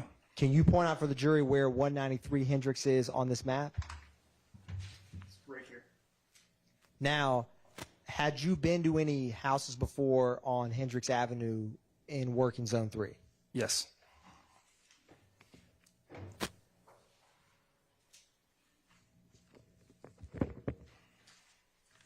Now, I'm going to show you what's already been admitted.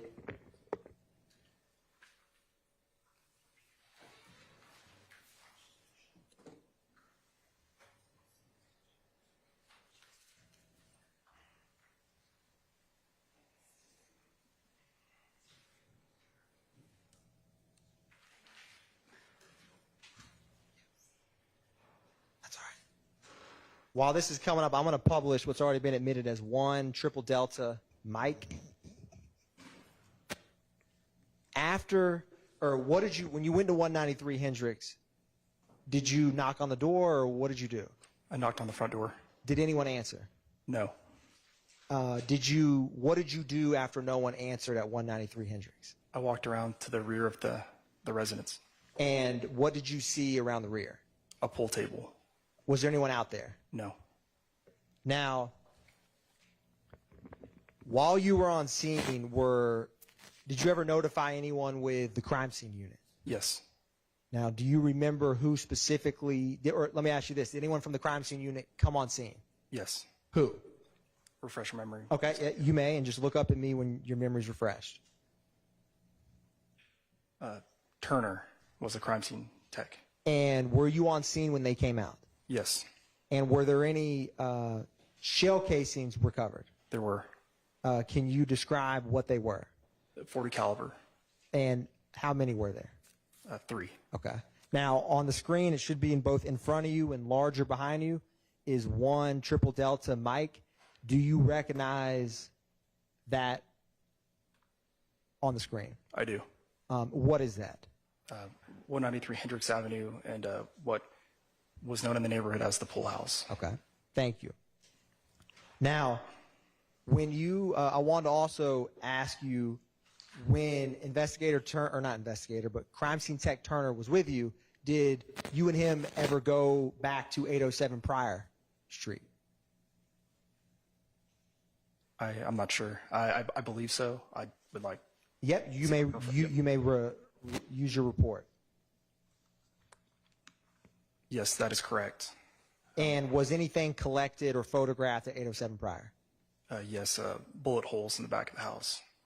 And was it the back left of the house or the back right of the house? It was the back right of the house. Okay.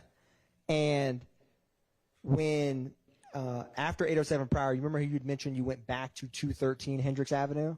That's correct. was anything found or collected at 213 Hendricks Avenue? I believe we had found additional gunshots or holes through the house. Okay.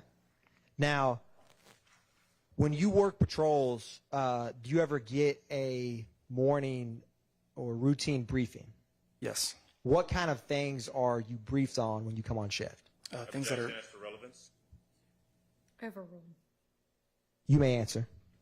things that are relevant to the climate of what's going on, such as gang violence, shootings, look out for vehicles, any bit of crime that's happening in that area. Are you ever briefed on homicides in the area? Yes. When you responded on January 19, 2015 to initially 213 Hendricks Avenue, were you aware of any homicides that had happened near your beat? Yes. What was the location in general of that homicide you were aware of? It was a Hearsay and confrontation. Overruled. You may answer, sir. It was there was just a murder at a barber shop on McDaniel Street. And when you worked patrol, would the gang unit ever be notified when you responded to calls? We would make that decision on site. What are some examples of cases where you would not notify the gang unit? Like a crime of passion, a random shooting, two people getting in an argument, things that, just the typical gun violence would not be notified to a gang unit. We'd have to articulate in some way or fashion how it would be gang violence. Have you in your career in general ever notified the gang unit or radio to get someone from that unit to come to a scene? Yes. Specifically on January 19, 2015, with this 213 Hendricks Avenue, 807 Pryor Street, and 197 Hendricks, was anyone from the gang unit notified? Yes. Who was notified? Investigator Price. And when you respond to scenes, other than a scene where someone is deceased on scene, is the homicide unit ever notified? Yes, they are. What are some circumstances where they would be notified without someone having been murdered when they arrived? We notify homicide if we think they're going to die, or if we believe it's relevant to an ongoing case. Was anyone from the Atlanta Police Department homicide unit notified for this January 19, 2015 case? Yes. Who specifically was notified within the Atlanta Police Department homicide unit? Investigator Thorpe.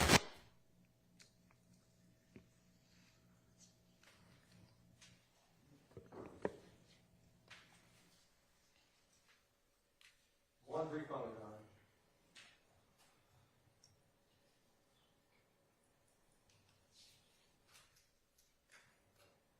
Officer Fagan, no further questions. Thank you. Are there questions for this witness by the defense? No questions on behalf of Mr. Williams. No? Okay. Thank you for your time, and you are excused. Jurors, y'all doing all right, or you need a break? Okay, let's take our afternoon break.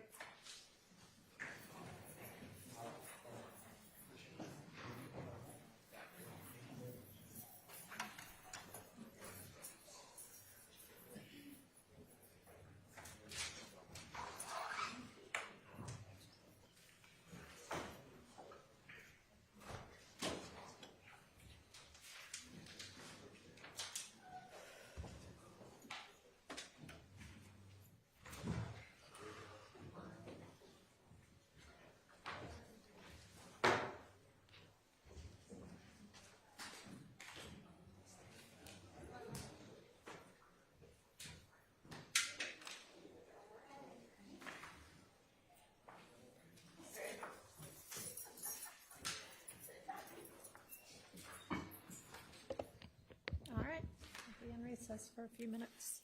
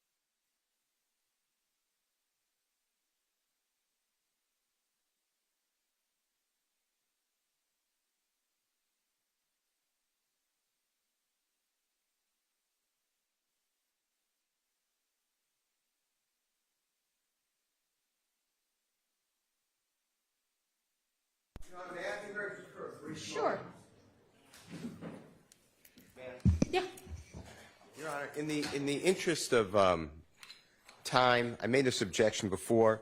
The state is putting up people who respond to a scene. Mm-hmm. And I just don't see the connection. Without somebody saying, and this person did it, there is some assumption that because Kenneth Copeland, I'm just using his name, lived at this location, all of a sudden that is somehow relevant to our case. And I think that without the people who were responsible or the people to come in and say, yes, I did this for the motivation of this, and then you find it responsible, I'm going to object. I mean, it's come in so much. I've argued before the predecessor judge who said no, and we'll take it up later, and I just don't see the connection. You All kept right. out the, okay. Okay, thank you. I mean, I am sure that the state would love if they could have somebody come in and say, I was responsible and here's why.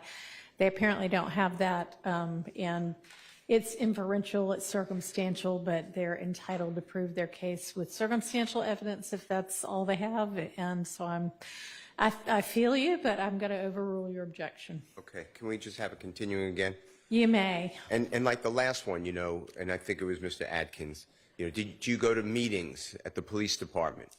And do you talk about murders? And was there a specific murder that was important to you? Yes, 5 days earlier at the barbershop. I just don't think that's appropriate, and that's my objection. Well, I understand. Yep. Mr. Fagan said that he was specifically briefed about the McDaniel Street murder.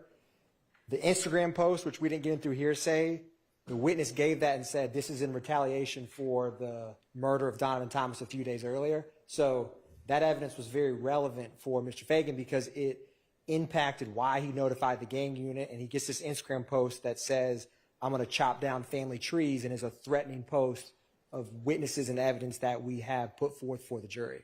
So I didn't want to get into hearsay, but it wasn't just a random murder. Sure. It was the murder of Donovan Thomas. Understood.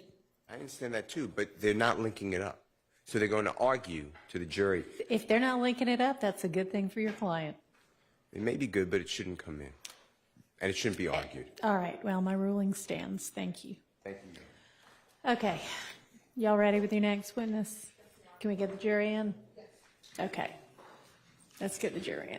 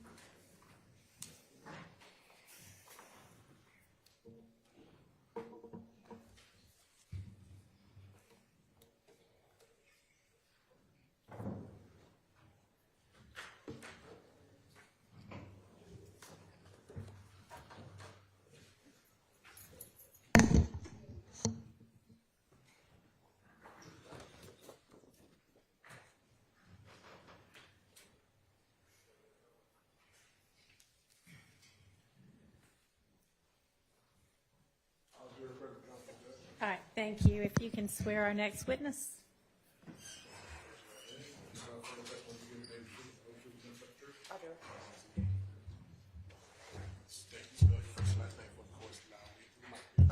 Keisha Ware, Keisha-Ware.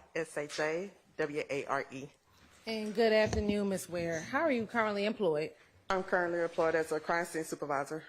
And are you with the Atlanta Police Department? Yes, I am. And how long have you served as a crime scene supervisor? Since 2019. I want to direct your attention to January 22nd, 2015. Did you have the occasion to respond to 1007 Hill Street in Atlanta, Georgia? Yes, I responded to that location. And why did you respond to that location? And it's in reference to a shots fired call, I do believe, according to my report. And would looking at a copy of your report help refresh your memory with any questions I may ask of you today? Say that again. Will having a copy of your report help refresh your memory as to anything I may ask of you today? Yes. All right. Your Honor, may I approach? You may.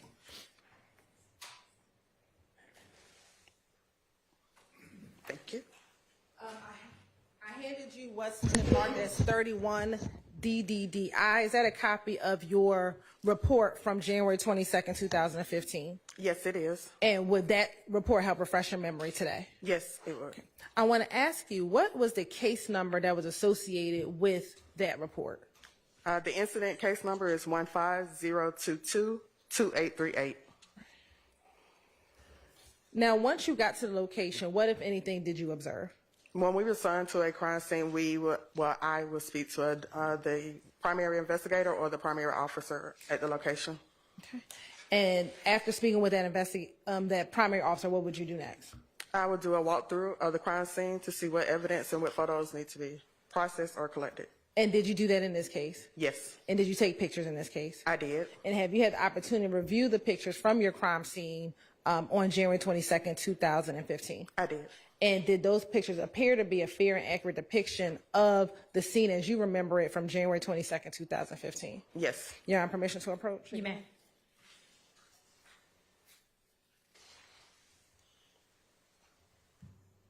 I just handed you what's been marked as 1 DDDI through 30 DDDI. Are those the pictures you looked at prior to coming into court today? They are.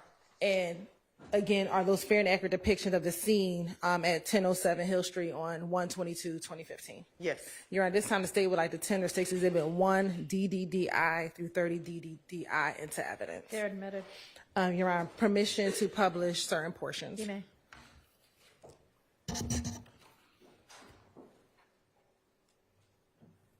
Crime scene sequence. I'm going to first show you what's been admitted as State's Exhibit 1 triple DI. Is that the home that you responded to on January 22nd? Yes. And roughly, do you know Hill Street, what part of the city that's in? I do believe it's in Zone 3. Okay. And when you responded, was 1007 the only home that you responded to, or was there another home damaged as well? I do believe this is the only address, but according to my report, the shell cases were photographed in front of other locations. Okay. Do you remember ever taking pictures at a 1015 Hill Street or near 1015 Hill Street? And I'll direct you to picture 27 DDDI.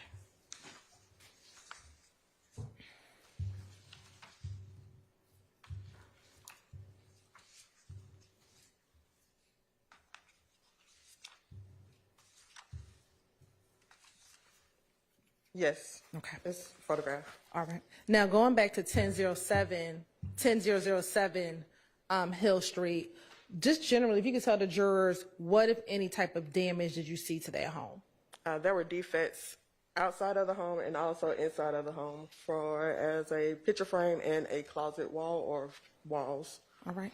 I'm going to show you what's been admitted as State's Exhibit 4 DDDI. And I'm going to show you 5 DDDI. Were those defects that were found on the outside of the home? Yes, they're on the exterior of the home. Okay. Now looking at 6 DDDI. What is the significance of 6 DDDI? Those are the defects inside of the home. Is that consistent with what we just saw the pictures of that were outside of the home? To my knowledge, I believe so, yes. Okay. Would that be indicated by the number being the same, both outside and inside? No, the numbers are not the same outside or inside. Let me double check. Let me say 8. And what was the other numbers? Look at yes, 4. they are. They're the same numbers, Okay. 8 and 9. So if I look at 4 DDDI and then look back at 6 DDDI. They're the same numbers, marker 8 and marker 9. Okay. And why is that? What does that indicate, I should say? It shows relations from exterior to interior. Okay. And now I want to show you what's been admitted as State's Exhibit 8 DDDI. Earlier when you just said there was a defect in the painting, is that the defect that you were referencing? Yes, ma'am. Okay. Now looking at State's Exhibit 11 DDDI. In looking at this picture, do you recall where in the home this defect was? No, I do not. Okay. I'm going to go back to 10 DDDI. Does this help at all? It appears to be a pantry or a closet. Okay. Did you collect shell casings in this case? I did collect shell casings. How many shell casings? A total of 740 Simpton Western shell cases were collected. Okay. And did you take pictures of those shell casings? Yes, I did. All right. I'm going to flip through very quickly. 14 DDDI, 16 DDDI, 18 DDDI, 20 DDDI, 22 DDDI, 24 DDDI, and 26 DDDI. Were those the 7 shell casings that you recovered? Yes. All right. And where were those shell casings found? They were found outside of the home. Okay. Were they in the, do you recall if they were in the streets? All right. And I'm going to go to State's Exhibit 27 DDDI. Earlier I asked you about 1015. Is that the mailbox for 1015 Hill Street? Yes, it is. And I'm going to show you what's been admitted as State's Exhibit 29 DDDI and 30 DDDI. What were depicted in those two pictures? It's showing defects to the exterior of the window. Say that one more time. Showing defects to the exterior of a window. And would that be the exterior windows at 1015 Hill Street? Correct. All right. After taking the picture, did you collect those shell casings? I did. Okay. And when you collected shell casings, would you have put those shell casings in individual bags? Yes, we placed shell casings in individual bullet bags. Okay. And how would you have identified each of those shell casings? By marker numbers. All right. And would you put the case number on there? When we get back to the office, we will put 11 identifiers on the bags. What it consists of case numbers. So hold on, slow down. Because you have the mask on, so I want you to talk a little Okay. bit clearer and slow down for me. Yes, we have 11 identifiers that we put on the bullet bag that consist of the Atlanta Police case number, the marker number, the time, the date, the incident location, the victim's name, the suspect's information, if we have that. Also, the investigator's name or the officer's name, my name, and the item that was collected and where it was collected from. And once you collect it, where do you normally take it to? We will take it back to the office. And will it go to any particular unit once it's back at the office? Well, once it's back at the office, we process the ballistic evidence for latent prints. And that is consists of, I'm sorry, go ahead. You can finish your answer. I'm sorry. That consists of processing with super glue and black powder. So if we get any prints, we'll recover the prints and turn it to our latent team. If we don't get any prints, we submit the ballistic evidence to our APD crime lab. And in this case, were you able to get any fingerprints on this case? No, no prints were recovered. Okay.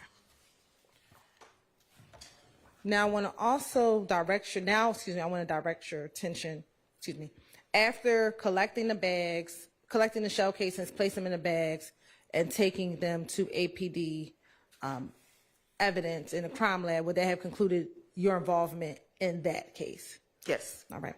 I want to now direct your attention to April 2nd, 2015. Did you have the occasion to respond to 490 Glen Street in Atlanta, Georgia? I do believe so, yes. And do you know what section of the city that is in? That is also Zone 3. All right.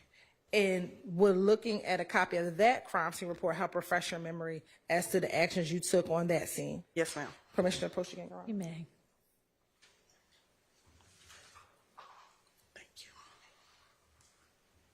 I'm showing you what's been marked as 43 DDD. Make sure I say my own handwriting. J.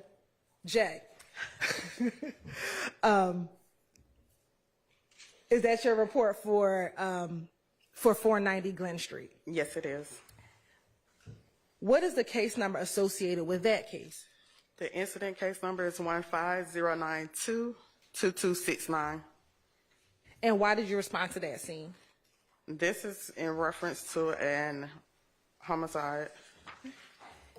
And have you had the opportunity to look at the pictures from that scene prior to coming into court today? Yes. And looking at those pictures, did that accurately reflect the scene as you remember it from April 2nd, 2015? Yes. Your Honor, can I approach again? You may.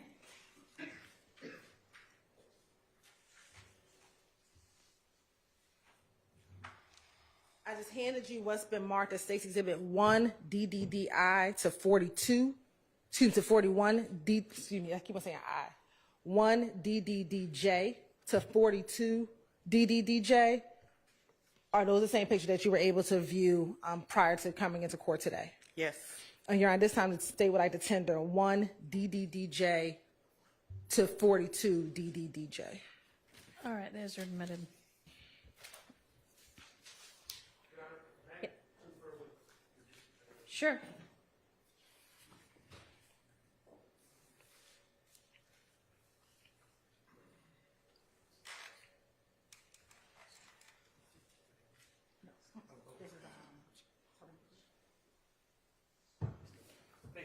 You're welcome. Now, looking at 1 DDDJ,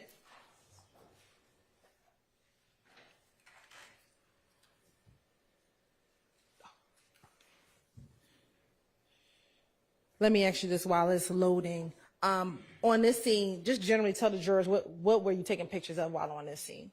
At this scene, it was overalls of shell casings and reddish stains that was on the street. Fragment and a projectile, I do believe.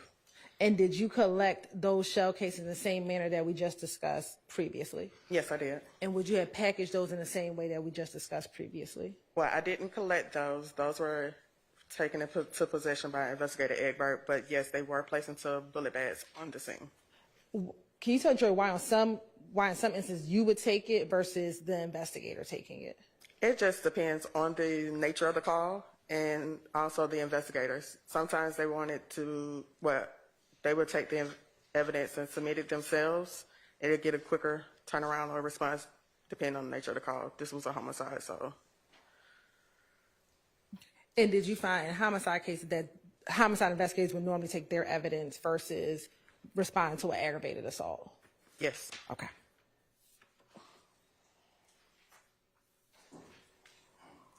Your Honor, it appears there's some issues with the internet service.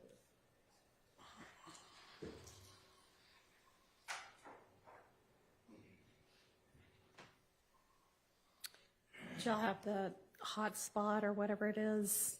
Yes.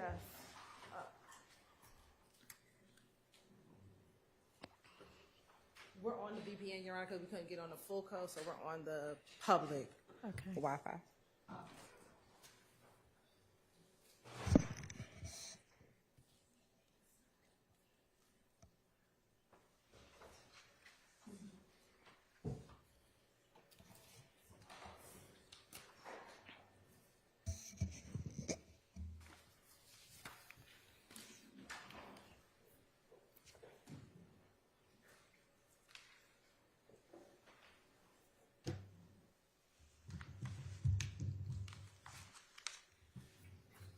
While we're waiting, I'll do it old school. First, showing you what's been admitted. Can y'all hear me? Yeah. Okay. First, showing you what's been admitted as 2 DDDJ. It's up. Oh, it's up. Never mind. Thank you.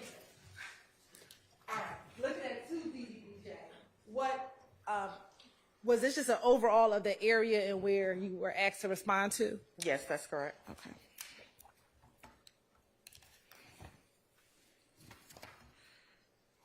And is that the same with 3 DDDJ and 5 DDDJ?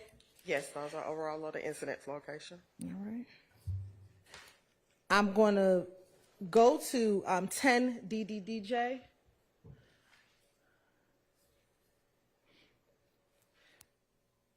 Can you see what, if any, you were focused on looking at 10 DDDJ? It's going to be, I'm assuming, the reddish stain that is on the sidewalk. Okay. And now showing you 12 DDDJ. Is that a close-up of that area? Yes, it is. And looking at 13 DDDJ, was that a close-up of, a further close-up of that area? That's correct. All right. Now turning to 14 DDDJ. Let me ask you, was there any deceased victims on the scene when you arrived? No. Okay. Were there, to your knowledge, were there any victims on the scene when you arrived? There were no victims on my scene. Okay. Looking at 20 DDDJ,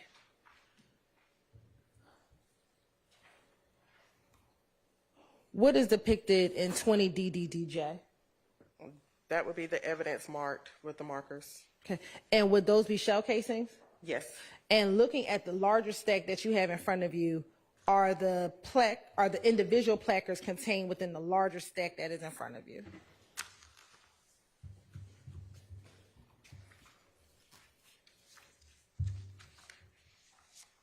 Yes. All right. Now I'm going to show you 37 DDDJ. Looking at 37 DDDJ, what were you depicting in that exhibit? That would be a shell casing. All right. And sidewalk. On the sidewalk. Was that in a different location than the picture we just saw with the grouping of shell casings? Yes, it was. Okay. And is there a closer picture contained within the stack of pictures that you have of what is actually located at marker 16? There's a close-up of marker 16. Okay. And then I'm also going to show you Stacey Exhibit 39 DDDJ.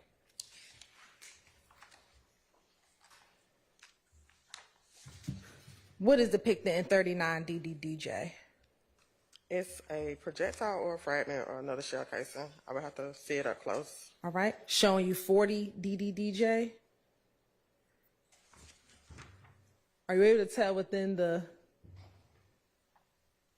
It's a fragment. Okay. And where is this in relation to the grouping of shell casing that we saw a few exhibits back? I do believe it's a little bit down the street or close. I would have to see that overall. Okay. So it's right before the bridge and close to not too far from the reddish stain that was on the sidewalk. Okay. I'm going to show you, go back to 3 DDDJ quickly.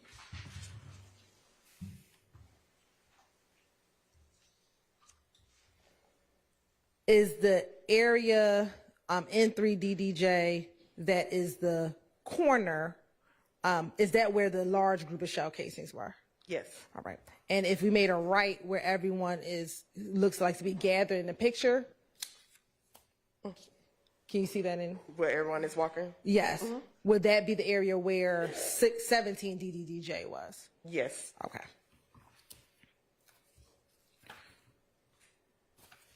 And then last, I'm going to show you 41 DDDJ and 42 DDDJ. And 41, was that placard 18 and 41 DDDJ? Yes, that's correct. And is 42 DDDJ a close above placard 18? Yes. And was that found closer to going underneath that bridge? That's correct. In this area? It's underneath the bridge. All right. And after you took pictures and you said you did not package this evidence. I placed them into bullet bags. I just didn't take them with me, take them into my possession. They was taken by Investigator Egbert. Thank you for correcting me. Would that have concluded your involvement in this case? Yes.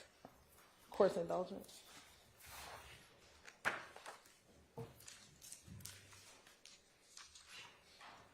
No further questions. All right, any questions for this witness? Come on.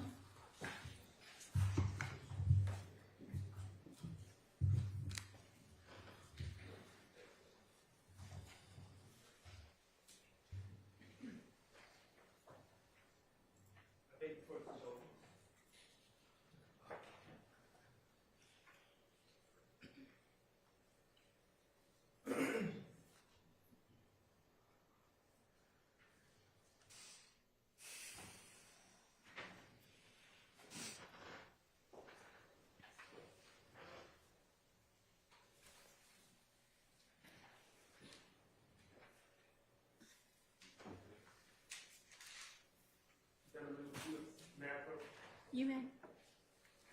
You're talking about the bench? Yes. Yes.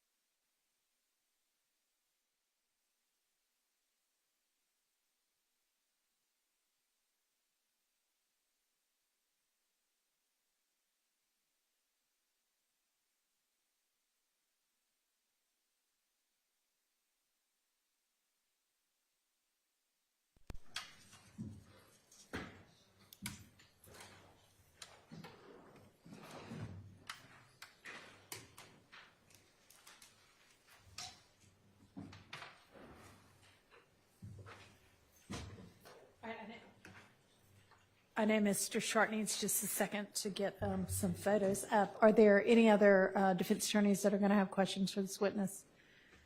No, no, no. All right. Well, we'll just take a second or a minute.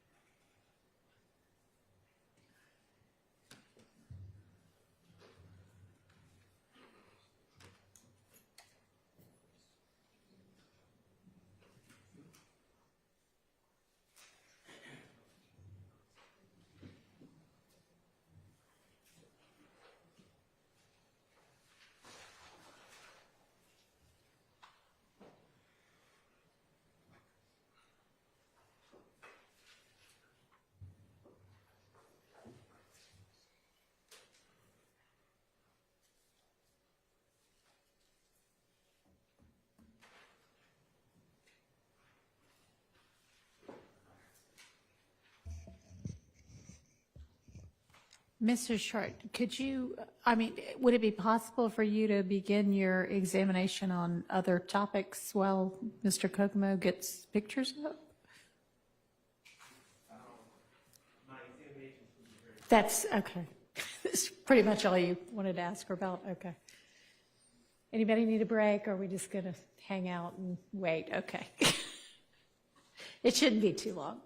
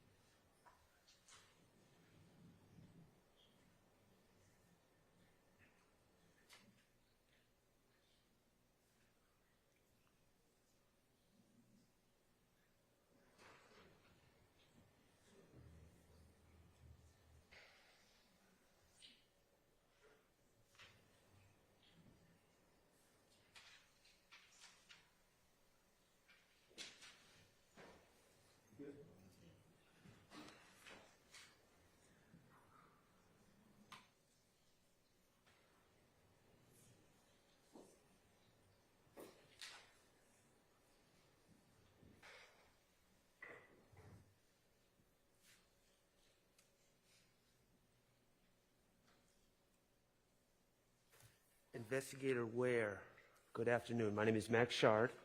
I represent Shannon Stillwell. Good afternoon. Good afternoon. You just testified about an incident that the state asked you about. I want to ask you about a separate incident that I believe you did work on, okay? Okay. Is that okay? It depends. Well, I'm going to give you a copy of a report. This was work that you did in October 4th or October 5th, 2015, regarding an incident that happened September 26th, 2015. It involved the homicide of Tierra Jones. Can I approach you with the report you made? Yes.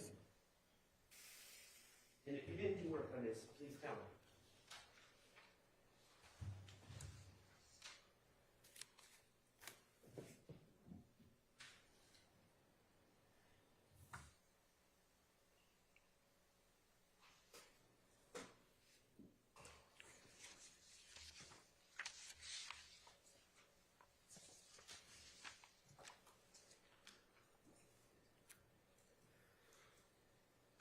It looks like my report. Ma'am? It looks like my report. Okay.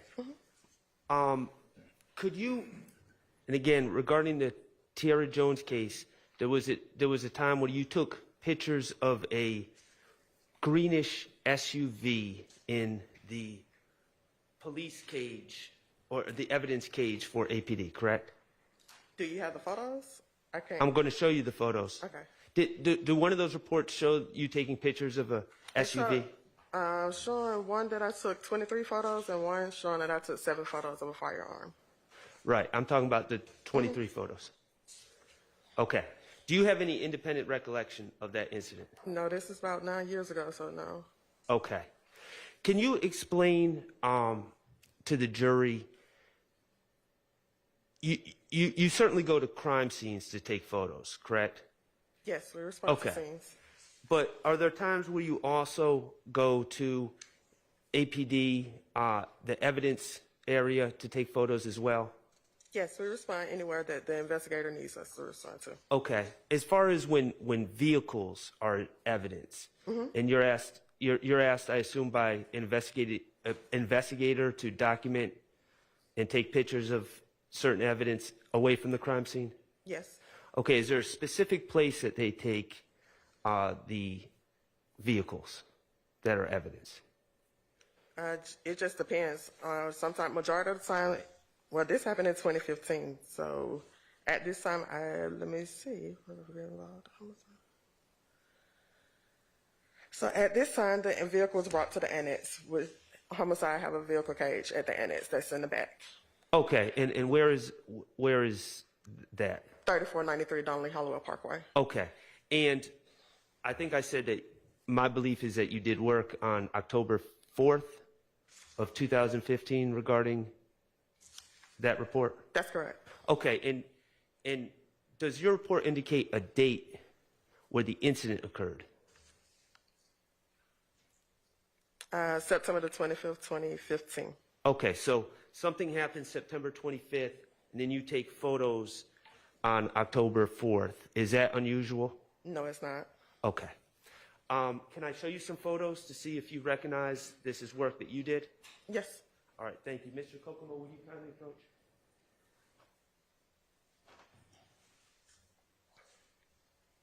Yeah. Yeah.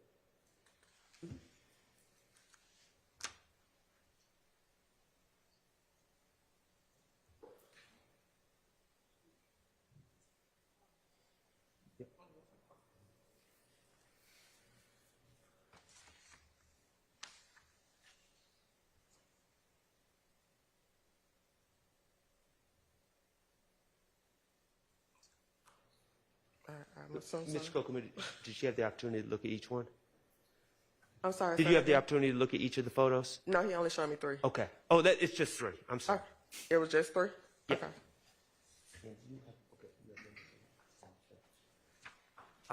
Did you, looking at those photos, were those photos that you took on October 4th, 2015? Yes, they matches up with my report. Great. And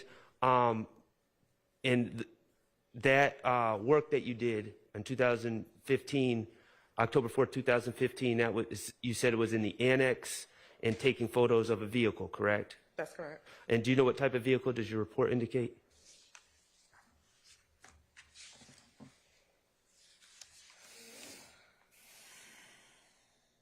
It's shown to be a Mercury, green in color.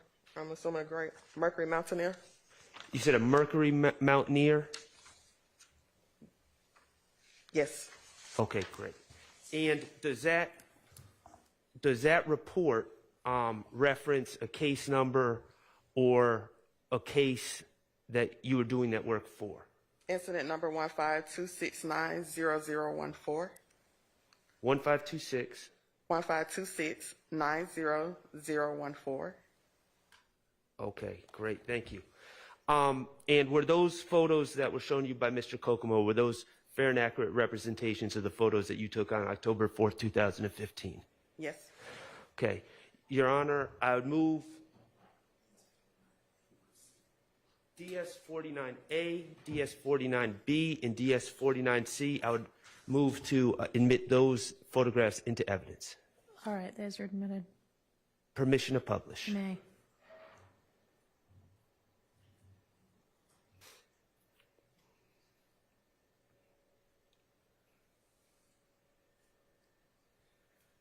Okay. DS49A, you would agree that the license tag on this SUV is PZK5051? That's correct. All right. And the photo that you took, this photo, do you see any defects in that car? Yes, in the rear of the vehicle. In the rear of the vehicle. Okay, great. DS, Mr. Kokomo, if you could publish DS49B. Is this a close-up of the defect that you referenced a minute ago? Yes, it is. Okay, great. And now, is that multiple defects or is one defect? The other, I don't know what that is. Okay, and that's fair. I don't want you to be. speculate. I don't know.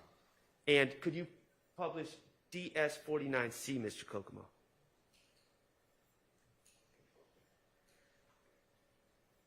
Do you see additional defects to the rear of that vehicle? Yes, on the rear passenger side.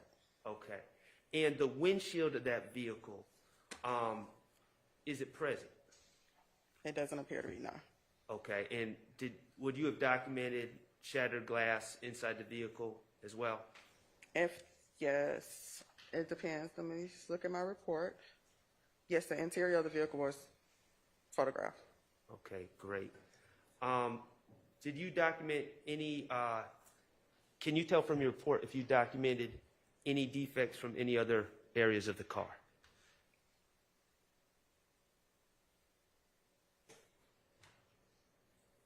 It was just basically showing it was just damage to the trunk, damage to the roof of the vehicle.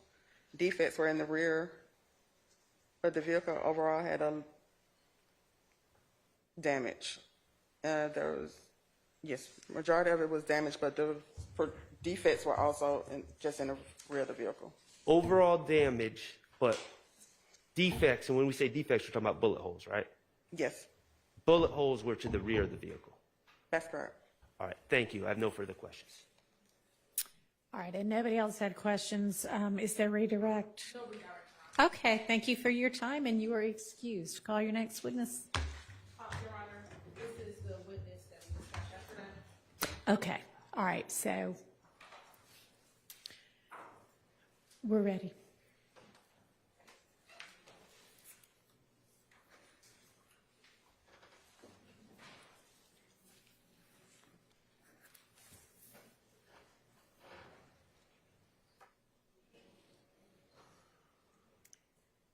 And this witness will just be referred to by last name? Yes.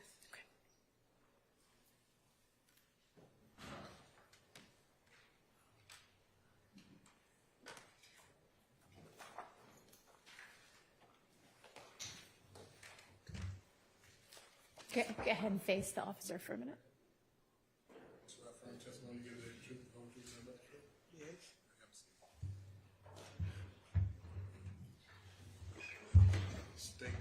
First and last name. We're just going to go with last name. I'm sorry, just your last name. Reed, R-E-E-D. And Ms. Reed, where are you from? Douglasville. Douglasville, okay. And do you have children? Yes. How many do you have? 2. And boy and a girl, boy and a girl, girl, boy? 2 boys. And what are their names? Rayshawn Bennett and Kelvin Bennett. And Rayshawn Bennett, what type of work does he do? Wait a minute. Okay, you okay? Yeah. All right, God bless you. Music. Music. And does he have a stage name that he goes by? YFN. YFN. And is it YFN Lucci? Yeah. All right. Yes. All right. And how long has he been in the music industry? When he was young, about 13, just not in it. Yeah, I guess in like 2015 or 16. I'm not for sure. Okay. And how old is he now? He's 33. All right. To your knowledge, is your son signed to a specific music label? Yes. What music label is that? I think it's a game. And how long has he been signed to that music label? I don't know. It's been a minute. I don't know. Okay, and minute can mean different I things. guess like 2017. I'm not for sure. And do you know who brought him or introduced him to that record label? Yes. If she knows personally. Yes. Was your response yes? Yes. Who was that person? I just know him by Nut. Okay, you know him by Nut. And is Nut still alive today? I don't know. No, I don't know. Okay. Now, do you know someone by the name of Kelvin Watts? Or somebody by the name of Kel or Shell Kel? Yes. Okay. How do you know, excuse me, let me ask you this. What name do you know him by? Just Shell. Just Shell. How do you know Shell? I'm just being around my son when they were young, childhood friend. Okay. And when you say being around your son, would that be Mr. Bennett? Would that be Mr. Rayshawn Bennett? Yes. All right. And you said when he was younger, did you ever see Shell as he was an older man? Yes. Okay. How often, and I'm talking about around 2015, would you see Shell? Not too much. And specifically, I'm going to talk around 2015, would Shell ever come and visit you at your home? Maybe a couple times, but not always there. Okay. And let me ask you this. In 2015, where were you living? Oh, Hill Street. Okay. And do you remember your address on Hill Street? What was your address? 1,700. 1,700 or 1,007? 1,007. Okay. And how long did you live at that location at 1,007 Hill Street? About 9 years. And when you were living at 1,007 Hill Street, did anyone else live there with you? Yes. Who else lived there with you? My son. Is that Mr. Rayshawn? Rayshawn and Kevin. Okay. And did they live at that home that entire 9 years that you were living there? Yes. Now, 1,007 Hill Street, can you tell the jury any landmarks or what's near 1,007 Hill Street? Let me see. Grant Park. Okay. Is it near the old Turner Field? Turner Field Stadium. Now, can you describe to the jury at 1,007 Hill, is it a duplex? Is it a single family home, a townhome? Explain to the jury what type of home it is. A duplex townhome. And how many bedrooms did you have in your home? 3. Briefly, can you tell the jury, describe the inside of your home? What was downstairs? What was upstairs? You can just describe briefly for them the interior of your home. When you enter the front door downstairs, you can look go up the steps, straight up the steps, in the living room.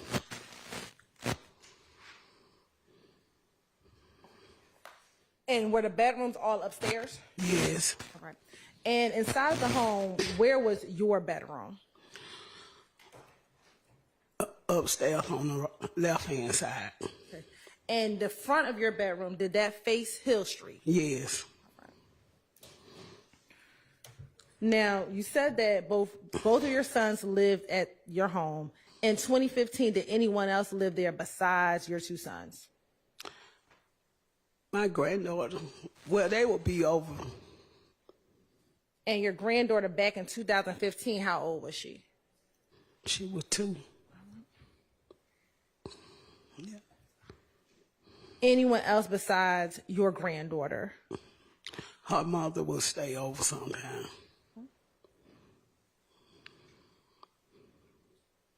Anyone else? His friends. And you say his.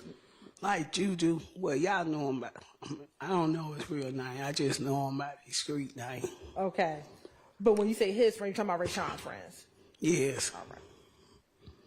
And one of those friends' name is Juju. Yes. All right. Now, did you have a significant other or a friend that would stay with you? Not stay. Come over. Okay, yes, ma'am. Okay. Look at you. I understand. All right. So how often would that friend come over? Sometime. Okay. Every now and then. All right.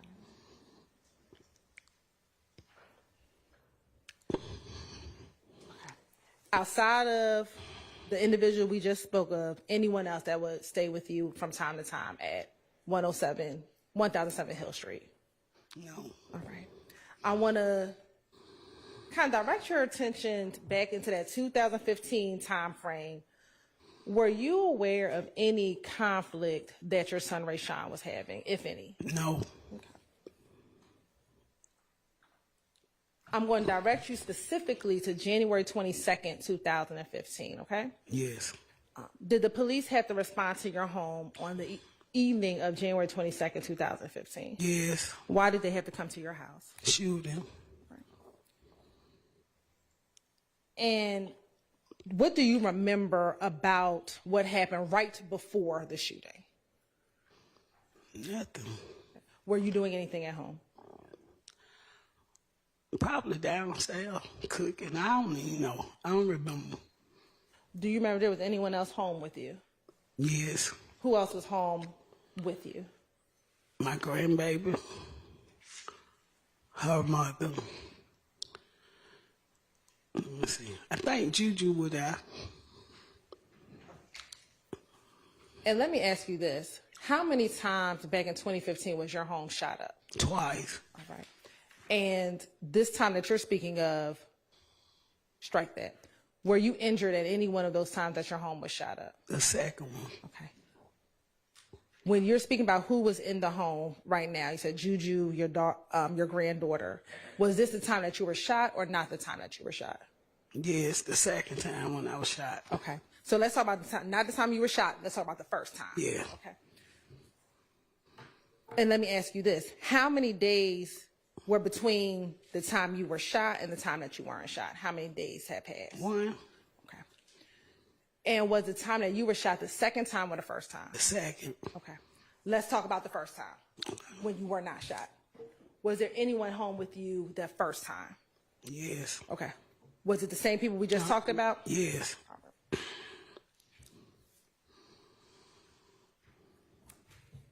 And you said you may have been downstairs when you heard the gunshots? I think when I got shot. No, not the time when you got shot. The first I was time. upstairs. Me and my grandbaby just had one upstairs. Okay. Tell the jury, what do you remember happening after you heard the gunshots? Let's see what. Nothing. We just jumped up, and then next thing I know, the police was at the door. Okay. Sitting here today, do you remember how many gunshots you heard? A lot of them. When you heard the gunshots, at any point did you ever look out the window? No. To see anything? Mm-mm. Okay. Do you recall talking to the police when they arrived? I can't recall. Okay. All right. Do you remember if you told police that you may have saw something after hearing the gunshot? No. No. Okay. Once you heard the gunshots, do you recall if you called anyone? No. No, you did, or no, you don't remember? No, I didn't call anyone.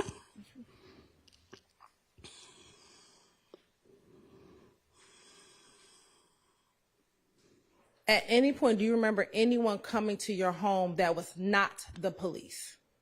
Shell. Okay. Did anyone else besides Shell come to the house? Yeah. Okay. Yes. Do you know who they were? No, I don't know them. You say you don't know them. What do you mean? I know them by their faces. Had they ever been to your home before? Let me see. Yes, maybe one of them. Okay. And do you know them by their given names? Street name. All right. Let me ask you, do you know a person by the name of Jamal Bynes? No. All right. And what about a Jermaine Hardiman? No.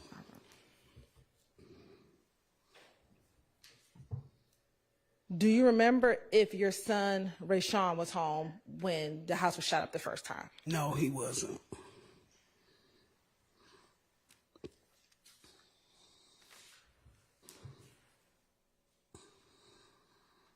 Sitting here today, do you know if you called him after you heard the shots fired? I can't remember, but I don't think I called him. I think he called me.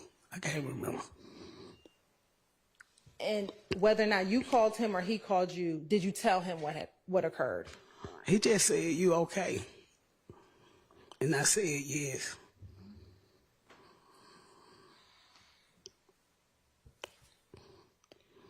Now, the other individuals who came to the house with Shell, do you know their street names today? No. Okay.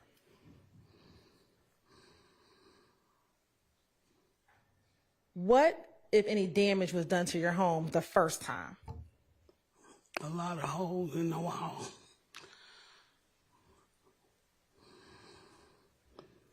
And was there anyone injured during the first shooting? No.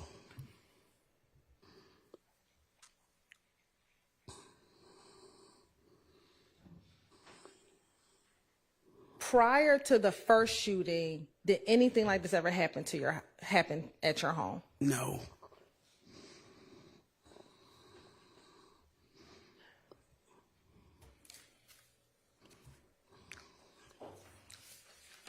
Did you know who shot up your home? Did you ever learn who may have shot up your home? No. And to this day, do you know why your home was shot up? No.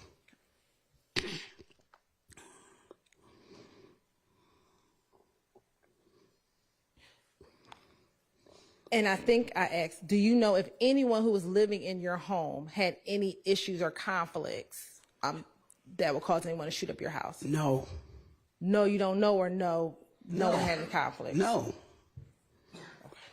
And I'm just sorry, no one had conflicts? No. Okay. Now, the second shooting, you said that was about a day or so later? Yes. Do you remember being about 4 days later? I know I left about 2 days and came back. It might have been 4 days. I don't remember. Okay. After the first shooting, did I hear you say you left the house? I left for like 2 days or maybe one night. I can't remember. And when you returned, was that when the second shooting happened? Yes.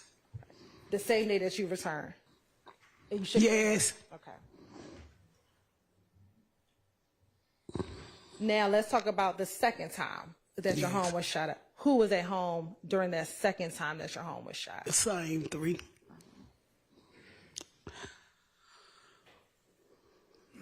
And would that be your granddaughter? I believe Juju, your friend who sometimes come over. Yes, my friend. Your friend. And then was your granddaughter's mother there? Yes. And on this occasion, where were you before hearing the gunshots or the gunfire? Before hearing it, I was in the bed. And is this your same bedroom that's in the front of? The front of Hill Street. Tell the jurors, what do you remember while you were in tell the jurors what you remember about that night. I just heard a lot of gunshots.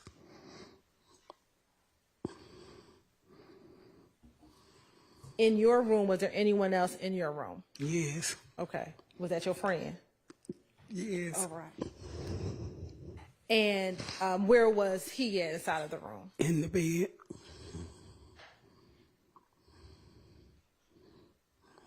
Once you heard the gunshots, what, if anything, happened?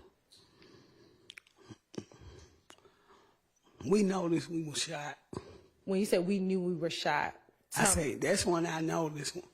I seen blood. Okay. Where did you see the blood? On my bed. At the time, did you know if it was your blood or his blood? Did you know? I didn't know.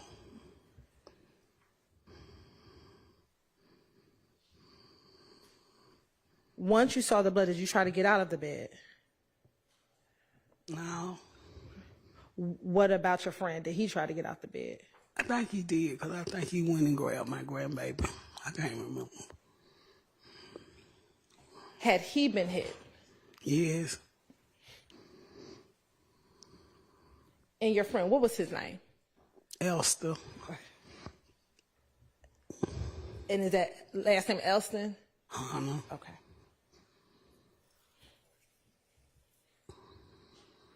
Where were you hit? In my right calf. And do you know where Elston was hit? I don't remember. I just know it was in his leg. His leg as well.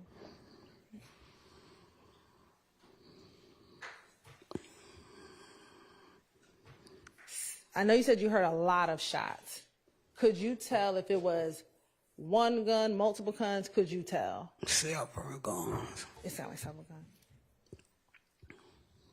And I'm going to ask you, for the first time when you weren't hit, did it sound like it was one gun, multiple guns? Could you tell? Same shots and gone. Gunshots. Did you have to go to the hospital? Yes.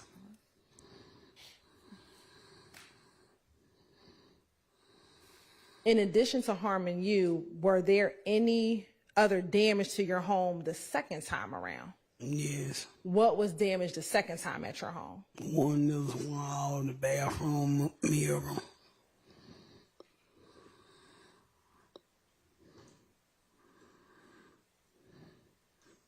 Of course, indulge just one moment.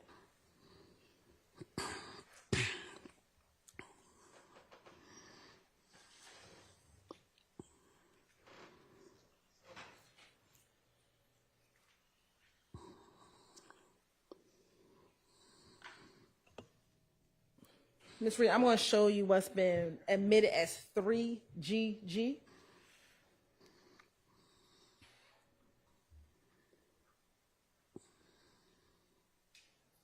Looking at 3GG, was that the inside of your home at 1007 Hill Street? Yes. All right. I'm going to go to the picture.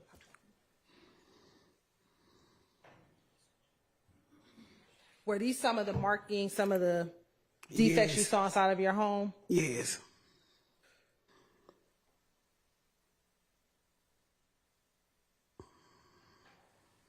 Okay. Looking at 13GG, is this your bed? Was this your bedroom? Yes. And was this the bed that you were in when you heard those gunshots? Yes. Now, I'm going to stand up for you.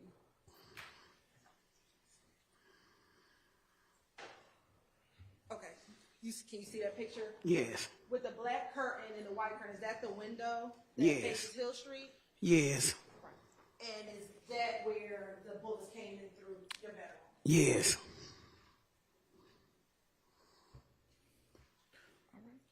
Showing you 15GG. Again, were those defects there before?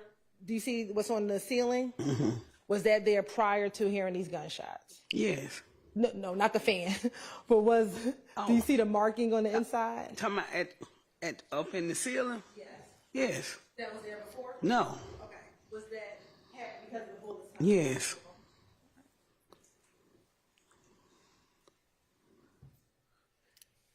Looking at 17GG, is this kind of where you were in the bed when you were hit by gunfire? I think I was on the side by the one. I think I was on the opposite side. You slept on the opposite side away from the window, all right? Looking at 18 GG and 19. Okay. What part of your home is this? Let's see. Let me think, because it's been a long time. Okay. My living room and I think my dining room. And again, do you see the holes that are towards the ceiling? Yes. Again, were those holes there prior to this incident occurring? At your Yes. house? Yes, the holes were there, or no, they were not? No, they wasn't there. Okay.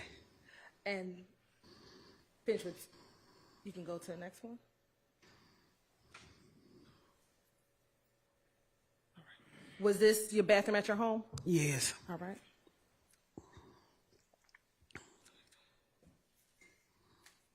And was this another damage that was done inside of your home? Yes. All right.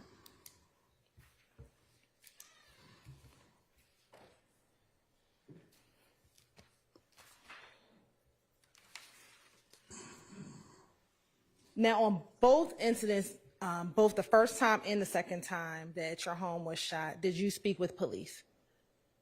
I can't recall. Okay. And did you ever, after both of these incidents, subsequently move out of that home? Did you move out of that home? Yes.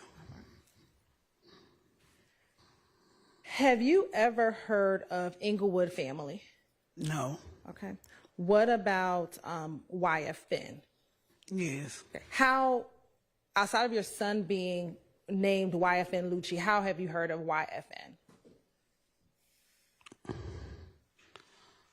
Outside of my son, man. Outside of your son. Because they've been weighing that brand for years.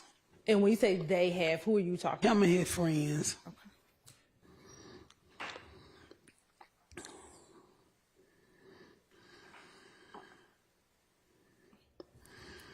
Now, with your son, are you familiar with the vehicles that he owns? Yes. Okay. I'm going to ask you specifically, do you know if your son owns a blue Maybach? Yes. All right. And have you seen that blue Maybach before? Yes. Have you driven that blue Maybach before? No, I don't know how to drive. You don't know how to drive? All right. Permission to approach, Your Honor. I'm going to show you what's been marked as 1TT. Tell me if you recognize what's in 1TT. Yes. How do you recognize what's in 1TT? That's my son's car. All right. And have you seen that specific picture before? No. Okay. But you know that's your son's car. Yes. And does that appear to be a fair and accurate depiction of your son's vehicle? Yes. All right.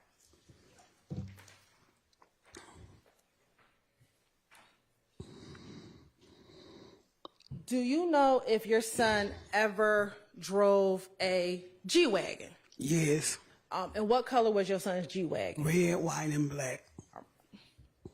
And that G-Wagon, does he still have possession of that G-Wagon? No. And do you know when he stopped having possession of that G-Wagon? It got damaged. Okay. And do you know how it got damaged? No. All right. Do you know how long ago it got damaged?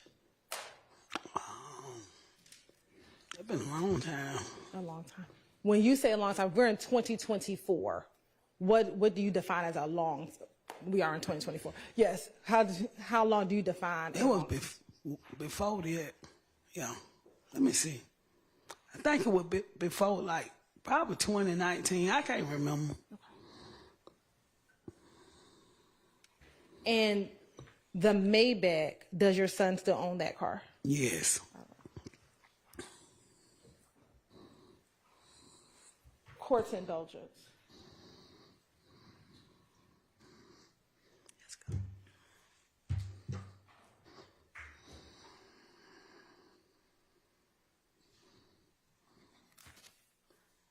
I'm going to show you what's admitted as 1DDD.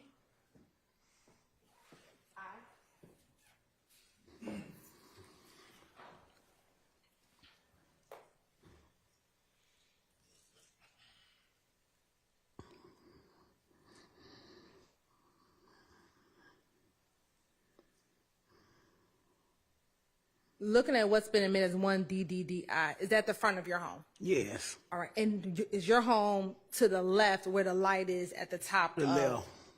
where the light on at the top of the steps. Okay. And would that be the window to your front bedroom?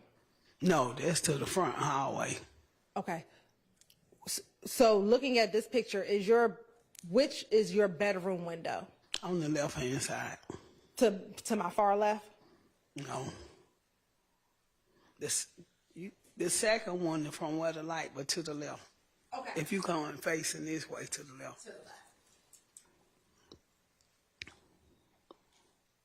And I'm going to show you what's already been admitted as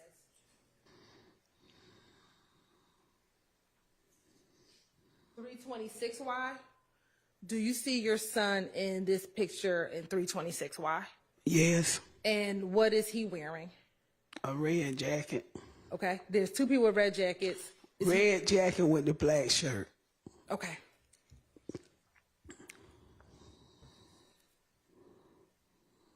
Court's indulgence.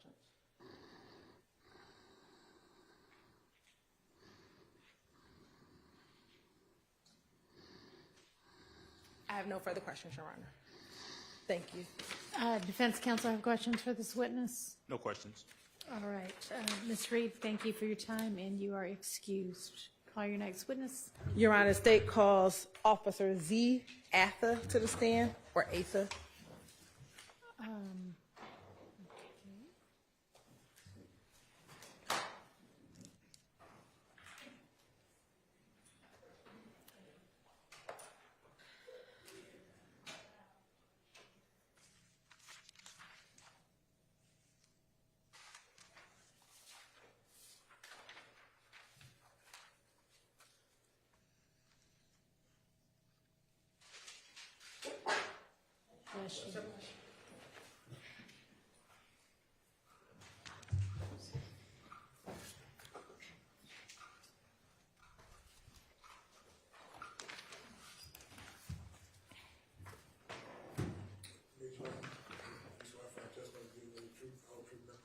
I do.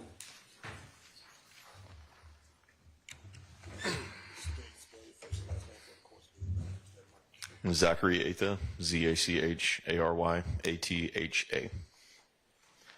And Officer Atha, are you currently working for APD? I do. How long have you been with APD? Just over 11 years. I want to direct your attention to January 2015. What zone did you work for APD in January of 2015? 3. And how long had you worked in Zone 3? Less than a year. I want to direct your attention specifically to January 22nd, 2015. Did you have the occasion to respond at 1007 Hill Street in Atlanta, Georgia? Yes. And why did you respond to that location? The house at the location had been shot at. And I see you looking down at something. Are you looking at your report? I am. Okay. If for any reason I ask you a question and you need to refresh your memory, just let me know. Okay. And just read it to yourself and let me know when your memory is refreshed, okay? When you responded to that location, what did you do when you first arrived? May I check my report? Sure.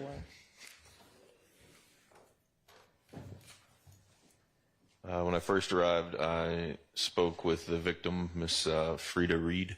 Okay. And was she able to provide you any information when you spoke with her? May I check my report? Sure. Thank you.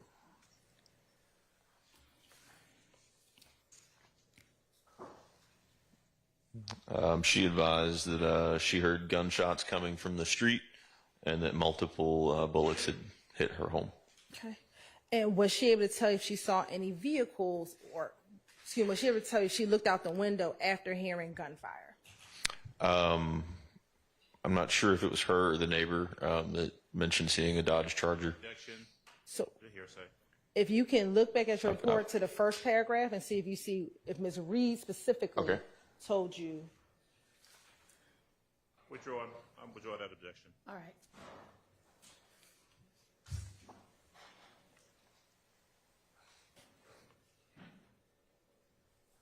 She stated that Miss Reed stated that she saw a late model black Dodge Charger. All right. And was she able to tell you the direction of travel of that black Dodge Charger?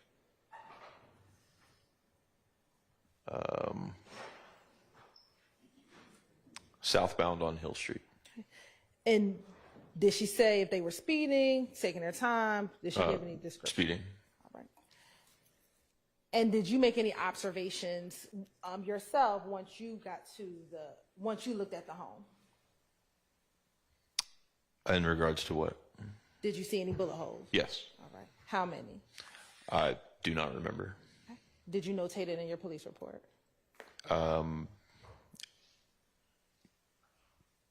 It's possible. I can check it. Sure. My report indicates that I observed 6 bullet holes on the front of the house. Okay. And did you speak with any other individuals when you were out there? I did. I spoke to one of the neighbors. Okay. And in speaking with both Ms. Reed and the neighbor, how soon after your arrival on scene would you have spoken with the neighbor? It would have been relatively soon after my arrival. And when you say relatively soon, we're talking about within 5 minutes, 10 minutes, 15 minutes of your arrival? I'd say probably within 10 to 15 minutes. Okay. And when you spoke with the neighbor, was she able to tell you if she heard the gunshots? May I check my notes? Yes.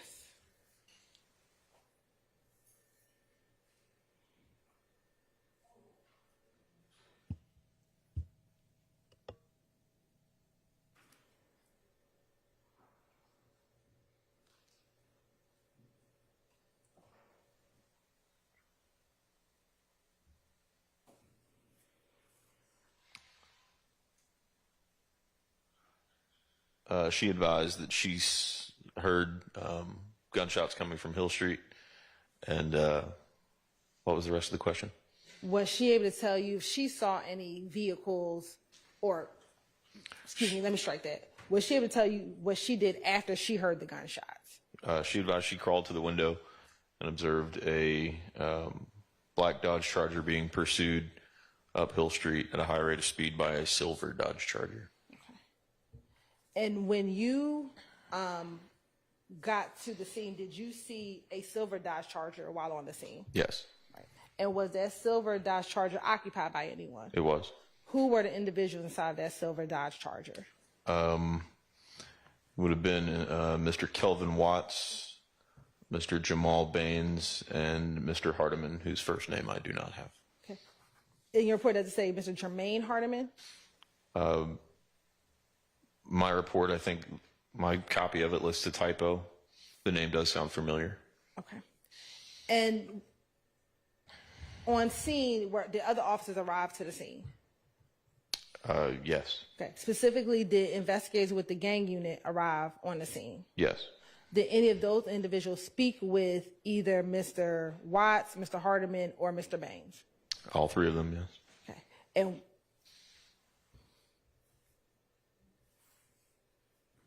And without saying what anyone said, to your knowledge, did those individuals speak with those officers and those detectives? Yes. Once those individuals spoke with detectives, what, if any, other actions were taken on scene? After everyone's statements were taken, the investigators obtained a search warrant for the vehicle. Okay. And was there a search of that vehicle? Yes. And what, if anything, was found inside of that vehicle? In the trunk of the vehicle, there were 3 firearms.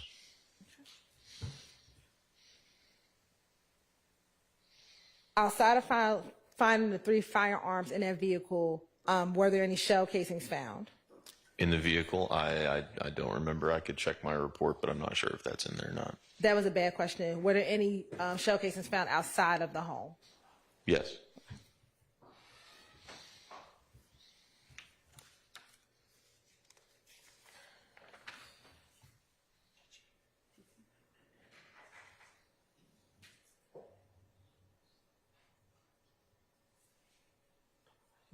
After the search of the car and finding the 3 firearms inside of the trunk of the car, did that conclude your involvement in this case? I think I was present after they were placed in custody and transported to the mini precinct. I was present while they were being questioned. At the precinct? Yes. All right. After being present while they were questioned at the precinct, did that conclude your involvement in this case? Yes. Court's indulgence.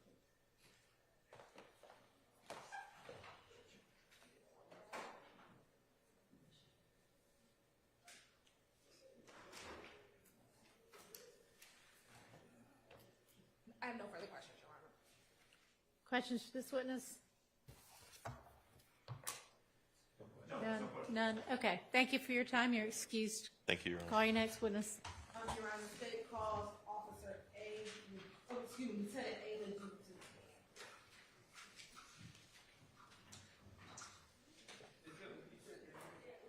Oh, sorry.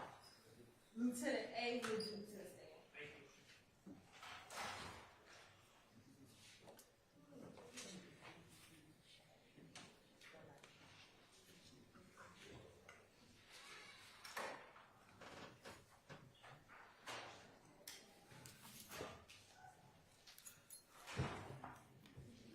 Come on up.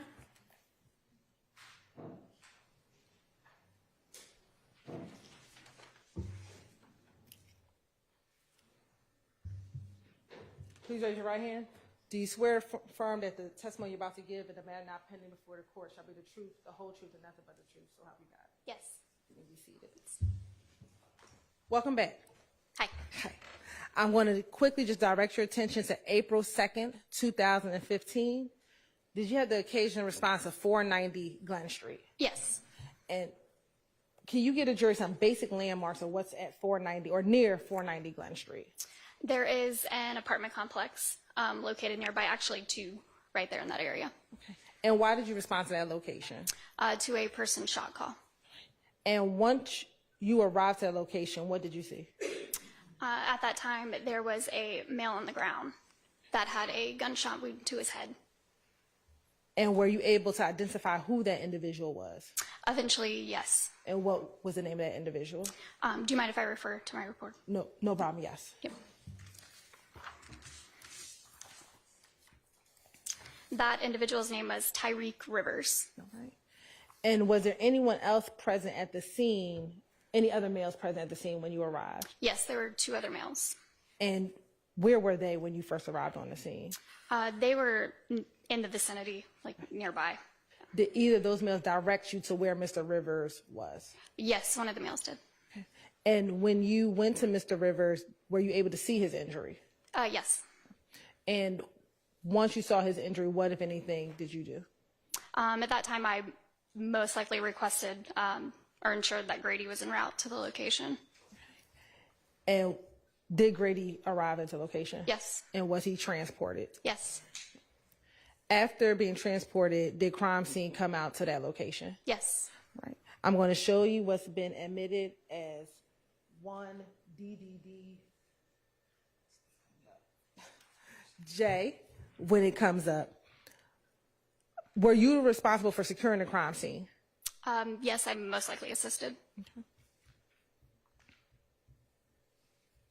And after securing the crime scene and making sure that the individual on the ground was taken to the hospital, would that have concluded your involvement in that case?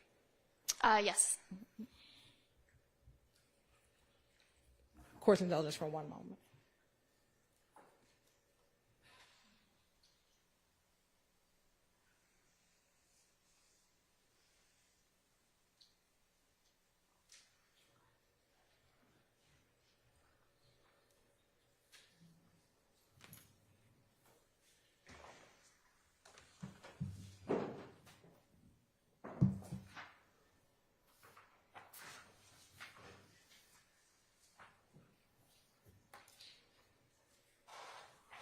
I'm going to show you 2DDJ, 3DDJ, and 4DDJ. Do you recognize that location? Yes. And is that the area 490 Glen Street? Yes.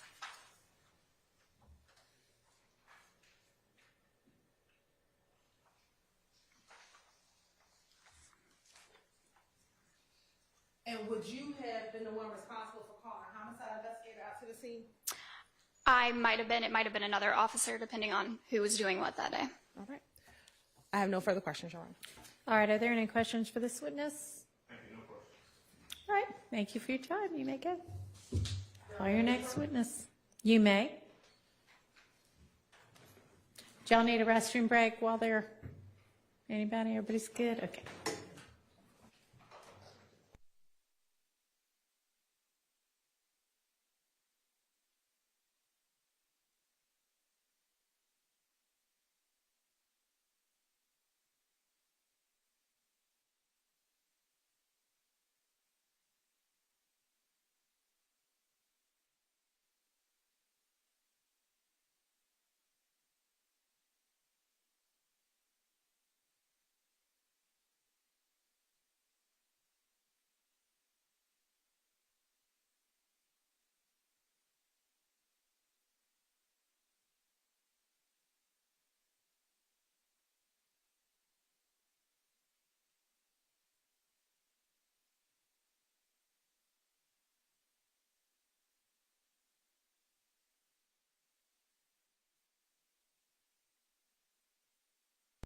This is going to be our last witness for the day, so we're all going to deal with some matters that we have to take up outside your presence anyway.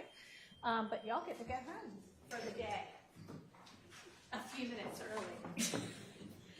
So just, you know, all of my usual reminders remain in effect. Y'all have a nice evening, and we'll see you at 9 in the morning. All right, Jury.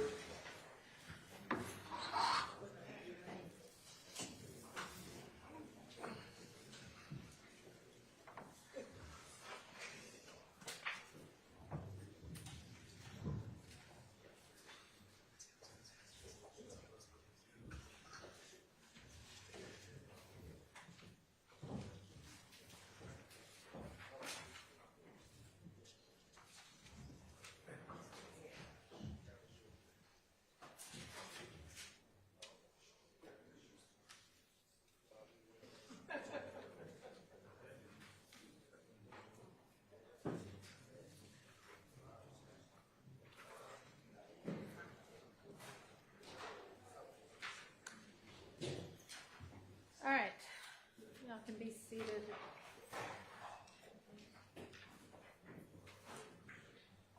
All right, I know y'all said your next witness is going to be Investigator Griffin, and I guess we'll start with Investigator Griffin tomorrow.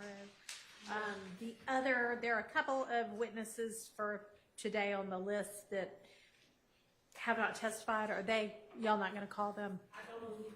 All right, so that would be. I don't believe that would be Campbell, given the testimony that came in. Your Okay. I don't believe we'll be calling Campbell. I don't believe we'll be calling Kenny. Sorry. Sorry, this is Michael. Okay. Can y'all hear me now? Yes. All right. I don't. I'm going to confirm this when I get back. But however, I do not think that we'll be calling Officer V. Campbell.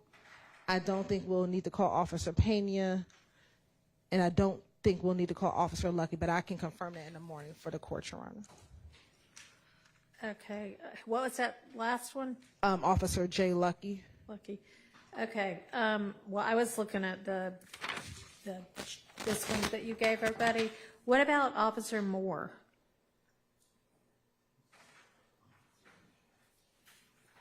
And it may be that's one of those people whose name has changed, but.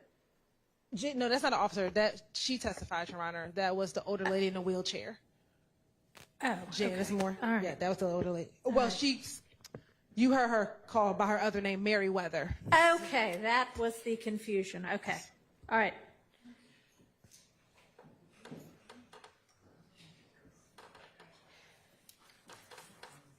All right.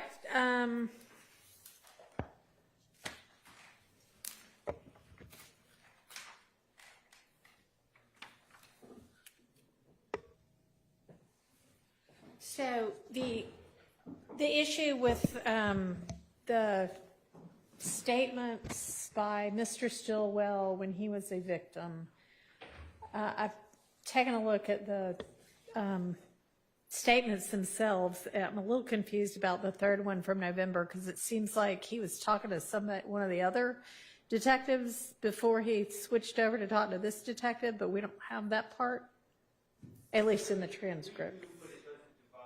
He was talking to Investigator Thorpe, Okay. but it doesn't involve All right. the Tiara Jones. He wasn't incarcerated at that point, was he? He was. He was. Okay. All right. Matter, he was incarcerated. Okay. Well, I mean, y'all certainly would need to, do you have an answer yet on the confrontation clause issue? Because that seems to be the hang-up. Yes, Your Honor. I don't have an answer yet. All right. One of my colleagues was going to look into it, so I'm just confirming if he was. Okay, well, if Griffin is our first witness for tomorrow, then we're going to need that answer before, 9 a.m., Yes, right? Yes.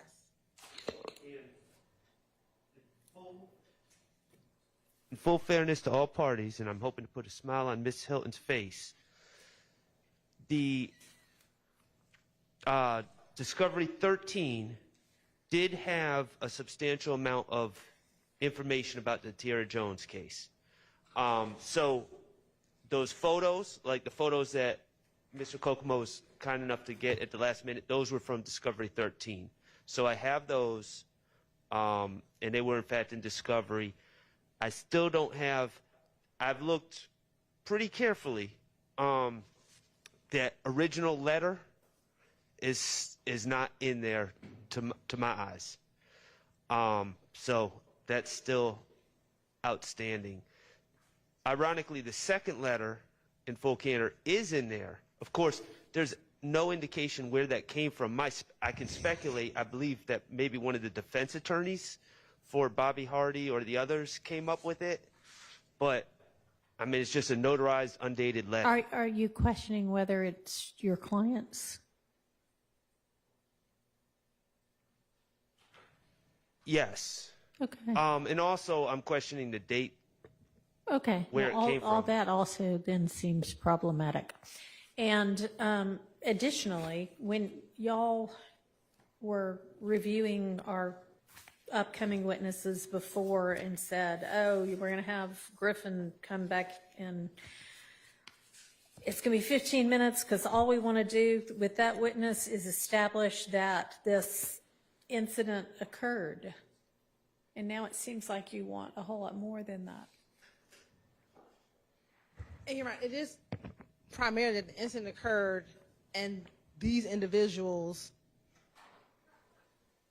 were noted as the ones who did the incident. I mean, that was the furthest that the state intended to go with it. Your Honor, we still thought that would take about 15, 20 minutes. Here's- Didn't really say that part before. The thing that I'm just confused about is, and I've had an opportunity to review the case file on that, Investigator Griffin did a substantial amount of work on this case. He got surveillance video from the gas station where he identified people getting into certain cars that later followed the car that Tiara Jones was driving. I think the state could at least make a credible argument about, and they also have people that pled. So I don't know why they need to get into my client's statement, which the original letter, which we don't have, and then a recantation to get, if they really want to get into who did this or who they think did this, I think there's other means other than getting involved in my client's out-of-court statements.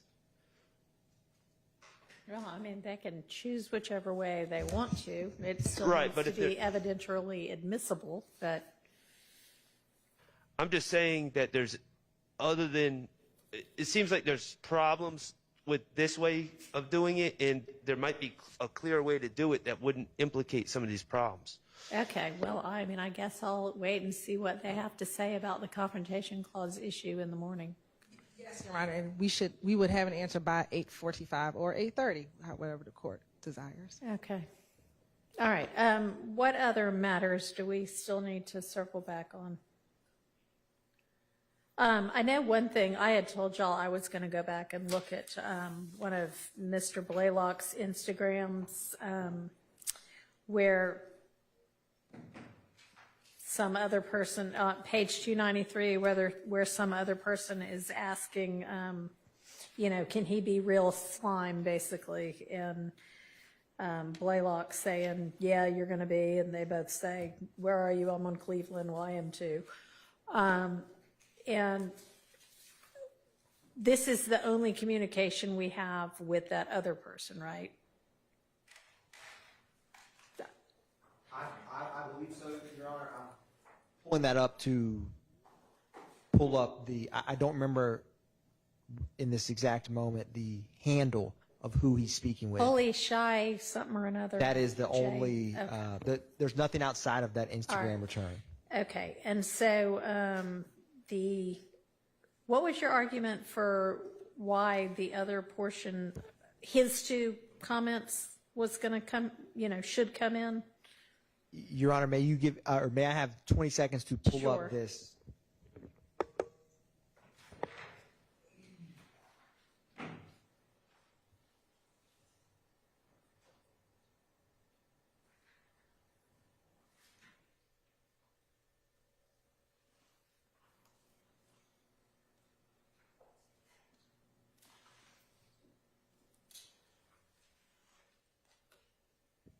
And Your Honor, what is the Instagram page number? 293? 293. Thank you, Your Honor.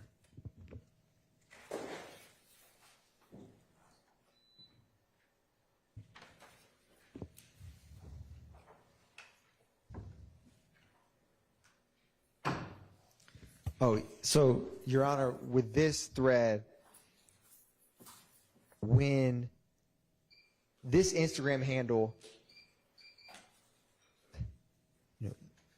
the truth of the matter asserted of, so this is where I was using the example of he uses referencing to somebody who stole a Mustang to orient Blaylock to who he's talking about.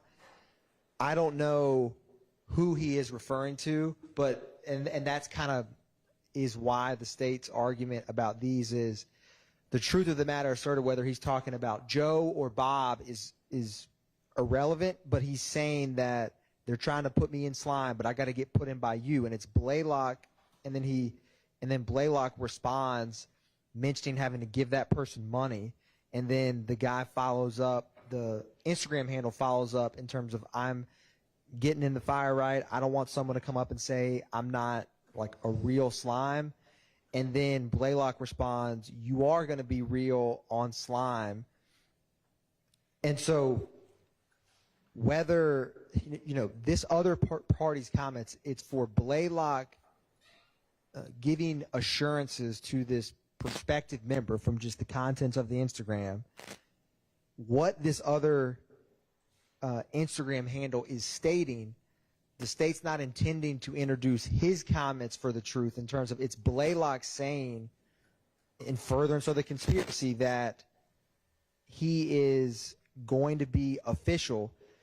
And more so, and what I mean by that is when the statement, the young expletive who stole the Mustang from CEP, the state's, whether whoever he's referring to, whether they stole a Mustang or not, is never going to come in or is not dispositive to that statement. It's to orient Blaylock.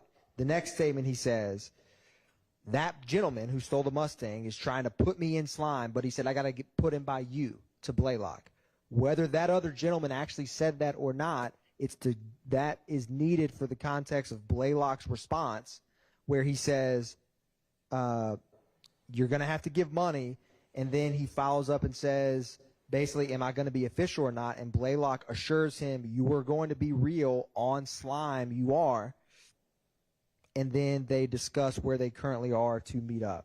And so the state's position is that the comments from the other party are not for the truth of what he's saying, whether the gentleman who stole the Mustang is the one telling him that, et cetera. It's Blaylock solidifying this prospective member from the contents of this thread, which furthers the gang because the gang has to have an influx of new members. And so that's the state's position of why Blaylock's comments are 801D2E, and the other party's Instagram handle, by my reading, and I was going line by line because that's kind of necessary in terms of it's needed for the context of Blaylock's responses. That's the state's position on that specific thread, Your Honor. All right, and so you're saying none of the other person's statements are being offered for their truth? Yes, Your Honor, because by this content, this other party's, I'm not arguing they're 801D2E because this person's not part of the conspiracy yet by the state's reading of this.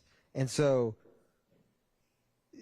the statements of the young blank who stole the Mustang from CEP, I don't even know who he's referring to. So that whether that person actually stole a Mustang or is the person he's talking about, the truth of that matter, of that statement, is not why the state's including that specific line because it orients Blaylock that they're talking about a specific person they both know. And then the next line, he says that gentleman is trying to put him in slime, but said, I have to get put in by you. And so you need to have that statement to know why Blaylock's mentioning about giving him money.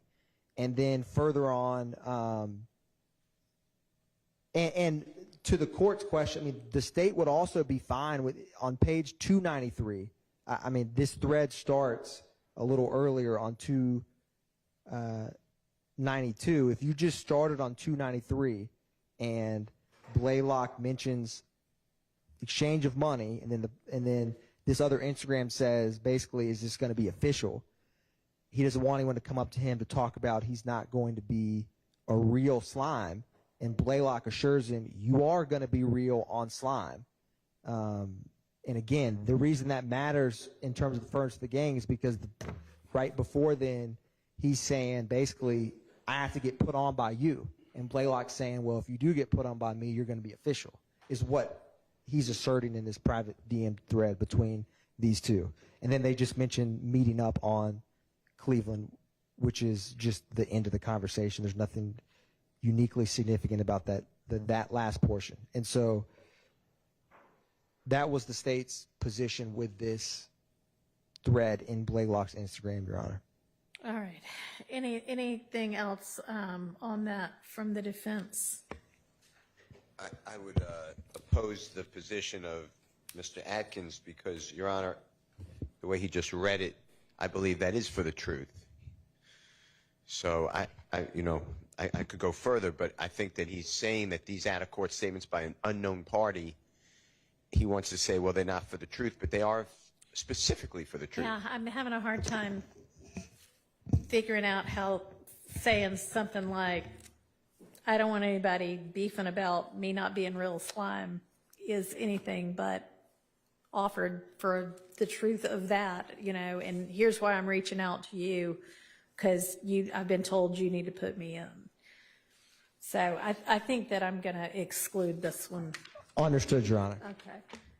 All right. I know there were some loose ends we still needed to tie up on some other things. What were they? Nobody know? All right. How about the most recent motion in limine filed by Mr. Steele today? Have y'all had a chance to see that at all?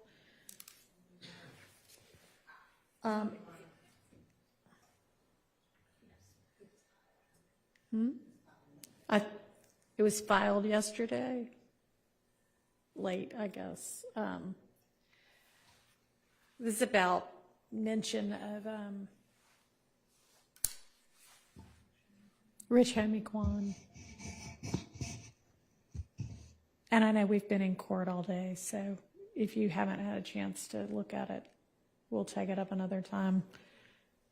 If you could, Your Honor, and before we end with all the matters, if you could just approach briefly, Your Honor, about a witness for tomorrow. Okay.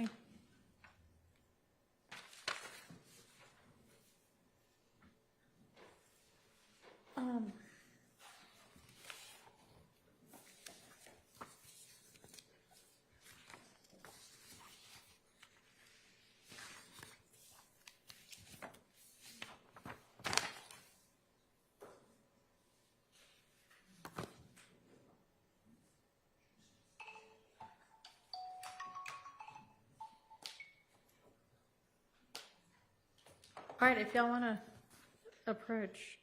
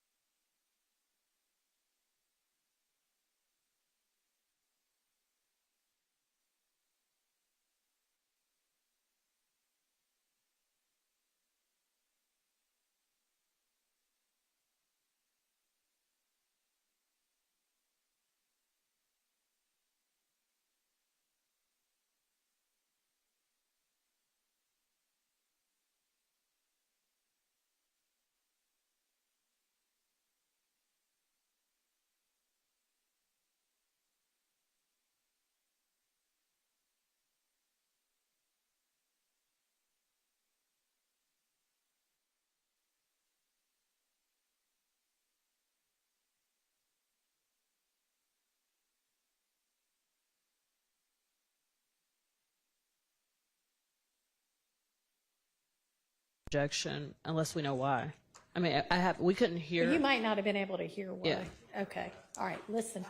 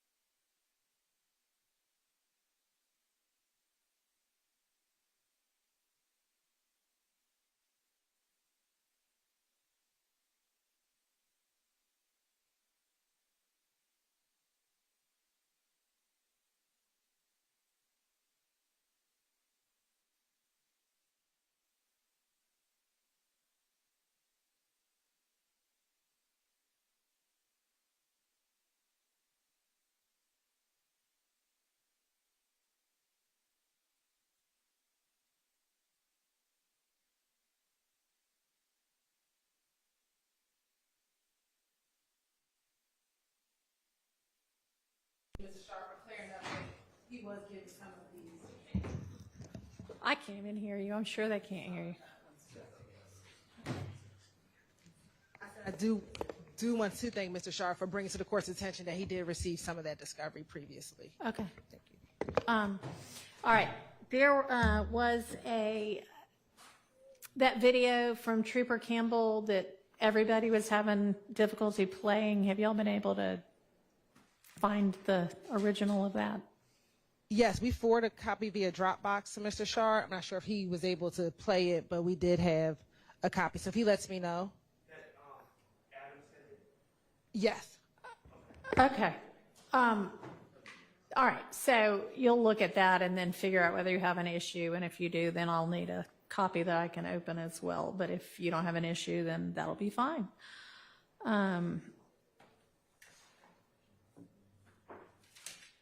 Okay.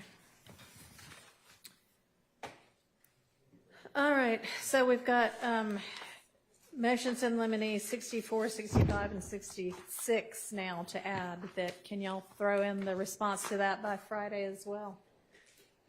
Yes, all right, I appreciate that. And how long do you think we're going to need to sort out tomorrow morning's Griffin issues? I would definitely think about 30 minutes, Your Honor. 30 minutes? All right, so I guess that means we'll see each other at 8:30 in the morning. So we'll see each other at 8:30 in the morning.